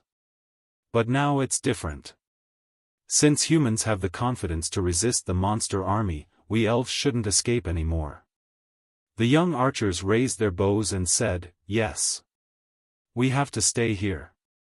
Find an opportunity to join hands with humans to defeat the monster army and recapture our forest." Then everything was settled. The two elf reinforcements from Bayong and White Birch Forest said goodbye to their own compatriots, and of course, they also said goodbye to Robb, who was called Great Druid. They also said that if they wanted to fight with the monster army, they would come to help them at any time, and then the two reinforcements returned quickly. The elves from the Black Pine Mountain decided to stay. Robb arranged some food for them, and then said to the elder with a smile, "By the way, I want to ask what the elves of your Black Pine Mountain are good at?" The reason why Robb asked this question was, of course, to extort the work of the elves to see what they were good at, and then use their capital to ruthlessly squeeze them and let them work for Westwind Town. Ha ha ha. Unexpectedly, the elf elder replied, "We are good at poems and literature." Robb was speechless. "Well, why are you so stunned?" It was really weird for a big seal to be stunned. Robb said crossly, "That's not what I'm asking. I'm asking something more useful." The elder said, "Poems and literature are the most useful things we know. They can cultivate our emotions and make our life full of love." Robb covered his face with his hand. No, he couldn't. The short hand of the seal couldn't even cover his face. It couldn't reach so long, so he could only pat on his stomach. It was so embarrassing. Damn it! Did I take more than 1,000 losers into the town to eat and drink for nothing? Robb was a little embarrassed. Now it was not the right time to play with these stupid things in Westwind Town. What he needed to do was to develop and build. What the hell was literature? It's just a book, isn't it? All the people who wrote books fooled him. Robb had no choice but to say, "Well, I won't ask what you are good at. There are some things you are not good at, but can you use them to survive?" "Oh, that's it," the elf elder said. "Our elf craftsmen know how to make some small things, such as the elven bow, dagger, biscuits, and also know how to refine gold, magic, and making of magic items. Alas! Anyway, they are all insignificant skills. Compared with our poetry and literary attainments, they are not worth mentioning." The muscles on Robb's face twitched. Go to hell with damned poems and literature. There are so many things that you know, but all of them are more useful. Give me a good understanding of their real value. In Westwind Town, there was a whole set of methods to receive the refugees. Under the order of Robb, a group of townsmen helped the elves quickly build a village in the forest not far from the northeast of Westwind Town. Of course, the construction style of this village was completely different from that of humans. For example, humans would cut down big trees and sawed them into planks to build houses, but the elves would gather the branches and leaves on the trees to make natural tree houses. Such tree houses were very small, looking like the nests made by big bugs on the trees. However, the elves didn't care about the size of the room. What they really lacked right now was food. The food for more than 1,000 people was a heavy burden for any town in the world, but for Robb, it was not a burden at all. He even sent someone to ask the elves, "What do you like to eat most? You can customize it." After getting the answer of dried bananas from the elves, Robb planted banana trees in a large field. The elves settled down, eating the bananas, while secretly studying the strange town, Westwind Town. To their surprise, this town was bustling, lively and full of vitality. It had the most advanced production and concepts, the most tolerant freedom of faith, and all kinds of delicious food. Perhaps living here was the most correct decision. Now, the only doubt hanging above their heads was the monster army in the Black Pine Mountain. When would that monster army attack them? Could they block them? At noon, Robb had just finished the lunch prepared by Lillian. He saw many townsmen passing by at the door of his chapel one after another. While walking, these people were whispering, "Which team do you think will win?" "I think the members of the Chungwang clan will win." "Hey, I'm looking at the members of the Corton family." "Well, then we are enemies." Curious, Robb couldn't help but ask, "Hey, what are you talking about?" The townsman turned around and made a big bow to him. Then they hurriedly said, "Godfather, don't you know that Miss Marion Corton from the Corton family and Canty from the Chungwang family rented the large playground of Westwind Technical School, where they are going to hold a football match?" Robb shrugged and said, "I really don't know about it. Why didn't anyone inform me in advance?" The townsman laughed and said, "Because Godfather likes to sit on his stone stool without moving, we think you won't go to see him, so we haven't informed you." "Nonsense." Robb said, "I'm very diligent, especially when I hear that there is a football match. I won't be lazy." After saying that, Robb pounded the table and shouted, "Where is the live broadcast on TV? I can't even watch it. God! Do you want me to watch it on a wheelchair?" Although the townsmen loved Godfather very much, they couldn't help complaining at this time. "Didn't you say that it was impossible for you to be lazy for a football match? Then don't slam the table here. Get up and go to the scene." "Humph." Robb said, "I like football, but I don't like it to the point that I will fly to the scene to watch every World Cup, let alone two small teams. If there is no live broadcast, then forget it." He lay down on the chair and said, No, you can go by yourselves." The townsmen were speechless and left silently. The lazy Godfather was hopeless. Robb had been lying on the chair for less than 2 minutes when he saw Shualu, Little E, and the two light nuns coming out of the chapel together. They were all very beautiful, walking together. They walked past Robb, as if they were going out. Robb stopped them immediately. "Hey, where are you going?" "We're going to watch the football match," said Shualu. "You also want to see it?" Robb asked, "Are you sure? When did you become a fan of football?" "I don't like it. I just heard that everyone is going to see it, so we must go to see it too. There is something new coming out, and if we don't go to see it, who is an adventurer?" Pointing at Little E and the two girls, Robb said, "You are not adventurers, are you? I'm invited to make an opening speech. Of course the two of them have to go together to come with me." Robb was speechless. The four girls left together, and the chapel became quiet. Robb turned his head and saw that number 8 of the Chapel of Darkness next door also went out with the two little dark nuns, and the little kitten Hua Hua also followed them. "Well, is the time for the public to watch the football match coming? Lillian, Suafa, aren't you going to see it?" Robb turned to look at the two maids standing not far behind him. Lillian smiled and said, "I'll only follow you. I'll be wherever you are." However, Suafa said in a low voice, "I haven't forgotten that I'm still training myself.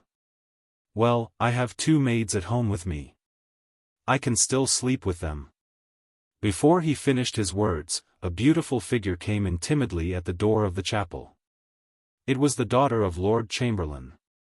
This girl was driven away by Robb as he didn't allow her to rob Smith's study. She seldom appeared. Today, she gathered her courage to come here again.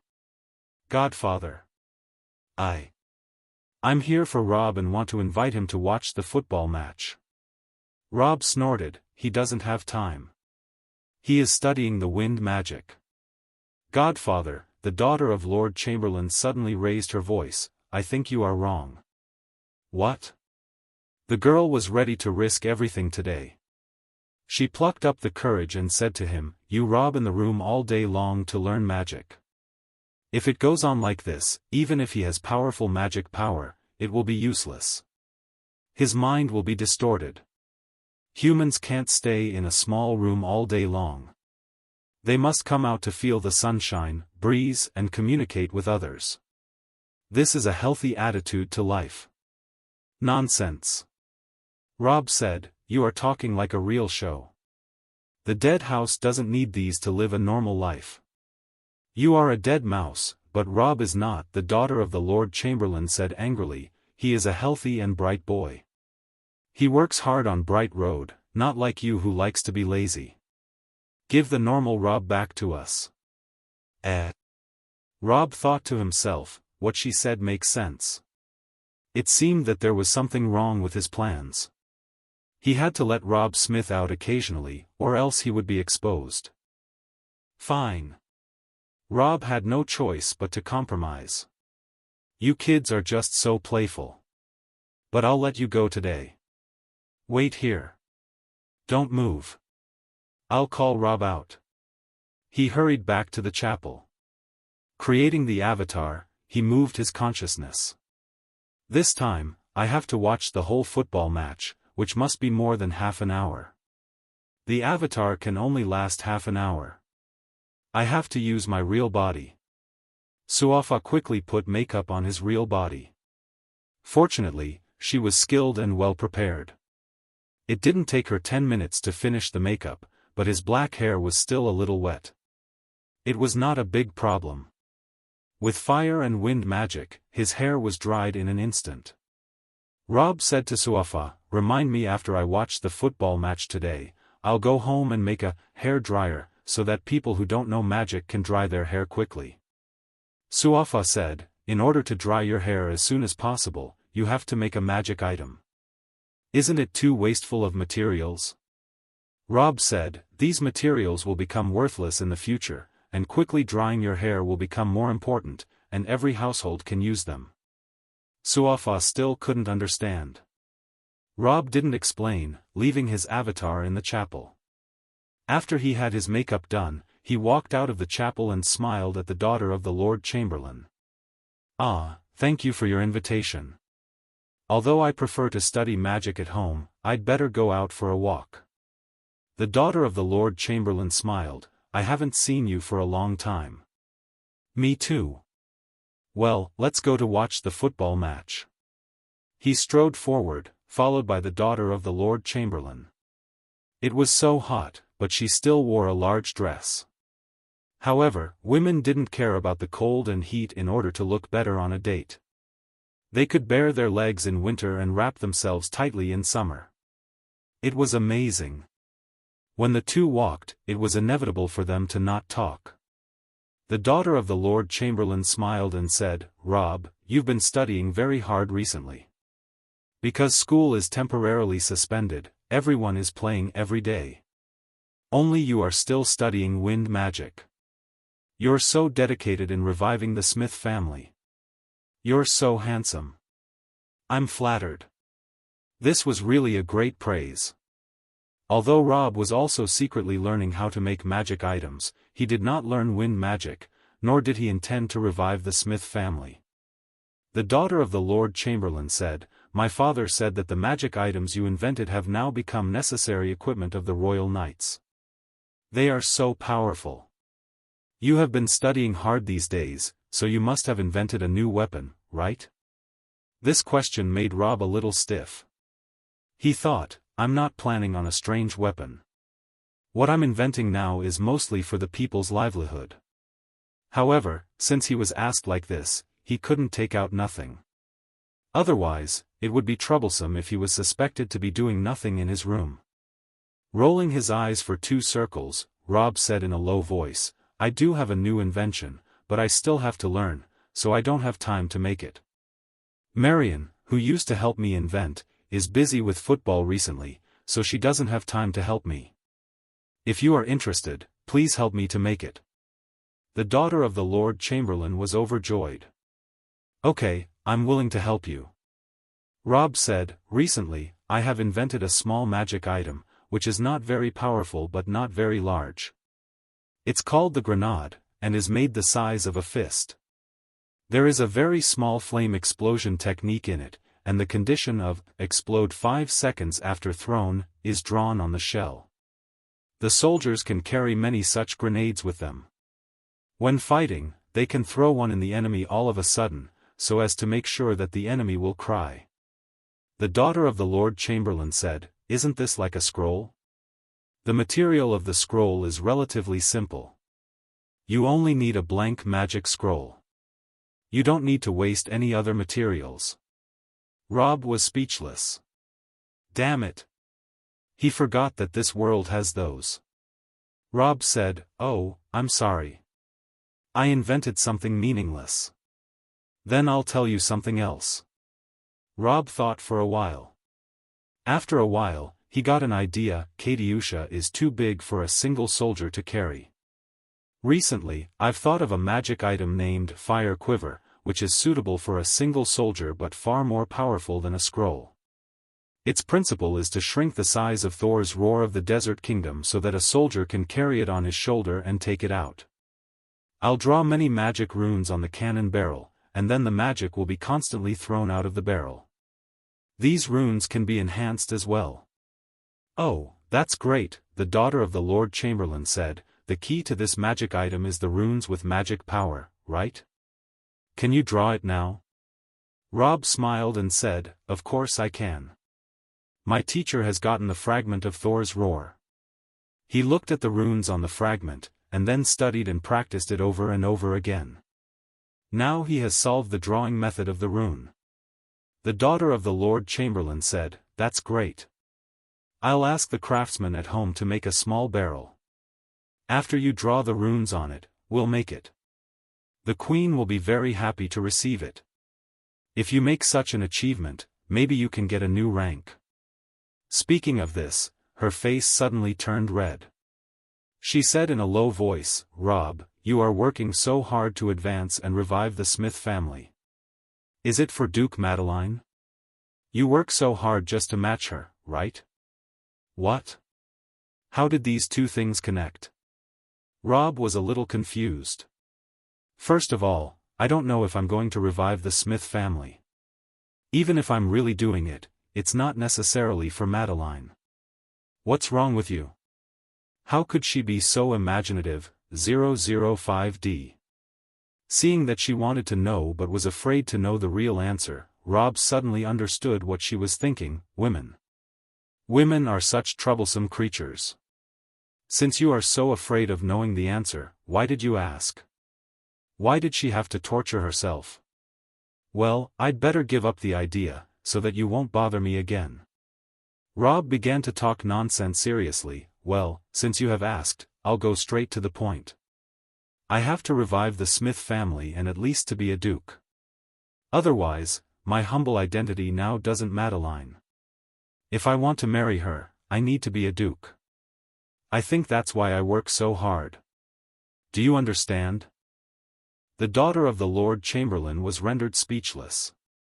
"Look, are you shocked?" Robb chuckled in his heart. "Who asked you to come here for abuse? My actions are like a hint that Madeline's my favorite and that I don't like you." Ha ha ha, you'd better retreat obediently and don't bother me any more. Just as Robb laughed 3 times in his heart, the daughter of the Lord Chamberlain suddenly lit up. In other words, if you don't become a duke, you will give up Madeline, right? She didn't know why she became happy. It's so difficult to be a duke. How can it be possible before you reach 40 or 50 years old? Robb, I'm afraid you have to give up Duke Madeline. Robb, shit. How did you come to this conclusion? The daughter of the Lord Chamberlain said, have you ever thought? Except for Madeline, is there any other girl you like, someone who is not as noble as her, but comes from a good family? She won't disgrace the Smith family, and she is also good-looking. Well. Isn't this you? Robb felt dizzy. He felt dizzy. While they were talking, the two of them came to the playground of Westwind Technical School. There was already a sea of people. Marion had been preparing for the competition since she was told by Robb last time that she could start a football business. She had set up her own private football team, and also invited Canty to set up a team. Then the two teams agreed to determine the result today. In order to test whether this sport was really suitable for a big business, Marion had made full preparations. Beside the playground, there was a 5-floor stand, all temporarily built with wood. The audience swarmed up to the stands, which could accommodate thousands of people. Almost 1/3 of the people in Westwind Town had come. This gave the businessmen a chance. In addition to watching by the city wall during the battle, it was rare for Westwind Town to gather such a large crowd of people. People were still preparing for the attack of the monster army a few days ago, so they couldn't do much business. The monster army hadn't arrived yet, so they waited for the football match, just in time to move out all the things they had prepared in advance. Beside the playground, there were hawks everywhere, and all kinds of snacks flew all over the sky. And the best-selling place for snacks, of course, was on the other side of the VIP seats. In the direction of the playground, which was facing the chapel building, there was a small platform. Now, the platform was arranged by Marion as a VIP seat, which was specially reserved for noble people with high status and could afford a high price. As a result, the seats were naturally full of noble young masters and ladies. Almost all the students of the magic school who came to Westwind Town to seek refuge had arrived. Llewellyn, Elsie, the 3 town leaders and the leader of the cat folk, who had lived here for a long time, were all present. Number 8 and Little E were also treated as distinguished guests. The most interesting thing was that there was an elf elder sitting in the VIP seats. This old elf over 900 years old was also invited to see it. It turned out that the elves were also interested in this strange town, Westwind Town, and wanted to know more about it. As soon as Robb and the daughter of the Lord Chamberlain appeared on the playground, the young nobles saw them and they shouted, "Wow, Robb is here. Long time no see, ha." Only beautiful women can invite him out of the room. "Robb, come here. Come here and cheer for my team." George laughed and cursed, "Canty, don't you know that Robb has a good relationship with Marion? He can only remain neutral today." "That's impossible. I'm afraid you don't know that as soon as Marion arrived at Westwind Town, she dumped Robb and flattered Godfather every day. It's obvious that she doesn't like Robb and likes Godfather." "Tut, tut, this woman is also realistic. Young people are easily hated because of love. Now that Marion doesn't like Robb, why would it be strange for him to cheer for me?" George was stunned. How could it be? Llewellyn, who was sitting next to him, was at a loss whether to cry or to laugh. He was one of the few people who knew that Godfather was Robb.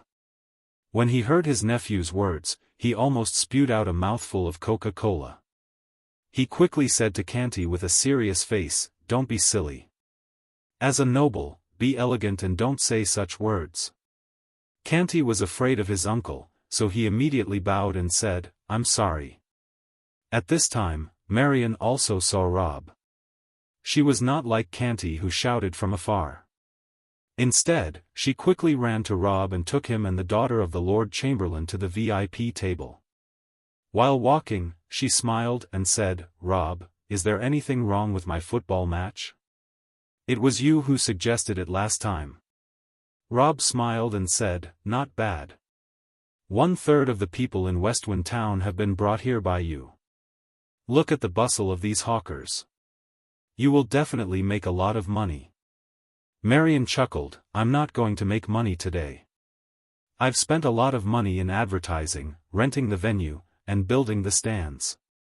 I don't think I can make it back. Today I'm going to test the audience potential of this game. It seems that I'm very satisfied with it." Robb smiled and gave a thumbs up. "Great. The result of today's competition is not important to me." Marion smiled and said, "I won't blame you if you want to cheer for Canty." After saying that, she looked behind Robb and said with a little regret, "Won't Godfather come? I still want Godfather to help me." Robb was speechless. It doesn't matter who the man you don't like cheers for. Robb didn't know whether he should laugh or cry. You know that Godfather doesn't like to leave his stone stool. Marion sighed and said, "I have prepared the most powerful guards." Robb was speechless. Didn't the result of the competition matter? Damn it. Robb suddenly found that there were many evil women in the world, not only the queen. He walked to the side of Newlyn and sat down. He sighed in a low voice, "Alas, I really don't understand women."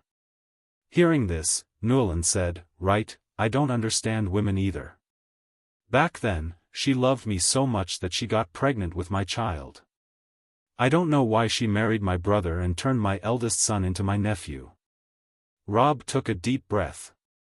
"I heard the secret of the noble family by accident." Then, he turned around and made a "hush" gesture to Robb, whispering, "Don't tell Canty." "Robb, I won't say anything about such things." There's still half an hour left before the competition begins. The MC of the Zorton family stood in the middle of the playground with a magic item used as a loudspeaker, and loudly said to the surrounding people, "At present, the odds of the two teams are still equal. It seems that everyone feels strange about these two teams, and no one is sure which side will win." Hearing this, Robb turned around and said to Newlyn, "Oh, betting is on." Newlyn smiled and said, "The Corton family is very smart. It's such a good opportunity. How can they not open the stock market? I also bet 20 gold coins." Robb smiled and said, "Of course you will win by betting for your own team, won't you?" Newlyn shook his head with a smile and said, "No, I bet that the Corton family will win." "Huh? Why?" Robb asked, "Don't you believe your own nephew?" "It has nothing to do with whether I believe or not," said Newlyn. "If my team wins, my family will earn a little reputation. If her team wins, I will earn some gold coins. No matter the result, I win." Robb gave a thumbs up and said, "Awesome. How admirable. Look, this is the noble style. Their overall vision is different from those scums." After the MC shouted, many townsmen who had just arrived and didn't know there was a dealer rushed to the place where the bet was placed. Not long after, the Corton family received a bet of over 100 gold coins. It seemed that it was not difficult to make money from advertising, renting a place, and building a grandstand. Robb didn't like gambling, but he also knew that in this era, it was impossible and meaningless to stop such gambling, so he didn't care. When he was thinking about this, he saw the little cat run to the place where the bets were done. She put a large piece of dried fish on the table and said, "I bet that Mr. Canty will win." The staff broke out in a sweat on the spot. Well, well. We only accept bets with money." Hua Hua said, "Such a large piece of dried fish is much more useful than money. Why do you accept such a useless thing as money?" The receptionist was rendered speechless. Little E didn't know whether to cry or to laugh. She walked over and pulled Hua Hua's arm. "Hey, what are you doing?" Hua Hua said, "I'm here to make dried fish. I heard from the old man over there that if I win, it will turn into 2 silver coins. I just want to put 1 dried fish here, and I'll have 2 dried fish later." There is a winner in gambling. Do you only consider winning? If you lose, this dried fish won't belong to you. What? Hua Hua thought about it carefully and was shocked. She quickly took the dried fish back and said, "Then I won't gamble." The staff heaved a long sigh of relief.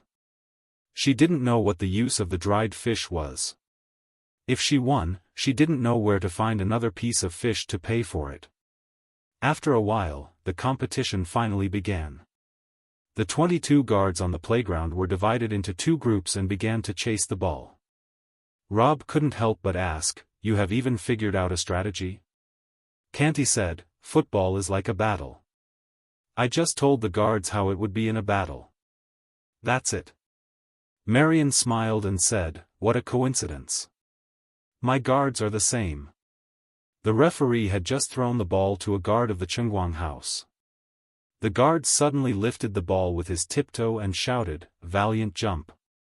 With a swish, he jumped over the heads of the three frontliners of the Cortons and instantly flew in front of the enemy's guards.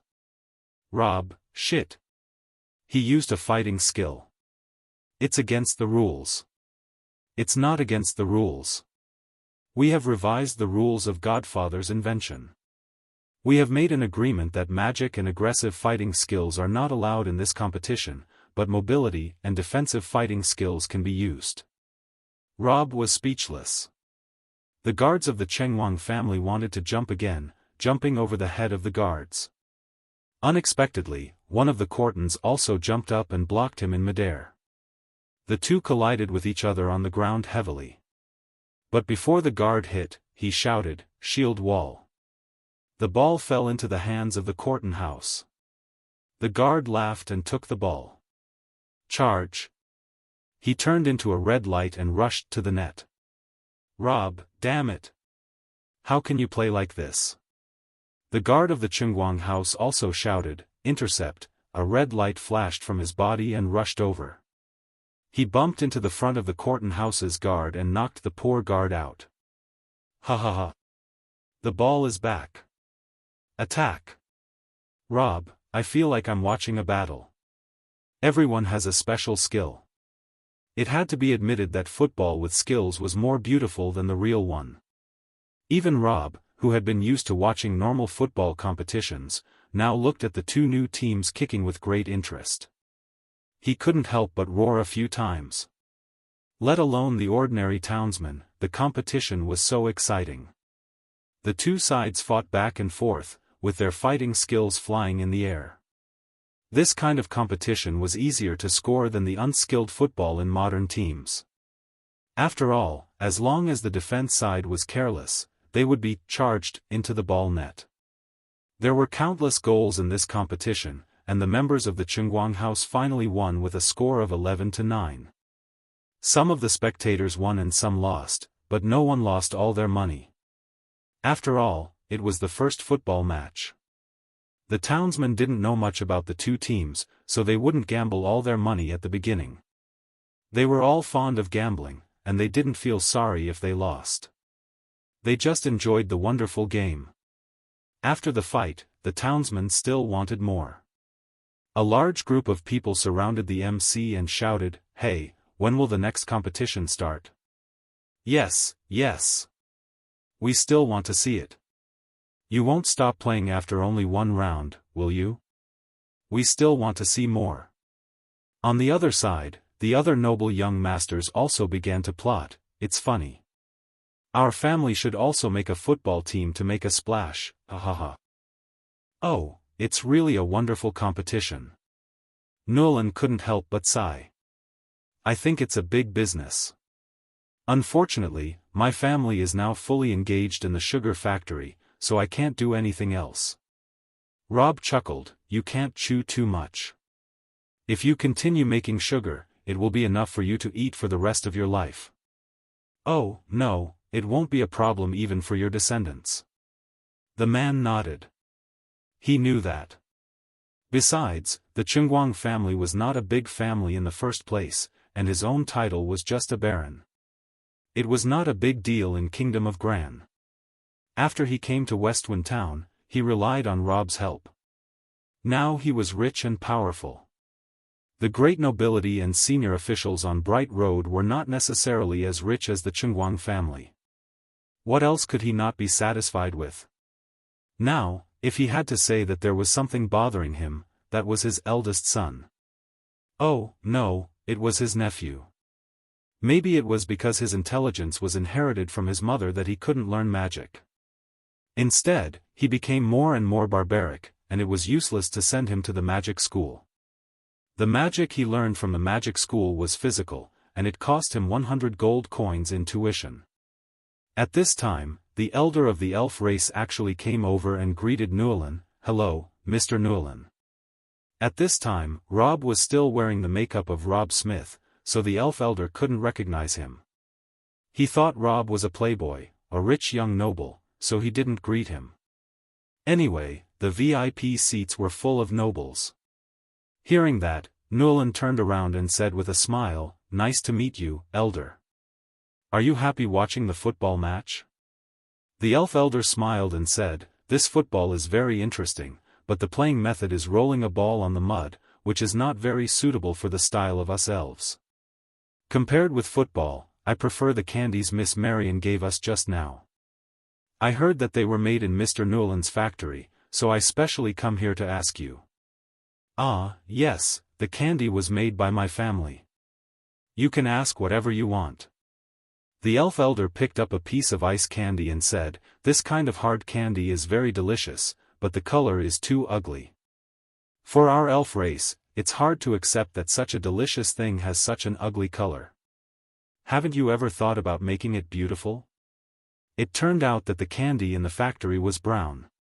That was because when Robb taught everyone how to make sugar, he taught everyone this kind of brown candy. The reason was very simple. Robb didn't know how to make white sugar. He only knew how to make sugar by local methods and didn't know how to filter the impurities in the sugar. He was not a Superman who knew everything. After learning the candy-making technique, Newlin didn't want to improve it, so he kept making brown ones like Robb's. Although he had studied milk candy, salty candy, fruit candy and other candy himself, they were only the changes in taste, and the color had always been brown. This kind of brown color was not a big problem for the citizens of Westwind Town, who attached great importance to practical ideas. As for the rich people of the Queen's family, they were busy with battle all day long, and did not have the spare time to think about making candy beautiful. After all, it was just a condiment. If they really wanted to eat it, they had to melt it and add other materials. What did the color matter? However, the elf race was different. They had always boasted of being noble, elegant and biased. Even if they were a group of refugees now, what they were thinking about was beautiful and good-looking. They didn't need to think about practical principles, and they only considered superiority. Just like they didn't like to brag about their magic, archery, craftsmanship, but only liked to brag about their poems and literary attainments. They would feel terrible if they put the brownish thing like candy into their mouths. How could a noble elf eat such a thing? But the candy tasted so good. In this case, he had to put forward his opinion to Newlin. It doesn't matter whether it looks good or not. Anyway, it's edible. Do you want to see it in your stomach? Said Newlin, looking at the elf elder with his 2 eyes. The elf elder shook his head and said, "You can't say that. Who can eat something so bad? Didn't you enjoy dried bananas?" The elf elder, "I think dried bananas are pretty, at least better than brown sugar." Robb couldn't help laughing when he heard the two arguing. The two of them quarreled as soon as possible. In the end, Newlin was not convinced and had to turn to Robb. At this time, Robb was still wearing Robb Smith's makeup, so it was not appropriate for him to call him Godfather. "Robb, come here to judge. This candy is just used for flavoring. Why does it have to look beautiful? The candy I made is made according to the standards taught by Godfather. This elf is really not good at making goods." Robb chuckled and said, "In fact, I'm on the side of Elder Elf on this matter." Newlin was surprised in his heart. "This is the thing you made. How could you stand on the side of the person who is complaining about you?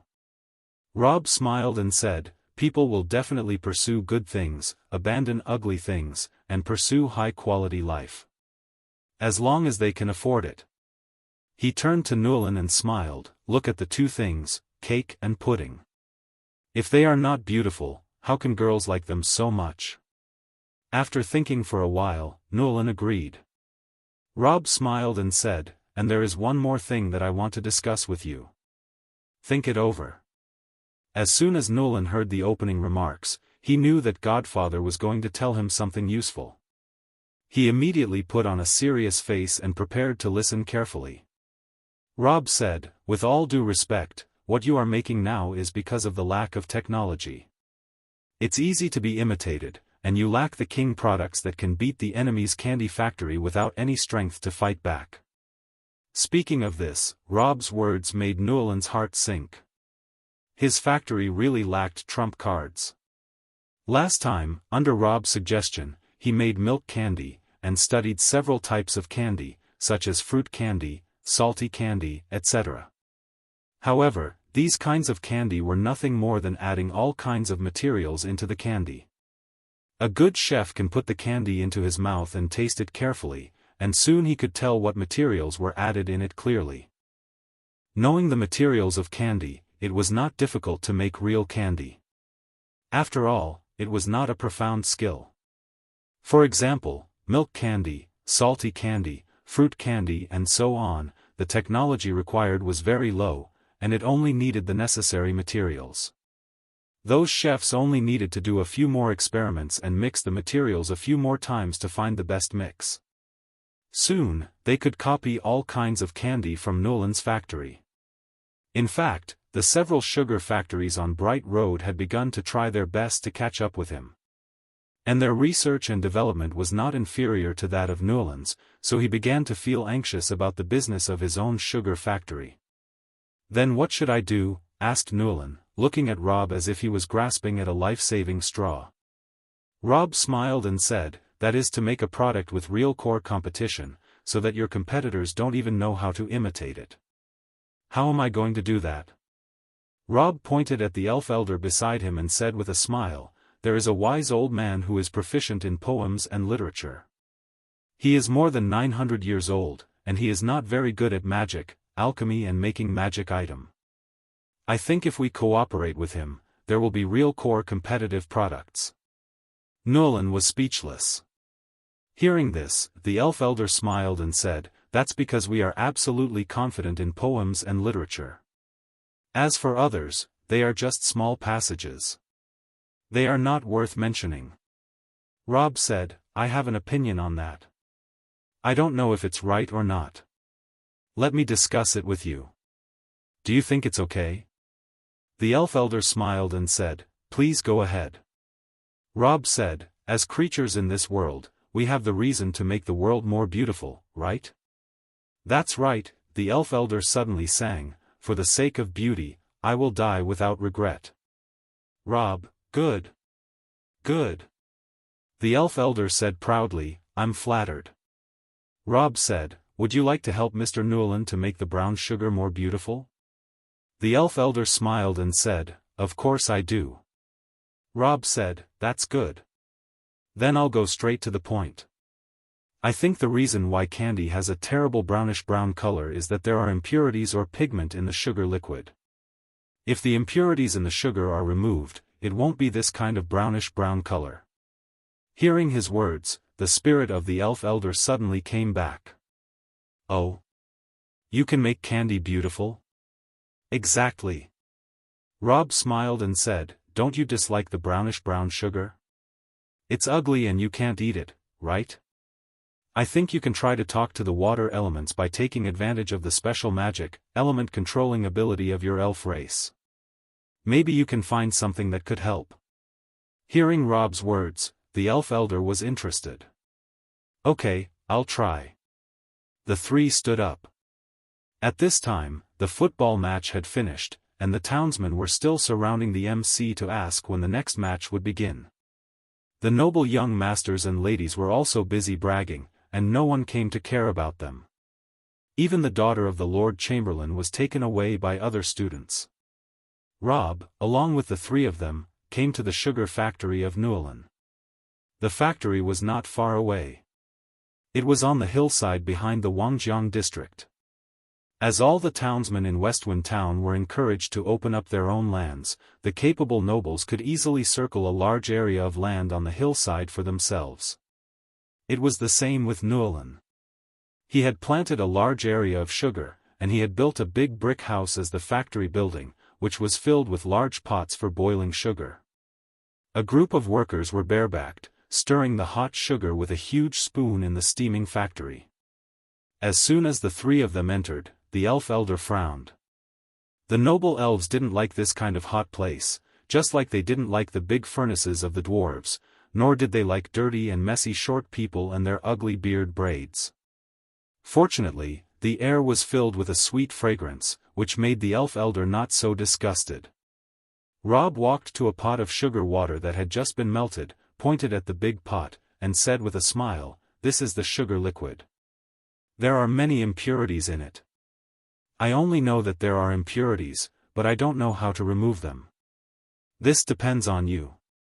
The elf elder looked at the pot. There was a large pot of sugar water, which was still in the liquid state. With the naked eye, he could see some impurities floating in it. These impurities were probably the residue of the beetroot. He frowned and said, "Isn't it good to take these pieces away?"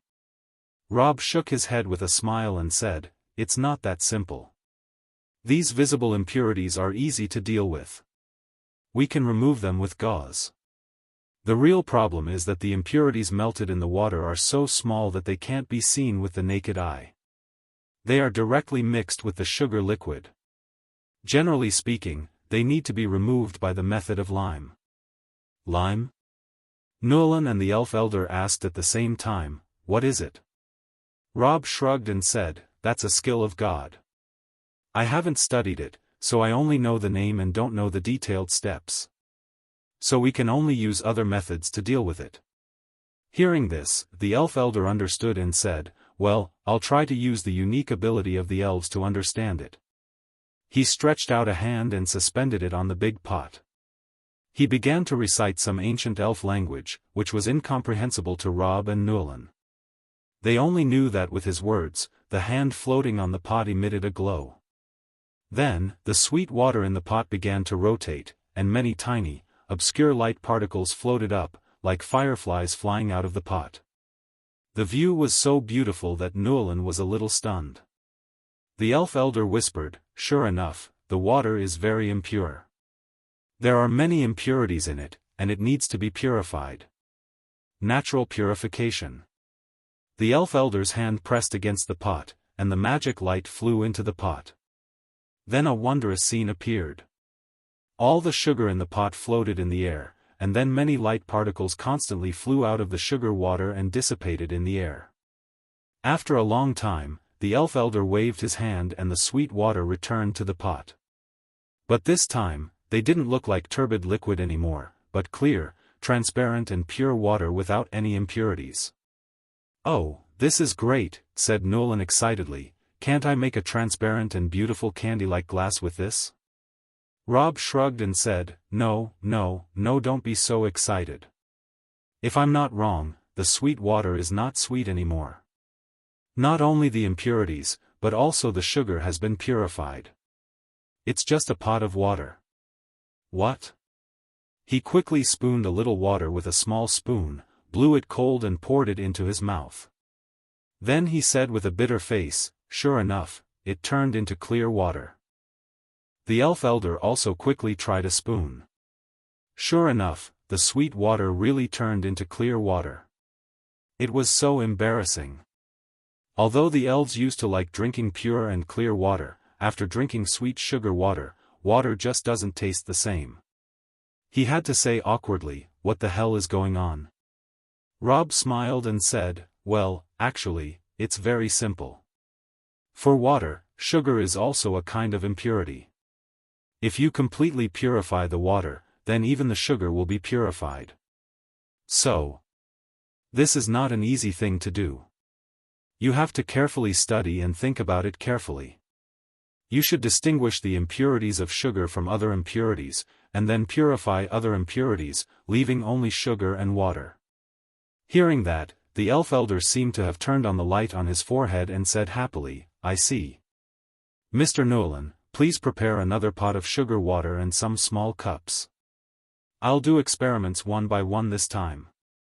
Soon, I'll find out which kind of impurities is sugar and which kind of impurities are those of bad things.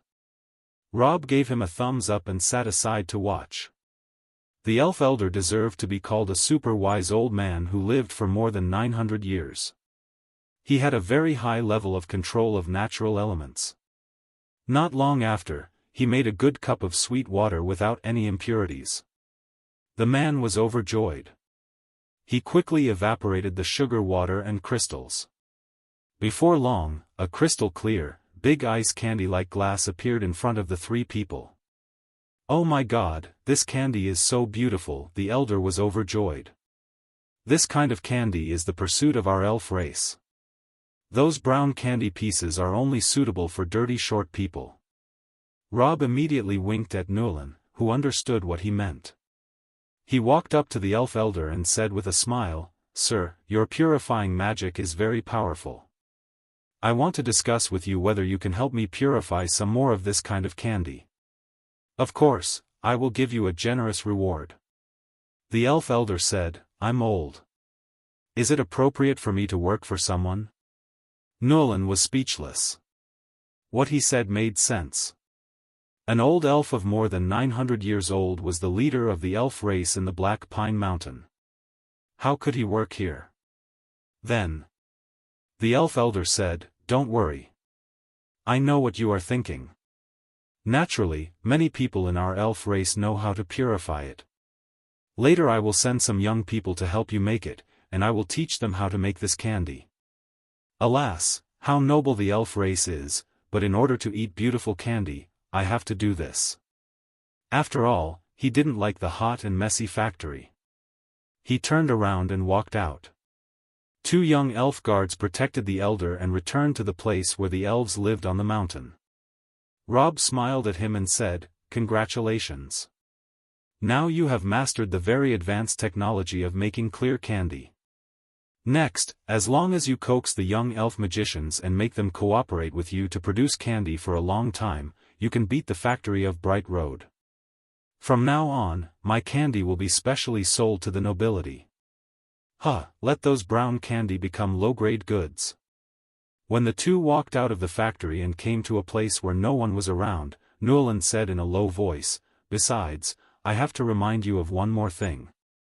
What? Seeing that there was no one else around, Nolan regained his attitude towards Robb and said respectfully, Godfather, could you give me some advice? Robb smiled and said, You can't rely on the elf race to make high-grade candy for you all your life. If one day these elves don't cooperate with you and return to the forest, or even cooperate with your competitors, you will be hanged up to fight. Nolan thought about it carefully and was shocked. What should I do? Marry an elf? No, I have a wife. I'll let Canty marry an elf. Robb, shit. That's what you think of the first time? Yes, it's a good idea, said Nolan. If you marry a smart elf, you don't have to worry about them running away. Robb said crossly, Can't we think of a humane method to solve it? Although he was a highly intelligent expert, he didn't know much about chemistry. His mind went into the fixed form. Humans can't purify it themselves naturally. It's the special magic of the elves that work with it. Robb said, however, humans have alchemy skills. Removing the impurities in the sugar liquid is actually removing some elements in the water. It's the same as the theory of alchemy. However, alchemy research is slow and requires a lot of processes, but you have to do it. At least before the cooperation between these elves and you ends, you have to study the method of making the candy. Otherwise, you will always be controlled by the elves. After thinking carefully for a while, Nolan finally understood what had happened. He quickly bowed to Robb and said, Godfather, you are so far-sighted that I can't compare with you. After solving the problem of Nolan, Robb came out of the factory. On their way home, they had to pass by the school of Westwind Town again. At this time, the football match had been over for a long time. The audience in the school had already dispersed, and only a small number of people were still wandering inside. There was a notice at the gate of the school, which was posted by Marion. It read, "The next football match will be held at the same time next week on the playground of Westwind Technical School." Robb knew at a glance that Marion must have seen the fierce competition and was reluctant to end it like this, so she made an appointment with Canty for the next competition. There were only 2 football teams for now, and only the 2 of them could play. But it was estimated that a new football team would appear soon. Then there will be more and more teams. Maybe there would be a first level, second level or even super level competition in the future. Damn it! I want to see it. It was football with skills, more beautiful than the original world. But what should he do if he wanted to be lazy? Sure enough, it was impossible to watch live broadcast of sports here. Robb thumped at the school gate, feeling dejected. At this moment, a familiar voice suddenly sounded, "Godfather, what are you doing here?"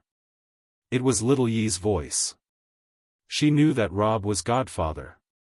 His disguise didn't work on her. Robb raised his head and said gloomily, "I want to watch the football match, but I don't want to go out and walk. I'm confused, so I'm lying here." Just now, Little E was still worried about him, thinking that he was not feeling well, sick, or why he was sad. She didn't expect him to say such words. She immediately didn't know whether to cry or to laugh. "Hey, don't be lazy. Laziness is one of the 7 sins. Laziness is one of the 7 sins."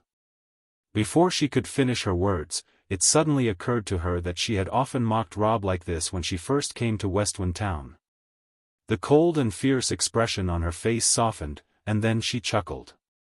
She helped Robb up from the ground, patting the dust on his clothes, and said with a smile, "Since you don't want to move, think carefully how you can watch the competition at home.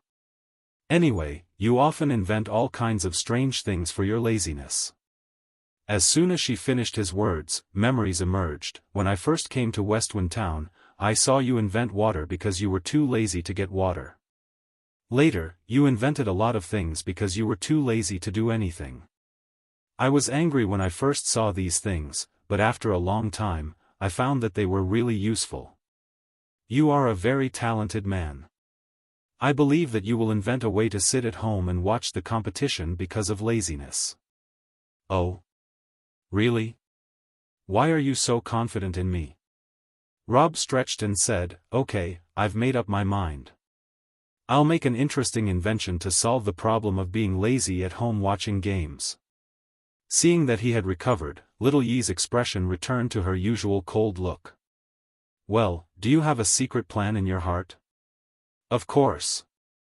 Robb snorted said, "After thinking carefully, the most important thing to watch the competition at home is to send the pictures and sounds in the distance to me. This technology is already available in this world, but it has not been used on a large scale. I just need to use it properly." At first, Little E didn't understand, but she immediately understood. "The crystal ball?" "That's right," Robb said. "The legendary crystal ball. It is a strategic magic item. Every kingdom hides it as if it is a treasure. They are afraid that it will fall into the hands of others. I'll just use it to watch the competition. It's for strategic purposes." "What's the use of strategy?" Robb asked. "Can it help me watch the football match?" Robb grabbed her arm and said, "Let's go home. I'll study how to make it." "That's good. Don't hold my hand though." Little E said anxiously, "We're in public. It's not good for you to hold my hand like this. I'm a nun. If I hold a man's hand, I will be laughed at by the townsmen." Before she could finish her words, she found that the townsmen nearby all turned their heads, pretending not to see the 2 of them. "Are you kidding me? Who will laugh at you?" Not to mention a nun, whoever Godfather reaches his hand out would close their eyes, even if he reached out to pull other girls in the street.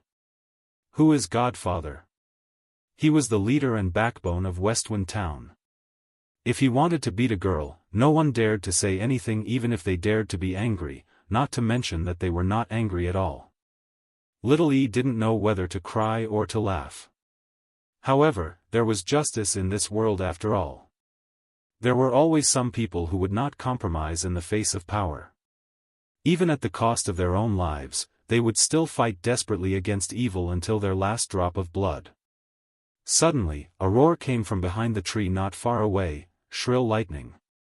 The holy sword and swords came at Robb with the momentum of thunder and lightning. Robb couldn't hold her hand anymore, so he had to let go of her hand and put his hands in the middle. With a bang, he caught the little girl's holy sword. "Hey, why did you suddenly draw your sword and attack people? You actually molested a holy nun," the big girl said angrily. "Holy nuns are not allowed to be touched by anyone. A villain like you who dares to touch a holy nun will turn into ashes." "Robb, I just took her hand. How could it be so impolite? Anyway, you are a bad guy." "Well, then I'll just hold you too." Robb took little Ye's hand with one hand, and the big girl with the other. The two girls were struggling to resist, but it was useless. In the end, they could only be held obediently. "Let's go home and do some research on how to do it." He took the two girls back home and went back to the chapel. As soon as he let go of their hands, the little girl jumped far away and washed her hands immediately. However, little E didn't have such a big reaction. She just rubbed her hands and felt a little embarrassed. However, she was much more mature than the big lowly and wouldn't wash her hands because of it. She returned to the chapel and took out the thick new Bible of Light.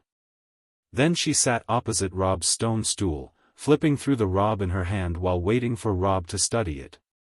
Robb washed his disguise away and turned back to a handsome man with golden hair.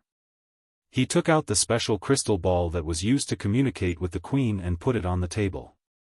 Then he began to study the ball carefully. Obviously, this ball had been tampered with. According to the rules of making magic items in this world, it should have been drawn with special runes for communication, so it could be used to make phone calls. This rune should not be very rare, because it was mentioned in many games, cartoons, novels. Experts could communicate through the crystal ball, check the scenery in the distance, record their last words before death, and so on. Runes were widely used, so they wouldn't be difficult to draw. Otherwise, few people in the world could draw them. Robb planned to plagiarize the rune. However, he took the crystal ball and looked around, but he couldn't see any runes on it. The crystal ball was crystal clear and transparent, without any flaws on it. Not to mention the runes, even dust could not be seen. Robb had no choice but to hold the crystal ball in his hand, touching it left and right, looking around. At this moment, the crystal ball suddenly lit up. The Queen's dignified face appeared in the crystal ball, as dignified as usual. She said in a slightly dissatisfied tone, "I'm busy with government affairs." "What are you calling me for?" It turned out that Robb took the crystal ball, rubbed it left and right, and inadvertently called her. It was still early, so he called in the afternoon. Robb's call at this time made the Queen very curious. Robb said, "I'm sorry. I'm studying this crystal ball. I called by accident. You can hang up and then go on with your government affairs." As he spoke, he took the crystal ball close to his eyes and carefully looked for the magic runes. As a result, in the Queen's eyes, Robb's face became particularly large, covering the entire crystal ball, as if he was going to drill into the crystal ball and go for her. She shouted, "What are you doing? Don't act like a bastard across the crystal ball." Robb said, "What are you thinking about? Who the heck is bullying you? I'm just studying the crystal ball." "You are so close to it," the Queen said with a disgusted expression. "I heard that some men would hang up the portraits of the women they liked and kiss the portraits. They are very strange. I didn't expect that you are more abnormal than them. You called me specially and wanted to kiss me through the crystal ball." "What? Robb was stunned. After a few seconds, he realized that when he got close to the crystal ball, his mouth was very close to the ball. The queen remained calm and said, "If I were an ordinary woman, I might be scared by your shameless behavior. But I'm not the kind of woman who makes a fuss easily. I have to remind you that even if you kiss the me shown in the crystal ball, it's not me. It's just a kiss on the crystal ball. It's meaningless. Why are you so narcissistic?" Robb turned the crystal ball over and said, "I'm just studying it." The queen added, "It's useless to look at it over and over again. It's not that you can see the bottom of my dress if you turn it over. No matter how you turn it over, the viewing angle won't change, because it's the crystal ball on my side that collects the sight. Robb, in your mind, I'm just a man who kisses balls and turns the crystal ball over to see other people's skirt?" "No," the woman said, "I just saw that you were absorbed in your research. I just wanted to make trouble for you." Robb was speechless. Robb said, "My lady, I'm looking for the runes on the crystal ball, but the crystal ball is transparent. I want to ask, how can runes work without runes?" The queen smiled, "So you have something you don't understand? I guessed it when you insisted on buying the crystal ball from me. You seem to know everything, except that you don't know much about the crystal ball. That's why you think too highly of me." "In fact, I don't know much." Robb said, "For example, I don't know how to have a baby." The queen was rendered speechless. "Hey, don't suddenly fall into silence. Tell me where the runes are." Robb said. "The runes are transparent." The queen didn't hide anything, he directly told her the secret. It's a rune drawn with top-grade magical essence ink. Top-grade magical essence is very rare, coupled with the purified moon water from the elves, to make the colorless and transparent ink, and then use the transparent liquid to draw runes on the crystal ball to make the crystal ball. Don't waste your time. These two materials are also very difficult to get with the power of the kingdom. If you want to get them, it's almost impossible for you to get them." Before she finished her words, Robb waved his hand and took something from the air. With a swish, a high-grade steel armor flew out of the warehouse. This steel armor was a defensive equipment, with a red light on it. It could be seen that it had a top-grade enchantment. Robb disassembled it. And afterward, top-grade magical essence appeared on the table. The queen was rendered speechless. This was very unreasonable.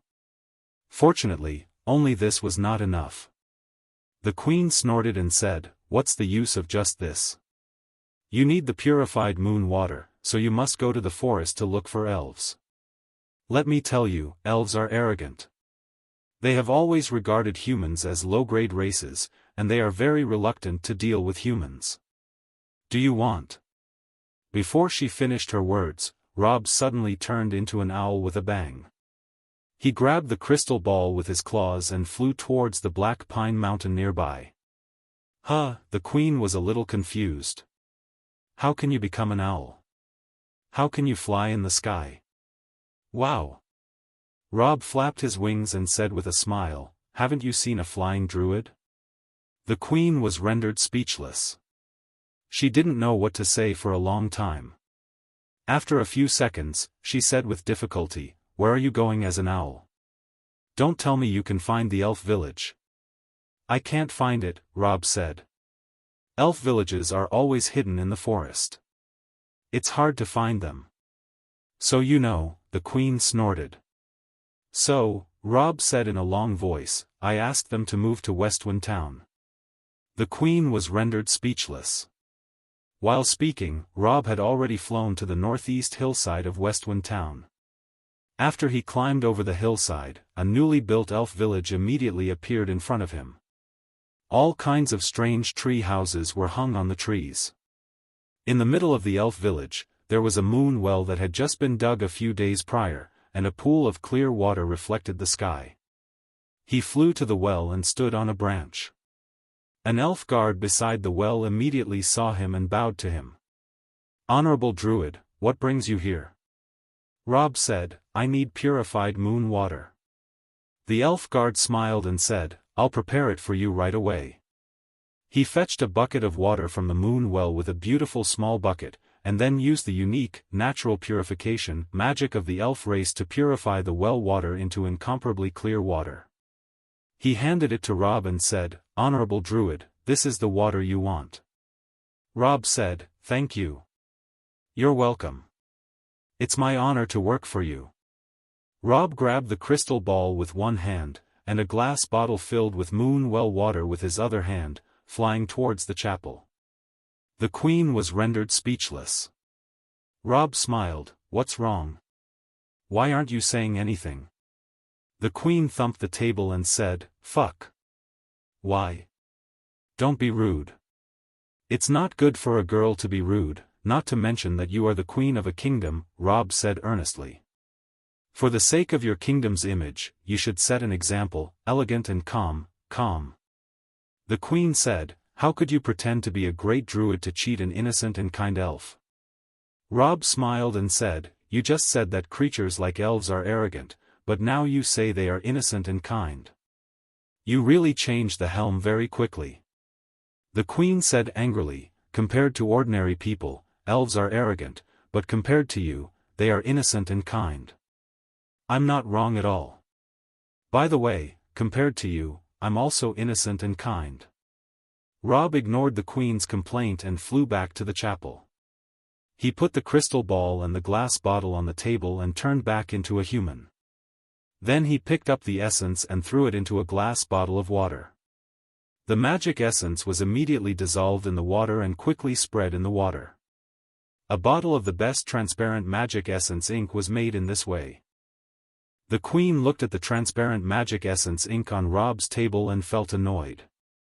For ordinary human beings, it was really difficult to get this kind of ink, but Robb got it way too fast, so it was not difficult at all. The queen looked at him angrily and hung up the phone with a snap. Robb smiled. It was good for her to hang up the phone, so that he could be more focused on studying the crystal ball.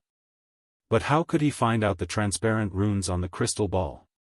Right, he can use the skill of a ranger, trap detection. This skill could show the hidden magic traps on the ground. After studying in the School of Magic, Robb had already understood that the so-called magic traps was actually a series of magic runes drawn on the ground. In theory, one could sense the hidden runes by sensing traps. He closed his eyes, used trap detection, and then opened his eyes to look at the crystal ball. Sure enough, on the transparent crystal ball, a row of symbols with mysterious light slowly appeared. Robb didn't know these symbols, so it was obvious that he hadn't learned them yet. He thought of the Book of Magic Runes number 32 gave him, and quickly took it out. He turned to the later pages and looked for it page by page. Soon, he found a page number with the same runes drawn on the crystal ball. The instructions, usage, and even an example of these runes were written here, and the crystal ball was also mentioned in it. Robb began to study it carefully. It turned out that there were 4 groups of runes on the crystal ball. The first group was responsible for collecting images and sounds. Their main function was to collect the images and sounds around the crystal ball into the crystal ball. The second group of runes was responsible for transmitting the sound and images, and they were responsible for transmitting the sound and images to another crystal ball that corresponded to them. The third group of runes was responsible for receiving images and sounds. The fourth group of runes was responsible for playing the images and sounds. These 4 groups of runes worked together, forming 2 crystal balls that could make calls to each other, collect the scene and sounds on the other side, and play them on the other side. For the people in this world, this could be considered a very complicated magic item. Runes were used in 4 groups, but before Robb came to this world, magic items didn't even have the concept of having multiple conditions. Such a crystal ball with 4 runes and incomparably complicated structure deserved the title of being strategic grade. The materials used to make it were very rare, and the process was also complicated. It would be strange if it was not precious. However, this kind of complexity was seen by Robb, a man from modern times, and he couldn't help but laugh. How is this precious and extraordinary? The result is just SOSO. In the future, any technology product could be dozens of blocks more complicated than the crystal ball. It was not difficult to understand these runes, and even children could easily understand their principles. It seemed easy to copy the ink. He had the ink himself, and now he only needed the crystal. He waved at Lillian and said, "Lillian, come here." The lovely little maid immediately ran over and asked, "Master, what can I do for you?" Robb smiled and said, "Go to the gemstone mine at the back of the mountain and ask Uncle Johnny for some crystals of good quality. Uncle Johnny is a gem miner from Stone Canyon." Okay. Lillian hadn't seen Uncle Johnny for a long time. She was still thinking about the townsman who came from Stone Canyon. She took out some desserts from the chapel warehouse and put them in a basket. Then she walked briskly towards the mine. After a while, Lillian came back, followed by Uncle Johnny. He brought over a big bag and opened it. It was full of beautiful crystals. At this time, the gemstone mine in Westwind Town had also undergone a reform and evolution, with a small iron track inside. The miners didn't need to carry out the ores themselves, but just dig them out. They only need to put the ores into the minecart one by one. Their yield became extremely high. Therefore, the purple crystals was no longer worth much in Westwind Town, but it was still at a sky-high price if sold to other towns. The miners all made a great deal of money. Now Uncle Johnny was wearing noble clothes. Yes. A flower t-shirt, beach shorts. Absolutely noble. However, Robb only took a look at those crystals and frowned. This bag of crystals was all purple crystal, not white crystal. Only purple crystal? Johnny nodded and said, "Godfather, the mineral vein you found for us is a purple crystal mine, and only crystals of this color are available." "Really?" Robb said, "It's so embarrassing. I don't know if this kind of crystal is okay or not. Anyway, I'll have a try first. Besides, do you know where there is a completely transparent and flawless crystal mine?" Johnny said, "In Stone Canyon, there is a very small and broken crystal mine, and the volume is very low.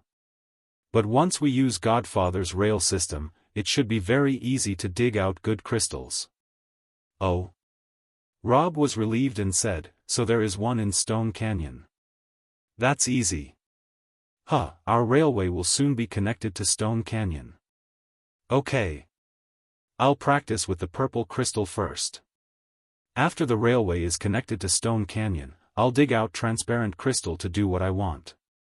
Johnny said in a low voice, "Godfather, are you going to make the crystal ball for communication? We dug it out from Stone Canyon before, and the best crystal was provided to the king to make the crystal ball for communication." Robb smiled and said, "The crystal ball is so low level. I won't do such crap. When I get the materials, you will know what I'm going to do." Uncle Johnny bowed and left.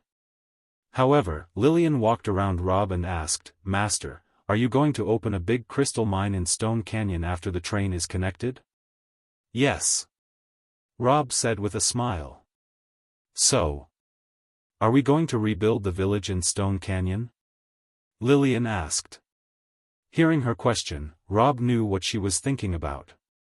He reached out a hand, touched Lillian's head and said with a smile, "Of course we need to rebuild it, and it will be more beautiful than before. When you want to go back and have a look, we can take the big train and travel to Stone Canyon easily. We can have a good time there." Lillian's face showed a look of yearning, but she immediately pouted and said, "Master is lying. You are too lazy on the stone stool, so you won't go out with me." You are mistaken. If I went shopping with a girl I liked, I wouldn't be so lazy. If I went shopping with a girl I liked, I wouldn't be so lazy." Lillian was overjoyed to hear that. She was so happy. However, before she could enjoy her happiness for 3 seconds, another person came and stole the show. Shualu jumped over from the side and hung around Robb's neck. "I'm also the girl you like. Take me to visit the Devil King City." "Robb, is that shopping?" Of course. Shualu said. For you, what's the difference between Devil King City and the streets? That's a big difference, Robb said. There won't be roadside stalls selling snacks in that city, nor will there be all kinds of western scenes. Only a group of fierce monsters will jump out from time to seek death. Only ghosts will go to that kind of crappy place. You don't deny that you like me. You are just denying that it's shopping, right? Shualu laughed. Oh, yeah, I win. Robb cursed in his heart, damn it. I was tricked. This woman will probably be more insatiable in the future. He had no choice but to push Shualu away in a hurry. Don't disturb a good man who is concentrating on studying magic items and working hard. Shualu giggled. She didn't want to disturb him anymore. She sat on the stone stool opposite Robb's table, and silently watched him tossing and turning in silence. Robb silently took out 2 pieces of amethyst from the bag and put them on the table. Then he took a look at the manual on magic runes in his hand.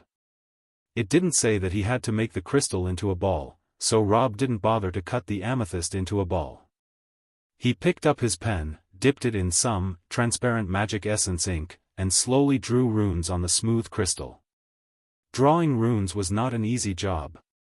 As he drew, he infused his own magic power into the runes. The magic power must be concentrated steadily, and it couldn't be increased or reduced at once. Otherwise, the runes would be unstable and easily explode. When drawing, the tip of the brush couldn't tremble and there couldn't be any mistake. If the drawing was wrong and the pattern was imperfect, it would either become a broken rune, or the 2 runes would accidentally collide and cause explosion. It was not easy for Robb to draw a line of runes. He just didn't expect that there would be a small crack on the purple crystal. A drop of ink from the tip of Robb's brush slipped into the crack and flowed to the side of the crack, instantly connecting the 2 runes. Shit! Robb immediately pulled Lillian and Shualu behind him. Boom! The power of the explosion all hit him. He let out a strange scream and flew into the sky. He flew far away and fell into the Westwind Canal nearby, and it happened to carry him into his own small fish pond. At this time, the little kitten Huahua was squatting by the fish pond and looking at the big fish in it. These fish were all Robb's. She couldn't eat them without Robb's permission. She could only look at them anxiously. They were all so big that she really wanted to eat them. At this moment, a godfather flew out of the sky and fell into the pool with a loud bang, splashing a large amount of water. A frightened big black fish also flew out with the water and landed in Huahua's unfolded palm. Holding the big fish in her hands happily, Huahua asked, "Godfather, are you flying so far here to give me fish to eat?" A golden light flashed under the water. Robb nursed himself and cured the HP that had disappeared from the explosion. His head came out of the water and said to Huahua, "Okay, okay. It's fate that the fish fell into your hand like this. I'll give it to you." Huahua was overjoyed and ran home happily with the fish in her hands. Robb didn't know whether to cry or to laugh. He climbed out of the pool and saw that Shualu was laughing happily. However, Lillian quickly ran into the room and took clean clothes for Robb. Robb said to Shualu angrily, "Look at Lillian. She is perfect. Learn from her." She didn't intend to learn from Lillian at all. Robb crawled out of the water, changed his clothes and returned to the stone table. He seriously thought about the reason why he failed just now. He said, "I finally understand. The best way isn't to make it into a ball, it's to get a smooth surface. The smooth surface can guarantee that a whole set of runes can be written down safely, not like what I did just now. Only you dare to find out the reason in this way. No one else dares." Robb was not a person who would give up easily. He picked up a tool that the gem miners used to cut crystals, brushed, and cut an amethyst to make it smooth. After carefully looking at it for a long time and confirming that there were no tiny cracks or grooves on it, he picked up the pen again. This time, he had to be very careful when he was drawing runes. Every rune should be carefully compared and drawn. He has to pay attention to the distance and the size of the runes. He can't draw too big. If the runes were unable to bear the size of the crystal, it would explode again. This time, he drew the runes carefully and successfully. Then he cut the other purple crystal and drew the corresponding runes. Robb touched one purple crystal 3 times, and the other one immediately lit up with light. Huh, it's done. Robb handed the shining amethyst to Xiaolu and said, "Come here and make a phone call." Xiaolu took it and chuckled, "Where is the magic treasure? You did it so easily again. Fortunately, I'm used to you doing all kinds of things, and I'm not surprised at all. Try it. Don't just say strange words." Xiaolu touched the amethyst and answered the phone.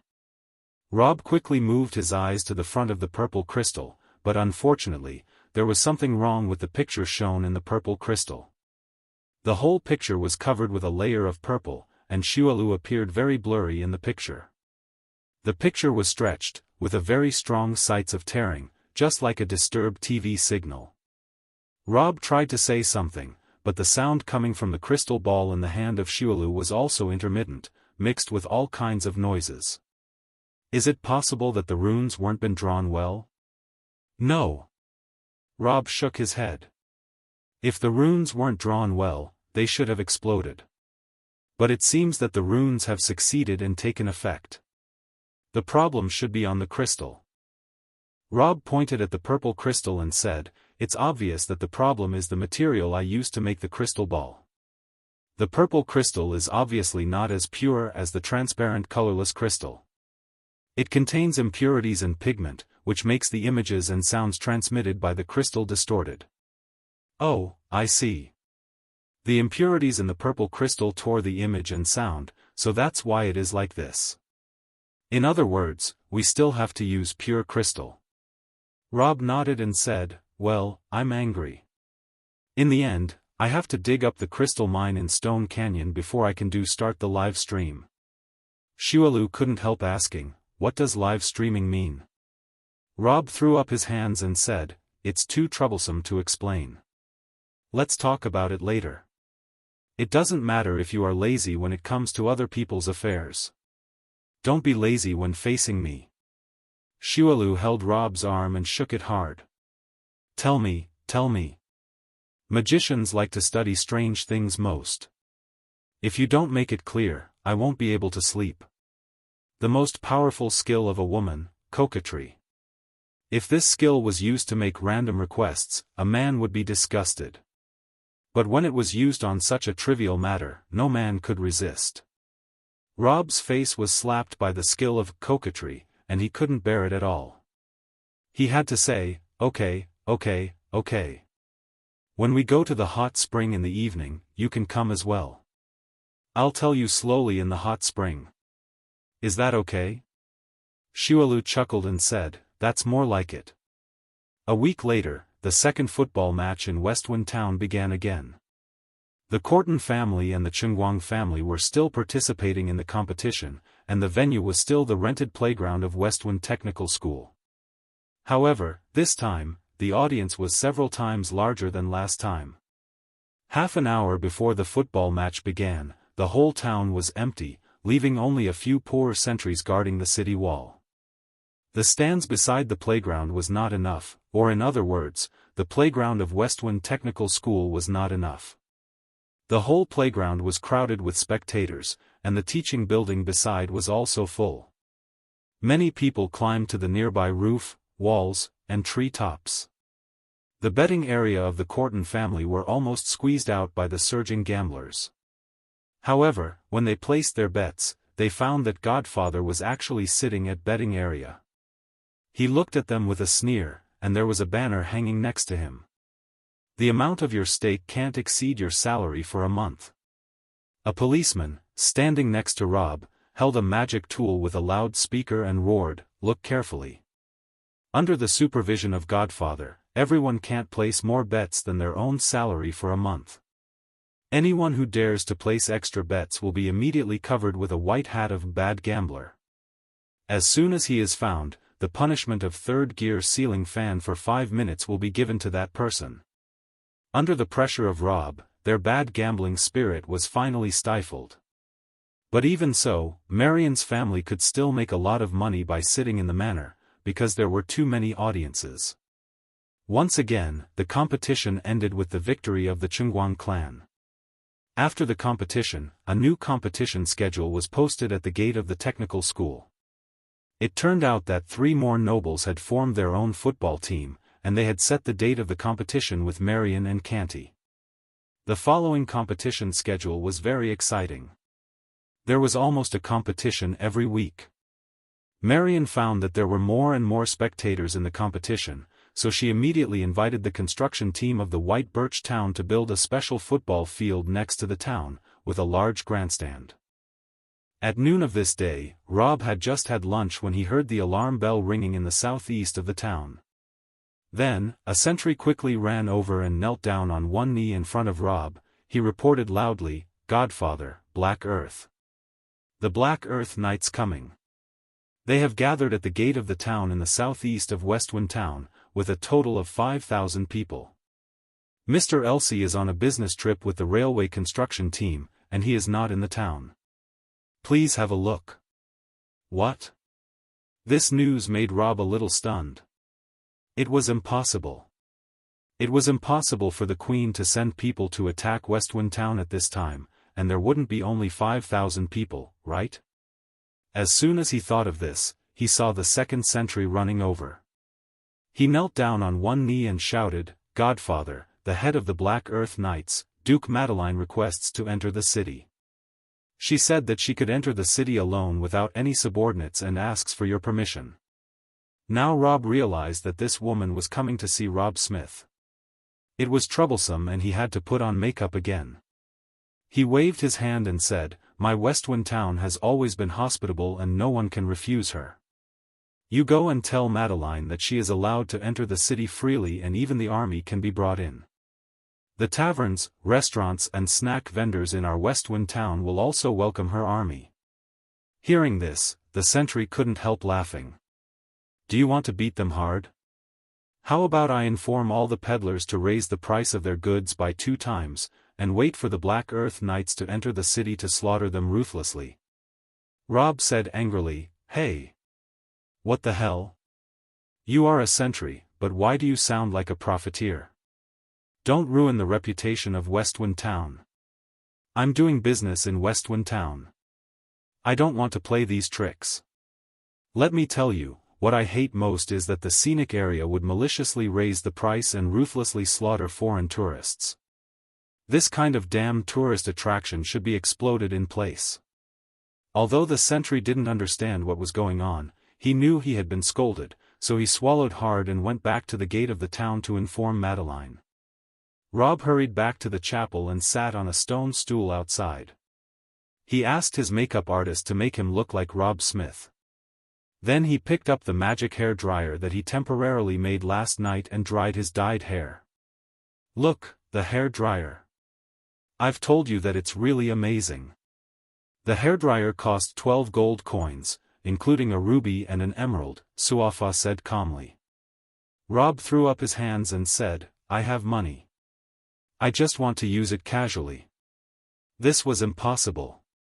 Robb left his disguised body in the chapel and sat back with his avatar in the yard. Then, he waited quietly. After a while, a familiar figure ran over on the road in front of the chapel. It was Duke Madeline, who was still wearing her black helmet and armor. She looked mighty and domineering. However, when she ran a few hundred meters away from the chapel, she suddenly stopped and slowed down. Robb had already seen what she was doing, but he pretended not to see it. He took out a fishing rod and threw it directly into the river without putting any bait. Then he began to fish leisurely. From the corner of his eyes, he saw Madeline walking slowly from hundreds of meters away to the gate of the yard, as if she was taking a walk. Then she greeted, "Hello, are you Godfather from Westwind Town?" Robb put down the fishing rod and turned around. "Don't pretend that you don't know me. You already saw me on the phone through the crystal ball." Madeline said, the picture in the crystal ball was a little distorted. It's normal that I can't recognize you from it. What the fisheye camera saw was indeed a little distorted, but it was not enough to not recognize the person. Robb knew that she was talking nonsense, but he did not point it out. Duke Madeline, you are the head of the Royal Knights of the Kingdom of Gran. You did not help the Queen fight in Bright Road.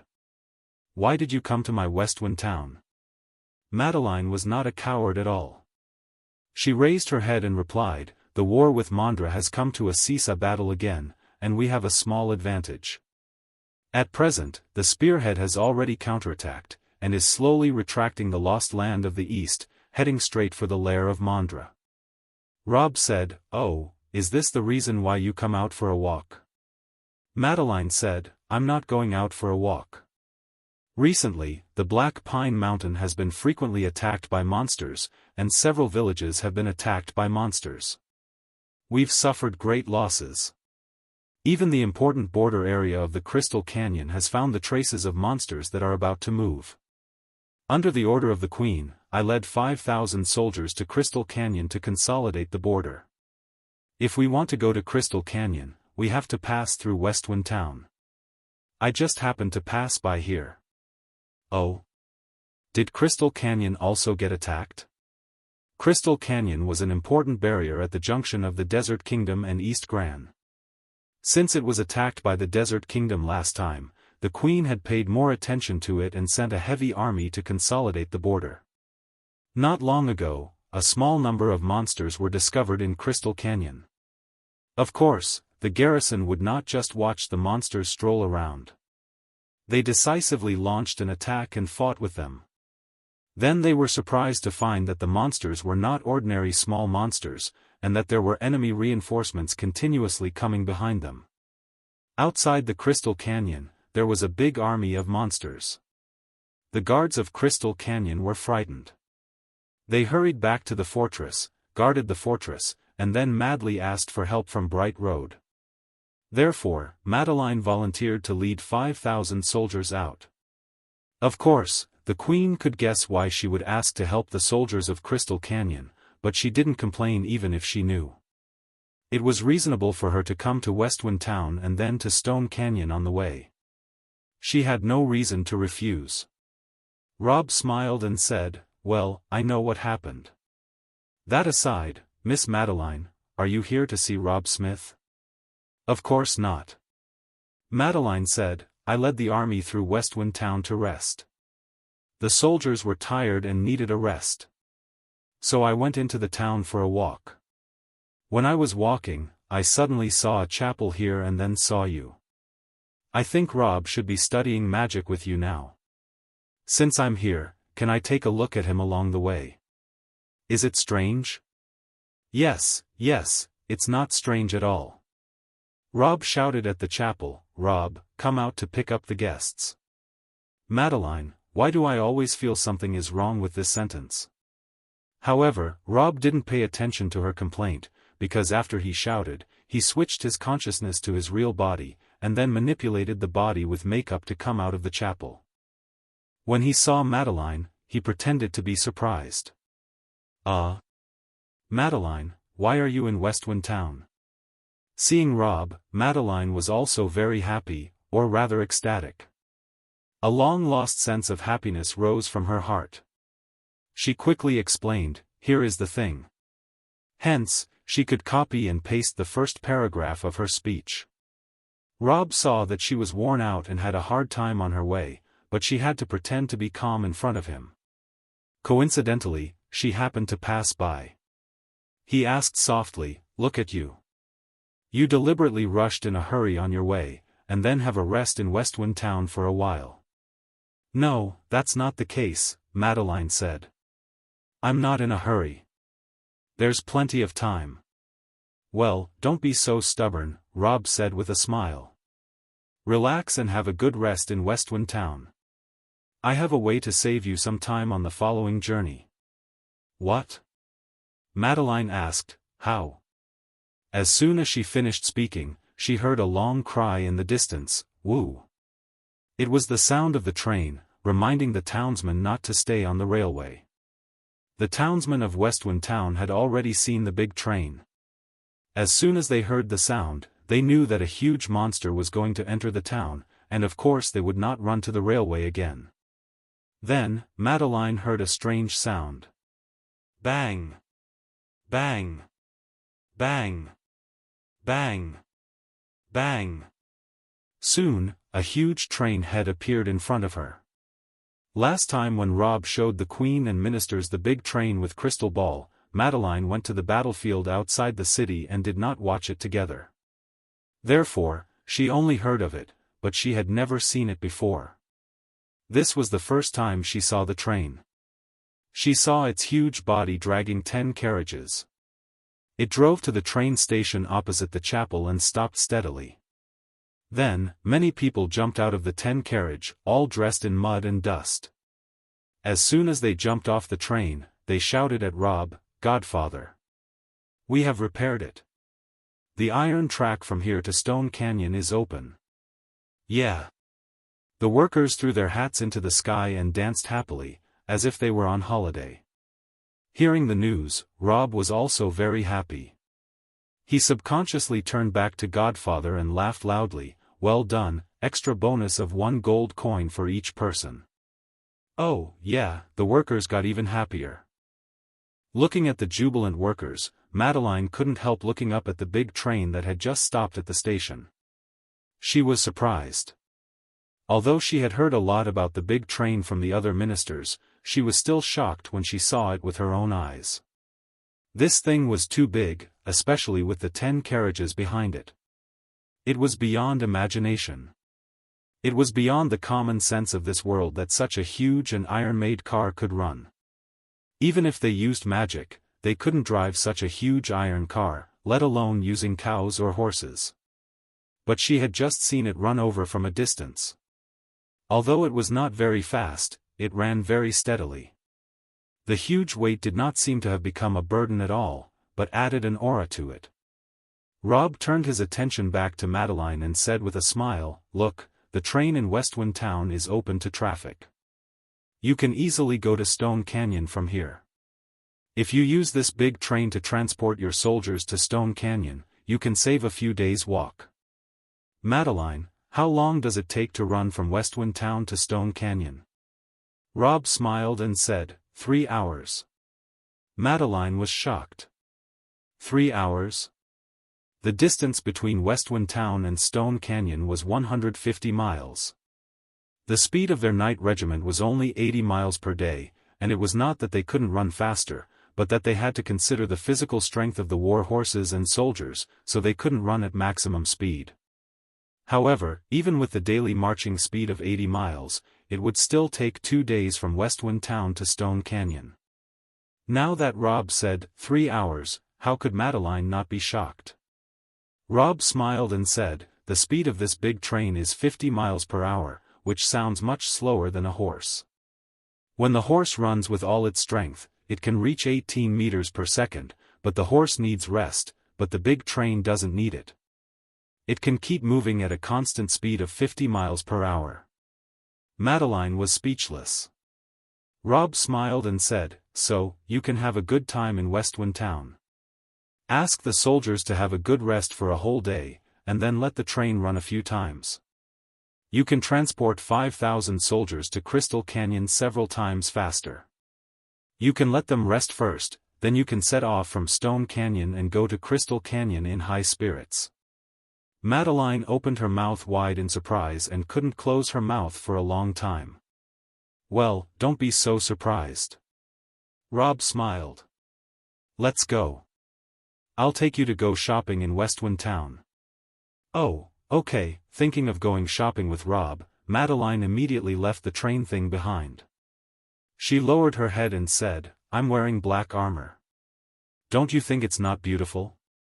"It looks good," Robb said with a smile. "In fact, it's more beautiful than wearing casual clothes." "Really?" Madeline was overjoyed. A day passed quickly because happy times always passed very fast. Robb took Madeline to walk around Westwind Town, and showed her around all kinds of factories, the school, fishing by the river, and picking fruit on the mountain. Normally, in a cartoon, there would be an episode at this time with all kinds of scenes of the hero and heroine going shopping, and the close-up picture of Madeline's smiling face. But we are in a novel, so there is no such thing. With a swoosh, the happy time was over. The sunset was setting in the sky again. Robb invited Madeline to have a rest in the chapel, but Madeline's face instantly turned red. She refused to go into the new light chapel even if it killed her, because it meant living with a man. It was too early. She rushed into the dark chapel nearby and grabbed a guest room. Of course, when she took a shower that night, she was also moved by the shower. The second day. Last night, the train ran twice overnight, sending some soldiers and war horses to Stone Canyon.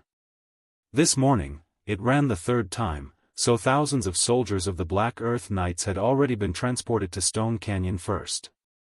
At noon, the train was ready for the fourth time, and this time, it was the last small group of soldiers to go to Stone Canyon.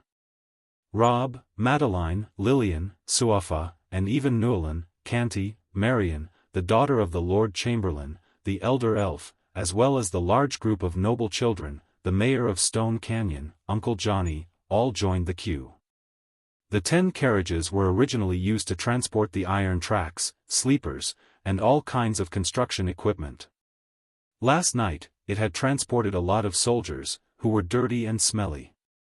However, since the servants of the nobles went out together, all kinds of water magic and purification techniques were thrown randomly, and the carriages became clean again.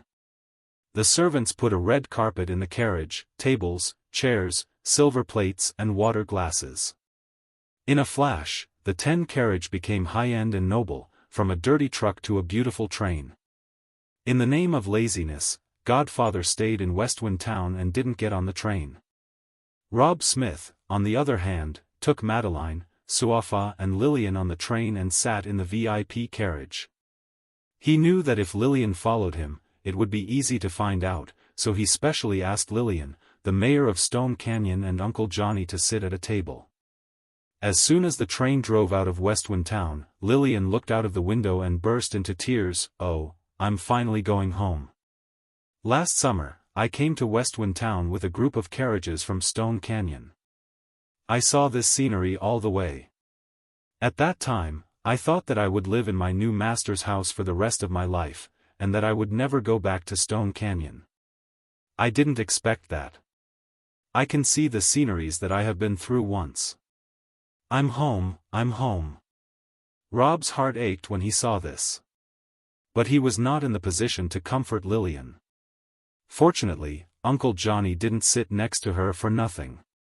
He smiled at Lillian and said, "Lillian, don't be sad. If it weren't for your leaving Stone Canyon, how could you have such a good master as Godfather? How happy your life is now. There's no need to look back. Look forward.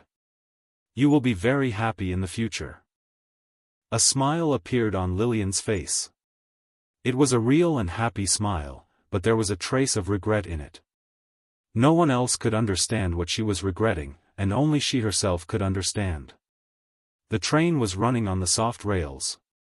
Madeline looked out of the window at the scenery that was constantly retreating, and her heart was also heaving. The train was so powerful. It was far beyond her knowledge that her 5,000 soldiers and thousands of war horses were sent 150 miles away in one night. How could she not be shocked? Although this thing was not as useful as the strategic-grade transmission portal, how could it be so easy to get that? That required a great magician to use all his magic power to open it. Moreover, according to the size of the magician's magic power, the number of people that the transmission portal could carry was limited. Only by using a large number of magicians and drawing a large magic transmission array could a large army like 5,000 people be carried. Now, their problem was solved by the big iron car. She couldn't help but exclaim, "Robb, Godfather in Westwind Town is really amazing. I didn't know it was so good without sitting on it." "Is it that good?" Robb shrugged and said, "This can only pull 10 carriages, and it can only run 50 miles per hour. It takes 3 hours to run 150 miles. I'm angry to see that. According to me, 150 miles is only 75 kilometers. The real excellent high-speed train should be able to do that in 40 minutes. Run 150 miles in 40 minutes? Madeline said. That's impossible. How can you do that? It's not that strong. Robb said with a smile, the magic is cast by human. It depends on the magic of humans, which is a human's power. Humans are weak, but the power of technology is endless. One day, technology can do everything that magic can do. Robb was not bluffing. The 4 kinds of magic, namely wind, earth, water and fire, were easy to achieve with technology. What was more difficult to achieve was the magic of abstruse techniques, such as instant transmission, and taking things through the air. However, these techniques would be understood by science sooner or later, such as taking things through the air through magnetic fields. And in cartoons, many teleportation technologies such as the glass and plasma jumps can already been imagined. These things would be able to be realized one day and replace the abstruse techniques. Of course, there was no need to completely replace them. Since there was magic in this world, Robb had to respect magic. He thought about using magic and technology to make something greater than pure technology or magic. At this time, the train had been running for a long time. The nobility, who had taken the train for the first time, also cooled down from their initial excitement. They no longer marveled at the train, and began to pay more attention to the scenery and enjoy life. As the servants of the nobles came, they immediately brought tea and snacks to their masters. These nobles were well prepared. They brought all kinds of delicious food, placed them on a small table near the window, and then looked at the scenery by the window, while bragging leisurely. The train is very stable. With a glass of Coca-Cola in his hand, he tasted it in a very elegant posture and smiled. It's much more stable than taking a horse-drawn carriage. I don't dare to drink water like this in that a horse-drawn carriage. Several nobles nodded at the same time. That's right. You have to be careful drinking water in a horse-drawn carriage or it'll slap all the tea on your face. It's much more comfortable to travel in this train than riding and taking a carriage, said Newlyn. If I can take such a train to go out in the future, I will be very happy to travel around. The nobles nodded in agreement. Even the elf elder couldn't help but say, if we build this railway between the 2 elf villages, wouldn't it be very convenient for our elf clan to get along with each other? I haven't seen several old friends who have moved to the other forests for 800 years. I really want to take such a train to see them. Everyone couldn't help complaining, 800 years. Do you still remember their appearance? I can't remember, the elf elder said. Besides, what's the use of remembering? Anyway, they must be old and have changed a lot. I don't need to remember their appearance, as long as I remember the stories we had together. When I was sad, they gave me happiness. When I was hesitating, they gave me faith. When I was lonely, they gave me warmth. How wonderful friendship is. Wise words. The nobles applauded together. After the claps, Robb asked, what stories did you go through together when you were young? Tell me. I have wine, and you can tell stories. The elf elder thought for a while seriously and then shrugs. Only ghosts would remember stories from 800 years ago. Everyone, you just wanted to say those words and say that you have friendship, right? You have completely forgotten about it. The elf elder blew his beard and said, alas. I'm old and my ears are not good. What did you say? Everyone was speechless. It was hard to tell whether a person was old or not, but he was really thick-skinned. Being more than 900 years old face was too terrifying. Of course, this small episode couldn't change the high spirits of the crowd. Along the way, the elder elf kept writing poems, converting the scenery on both sides of the railway into poems. The nobles always liked to be meretricious, but threw the thick-skinned elder of the elf out of the 9 night clouds, and truly admired his literary cultivation. Looking at the scene of people chatting happily in the large carriage, Madeline thought to herself, the train is not only stable than the carriage, but also more people can sit in the carriage and chat with each other, which is much more lively than a normal carriage. Look outside. There are wolf riders outside following our train. All of them looked out of the window at the northeast of the train. Sure enough, in the forest along the railway, there was a group of wolf riders who were running crazily, and on the wolf riders sat the fierce-looking elite orcs. Obviously, the wolf riders were staring at the train again and wanted to come up to Robb. However, the wolf riders seemed to be able to catch up with the train at the beginning, but after chasing them desperately for a while, they were left far behind. When Robb saw these orcs following the train, he remembered a few movies he had watched when he was a child. At that time, some people also chased after a train, trying to grab something on it. However, they either couldn't catch up, or were shot by a gun stretched out from the train. Tut, tut, movies are truly a history full of blood and tears of natives. And the development of Westwind Town was also a history of the death of monsters. 3 hours later, the train reached the Stone Canyon. What they saw that both sides of the railway was no longer a forest covered with green trees, but ugly stone cliffs. 2 towering cliffs sandwiched a center of land. In the middle of the canyon, there was a small corridor-shaped plain, and a small river passed through the middle of the plain.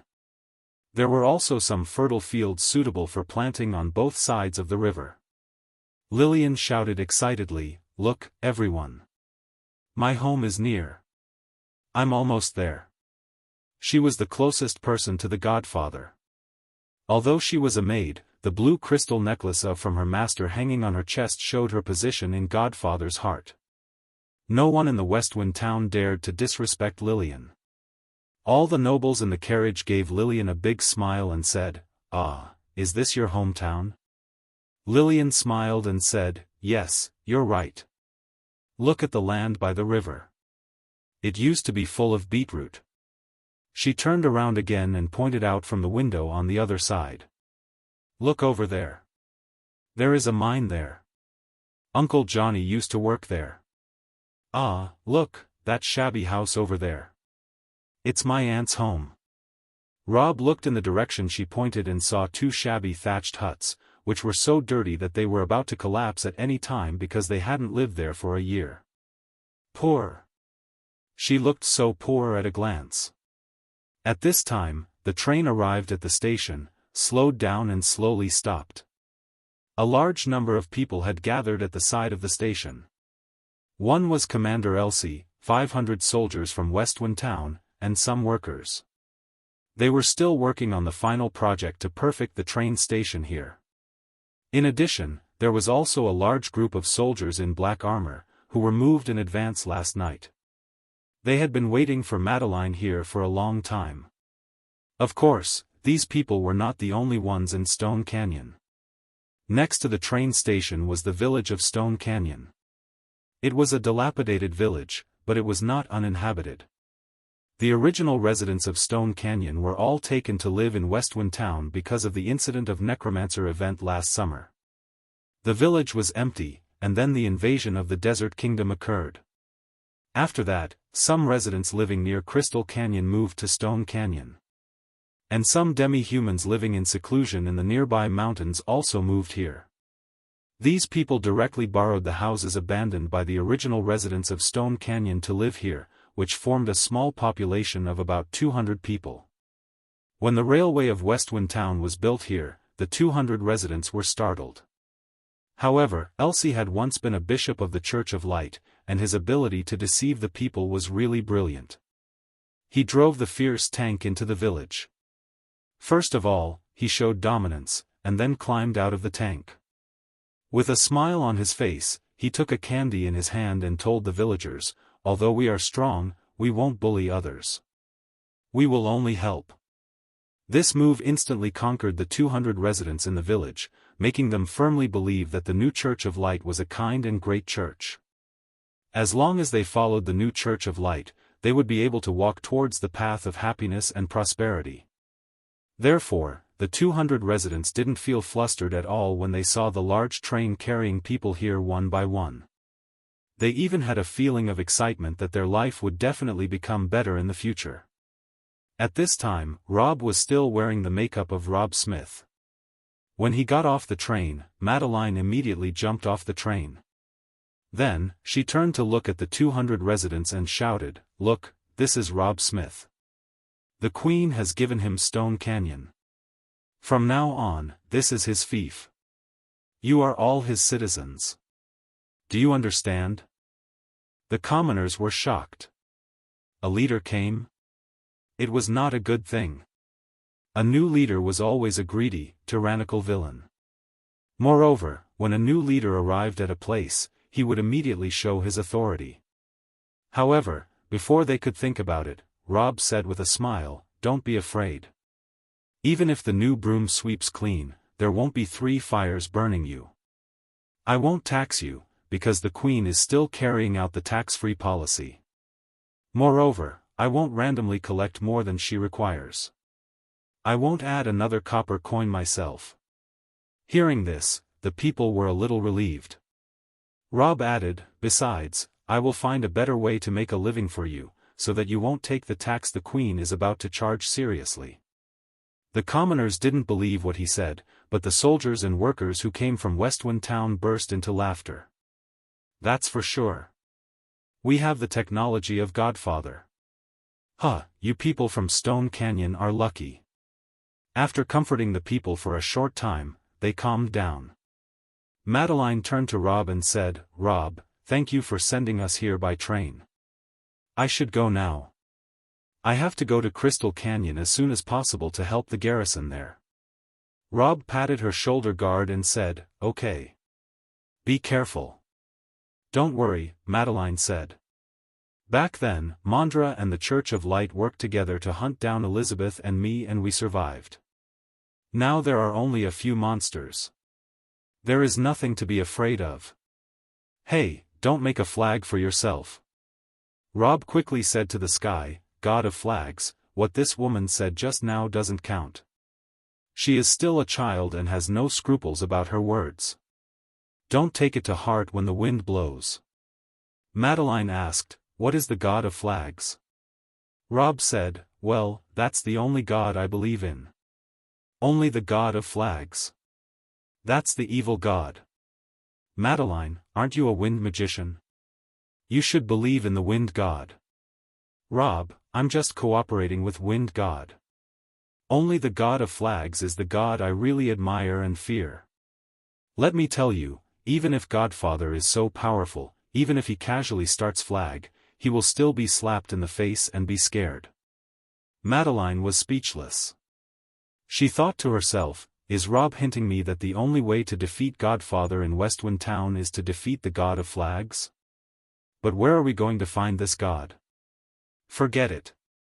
Anyway, I will report this news to Elizabeth later. She has been looking for a way to fight against Godfather. I should be happy to hear this news." Madeline led the Black Earth Knights out of Stone Canyon. The whole group was in high spirits, because they had walked little to none, and rested and adjusted their states here.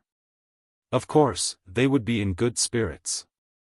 Moreover, on the day they rested in Westwind Town, they were sold all kinds of small goods by the townsmen, made a great deal of money. Madeline didn't know about this at all. She went to develop a relationship, so she had no idea that her subordinates were almost robbed of their armors. After Madeline left, Uncle Johnny jumped off the train and ran to the last few carriages of the big train. He shouted to the inside loudly, "Come out. The servants are here to take the goods. Hurry up." A large group of jewelers jumped out of the last few carriages, and then a group of blacksmiths, carpenters, porters, all of them quickly moved all kinds of things out of the train, including tools for exploration, sleepers, iron tracks, several minecarts, a set of wheels, and the engine for pulling the minecart. As Westwind Town had already set up the track system for 2 mines of Westwind Town, the craftsmen were already very familiar with the way to make one. All kinds of materials, tools, equipment were well prepared. As soon as they jumped off the train, they shouted, "Where is the mine?" Uncle Johnny shouted, "Come. Follow me." The group of people carried all kinds of materials and followed Uncle Johnny out of the train station. Soon, they arrived at the entrance of an ancient mine. This was the old mine in Stone Canyon. The villagers here had been digging rocks in this mine for generations. Uncle Johnny touched the abandoned stones at the entrance of the mine and sighed in his heart, "I'm back. It's been a year and I'm finally back to my hometown. Huh. Brothers, let's take action first to reinforce the mine and prevent it from collapsing." "Okay. Then let's expand the mine and set up the sleepers. Be quick. Godfather wants a pure crystal mine. We have to repay Godfather for his help. We have to get the crystal mine as soon as possible." "Yes." The workers roared and rushed into the mine. But soon they found that they were still short of hands. With the arrival of this train, there were not many workers, and many of the work was tight and short of hands. It would take at least 6 hours for the next train to arrive. In fact, the train had already run several times in a row. The train attendant was already very tired, and the next train would at least come back tomorrow. Who could help with this mine? The light on Uncle Johnny's forehead lit up. He ran to the village and shouted at the 200 villagers, recruiting porters and craftsmen to come to our mine to help. "You don't need to know the technology. As long as you can work hard, your salary is 20 copper coins a day. Is there anyone who wants to join?" The salary of 20 copper coins per day was a big joke in the Westwind town. No one was willing to do such a job, but for these 200 villagers of Stone Canyon, 20 copper coins was a good income, and they could earn 20 copper coins per day? Where could they find such a good thing? "I want to come. Will you really give us 20 copper coins? Don't make fun of us. If it's true, I'll do it." "Me too. I will exert all my strength." A large group of people surrounded them. Uncle Johnny didn't say anything more. He took out a lot of copper coins and put them in the hand of Commander Elsie, shouting, "General, do you believe me?" With a holy and kind look on his face, Elsie tried to play being a leader. "Villagers, don't worry. I stand out to make a guarantee to you that I will keep the money here. You can come to me to get it after you work. Aren't you afraid of being cheated on by someone with unknown background?" Elsie's smile had the effect of being deceptive. Instantly, more than 200 villagers were subdued. Men, women, and children all worked together to help the mine. Of course, Robb didn't need to care about these things. He was just a person who made rules. Once he taught the modern generation's thoughts, concepts, rules, and operating procedures to the villagers, he would not go to do stupid things again. At this time, he was accompanying Lillian to the chapel behind the village. There was a broken chapel, which was originally a chapel of light. When the army of the dead attacked, it was changed to a chapel of darkness. After all the residents in Stone Canyon left, it was no longer a chapel of light, nor a chapel of darkness. It was just a broken chapel. There was no special feeling given to it by humans. It was just a pile of stones, wood, glass and other things, which did not mean anything. Lillian went to the cemetery behind the chapel and stood in front of an unknown tomb. She put several wild flowers she had picked in advance in front of the tomb, and then quietly walked towards the tomb. Robb immediately realized that her parents were buried in it. It was not popular for Western people to kowtow to graves, so Lillian just stood there quietly. After standing for a while, she turned around and said, "I'm sorry, Master. I took you to this kind of place." "There is nothing to be sorry for," Robb said with a smile. "Even if you don't bring me here, I have to come here at least once."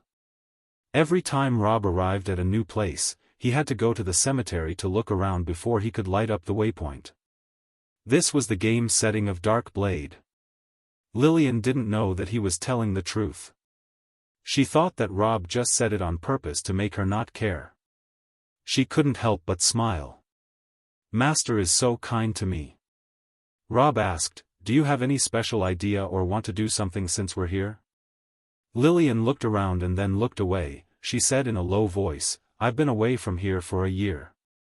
I'm used to the bustling Westwind town. When I came back, I found that this place is really a poor and backward place.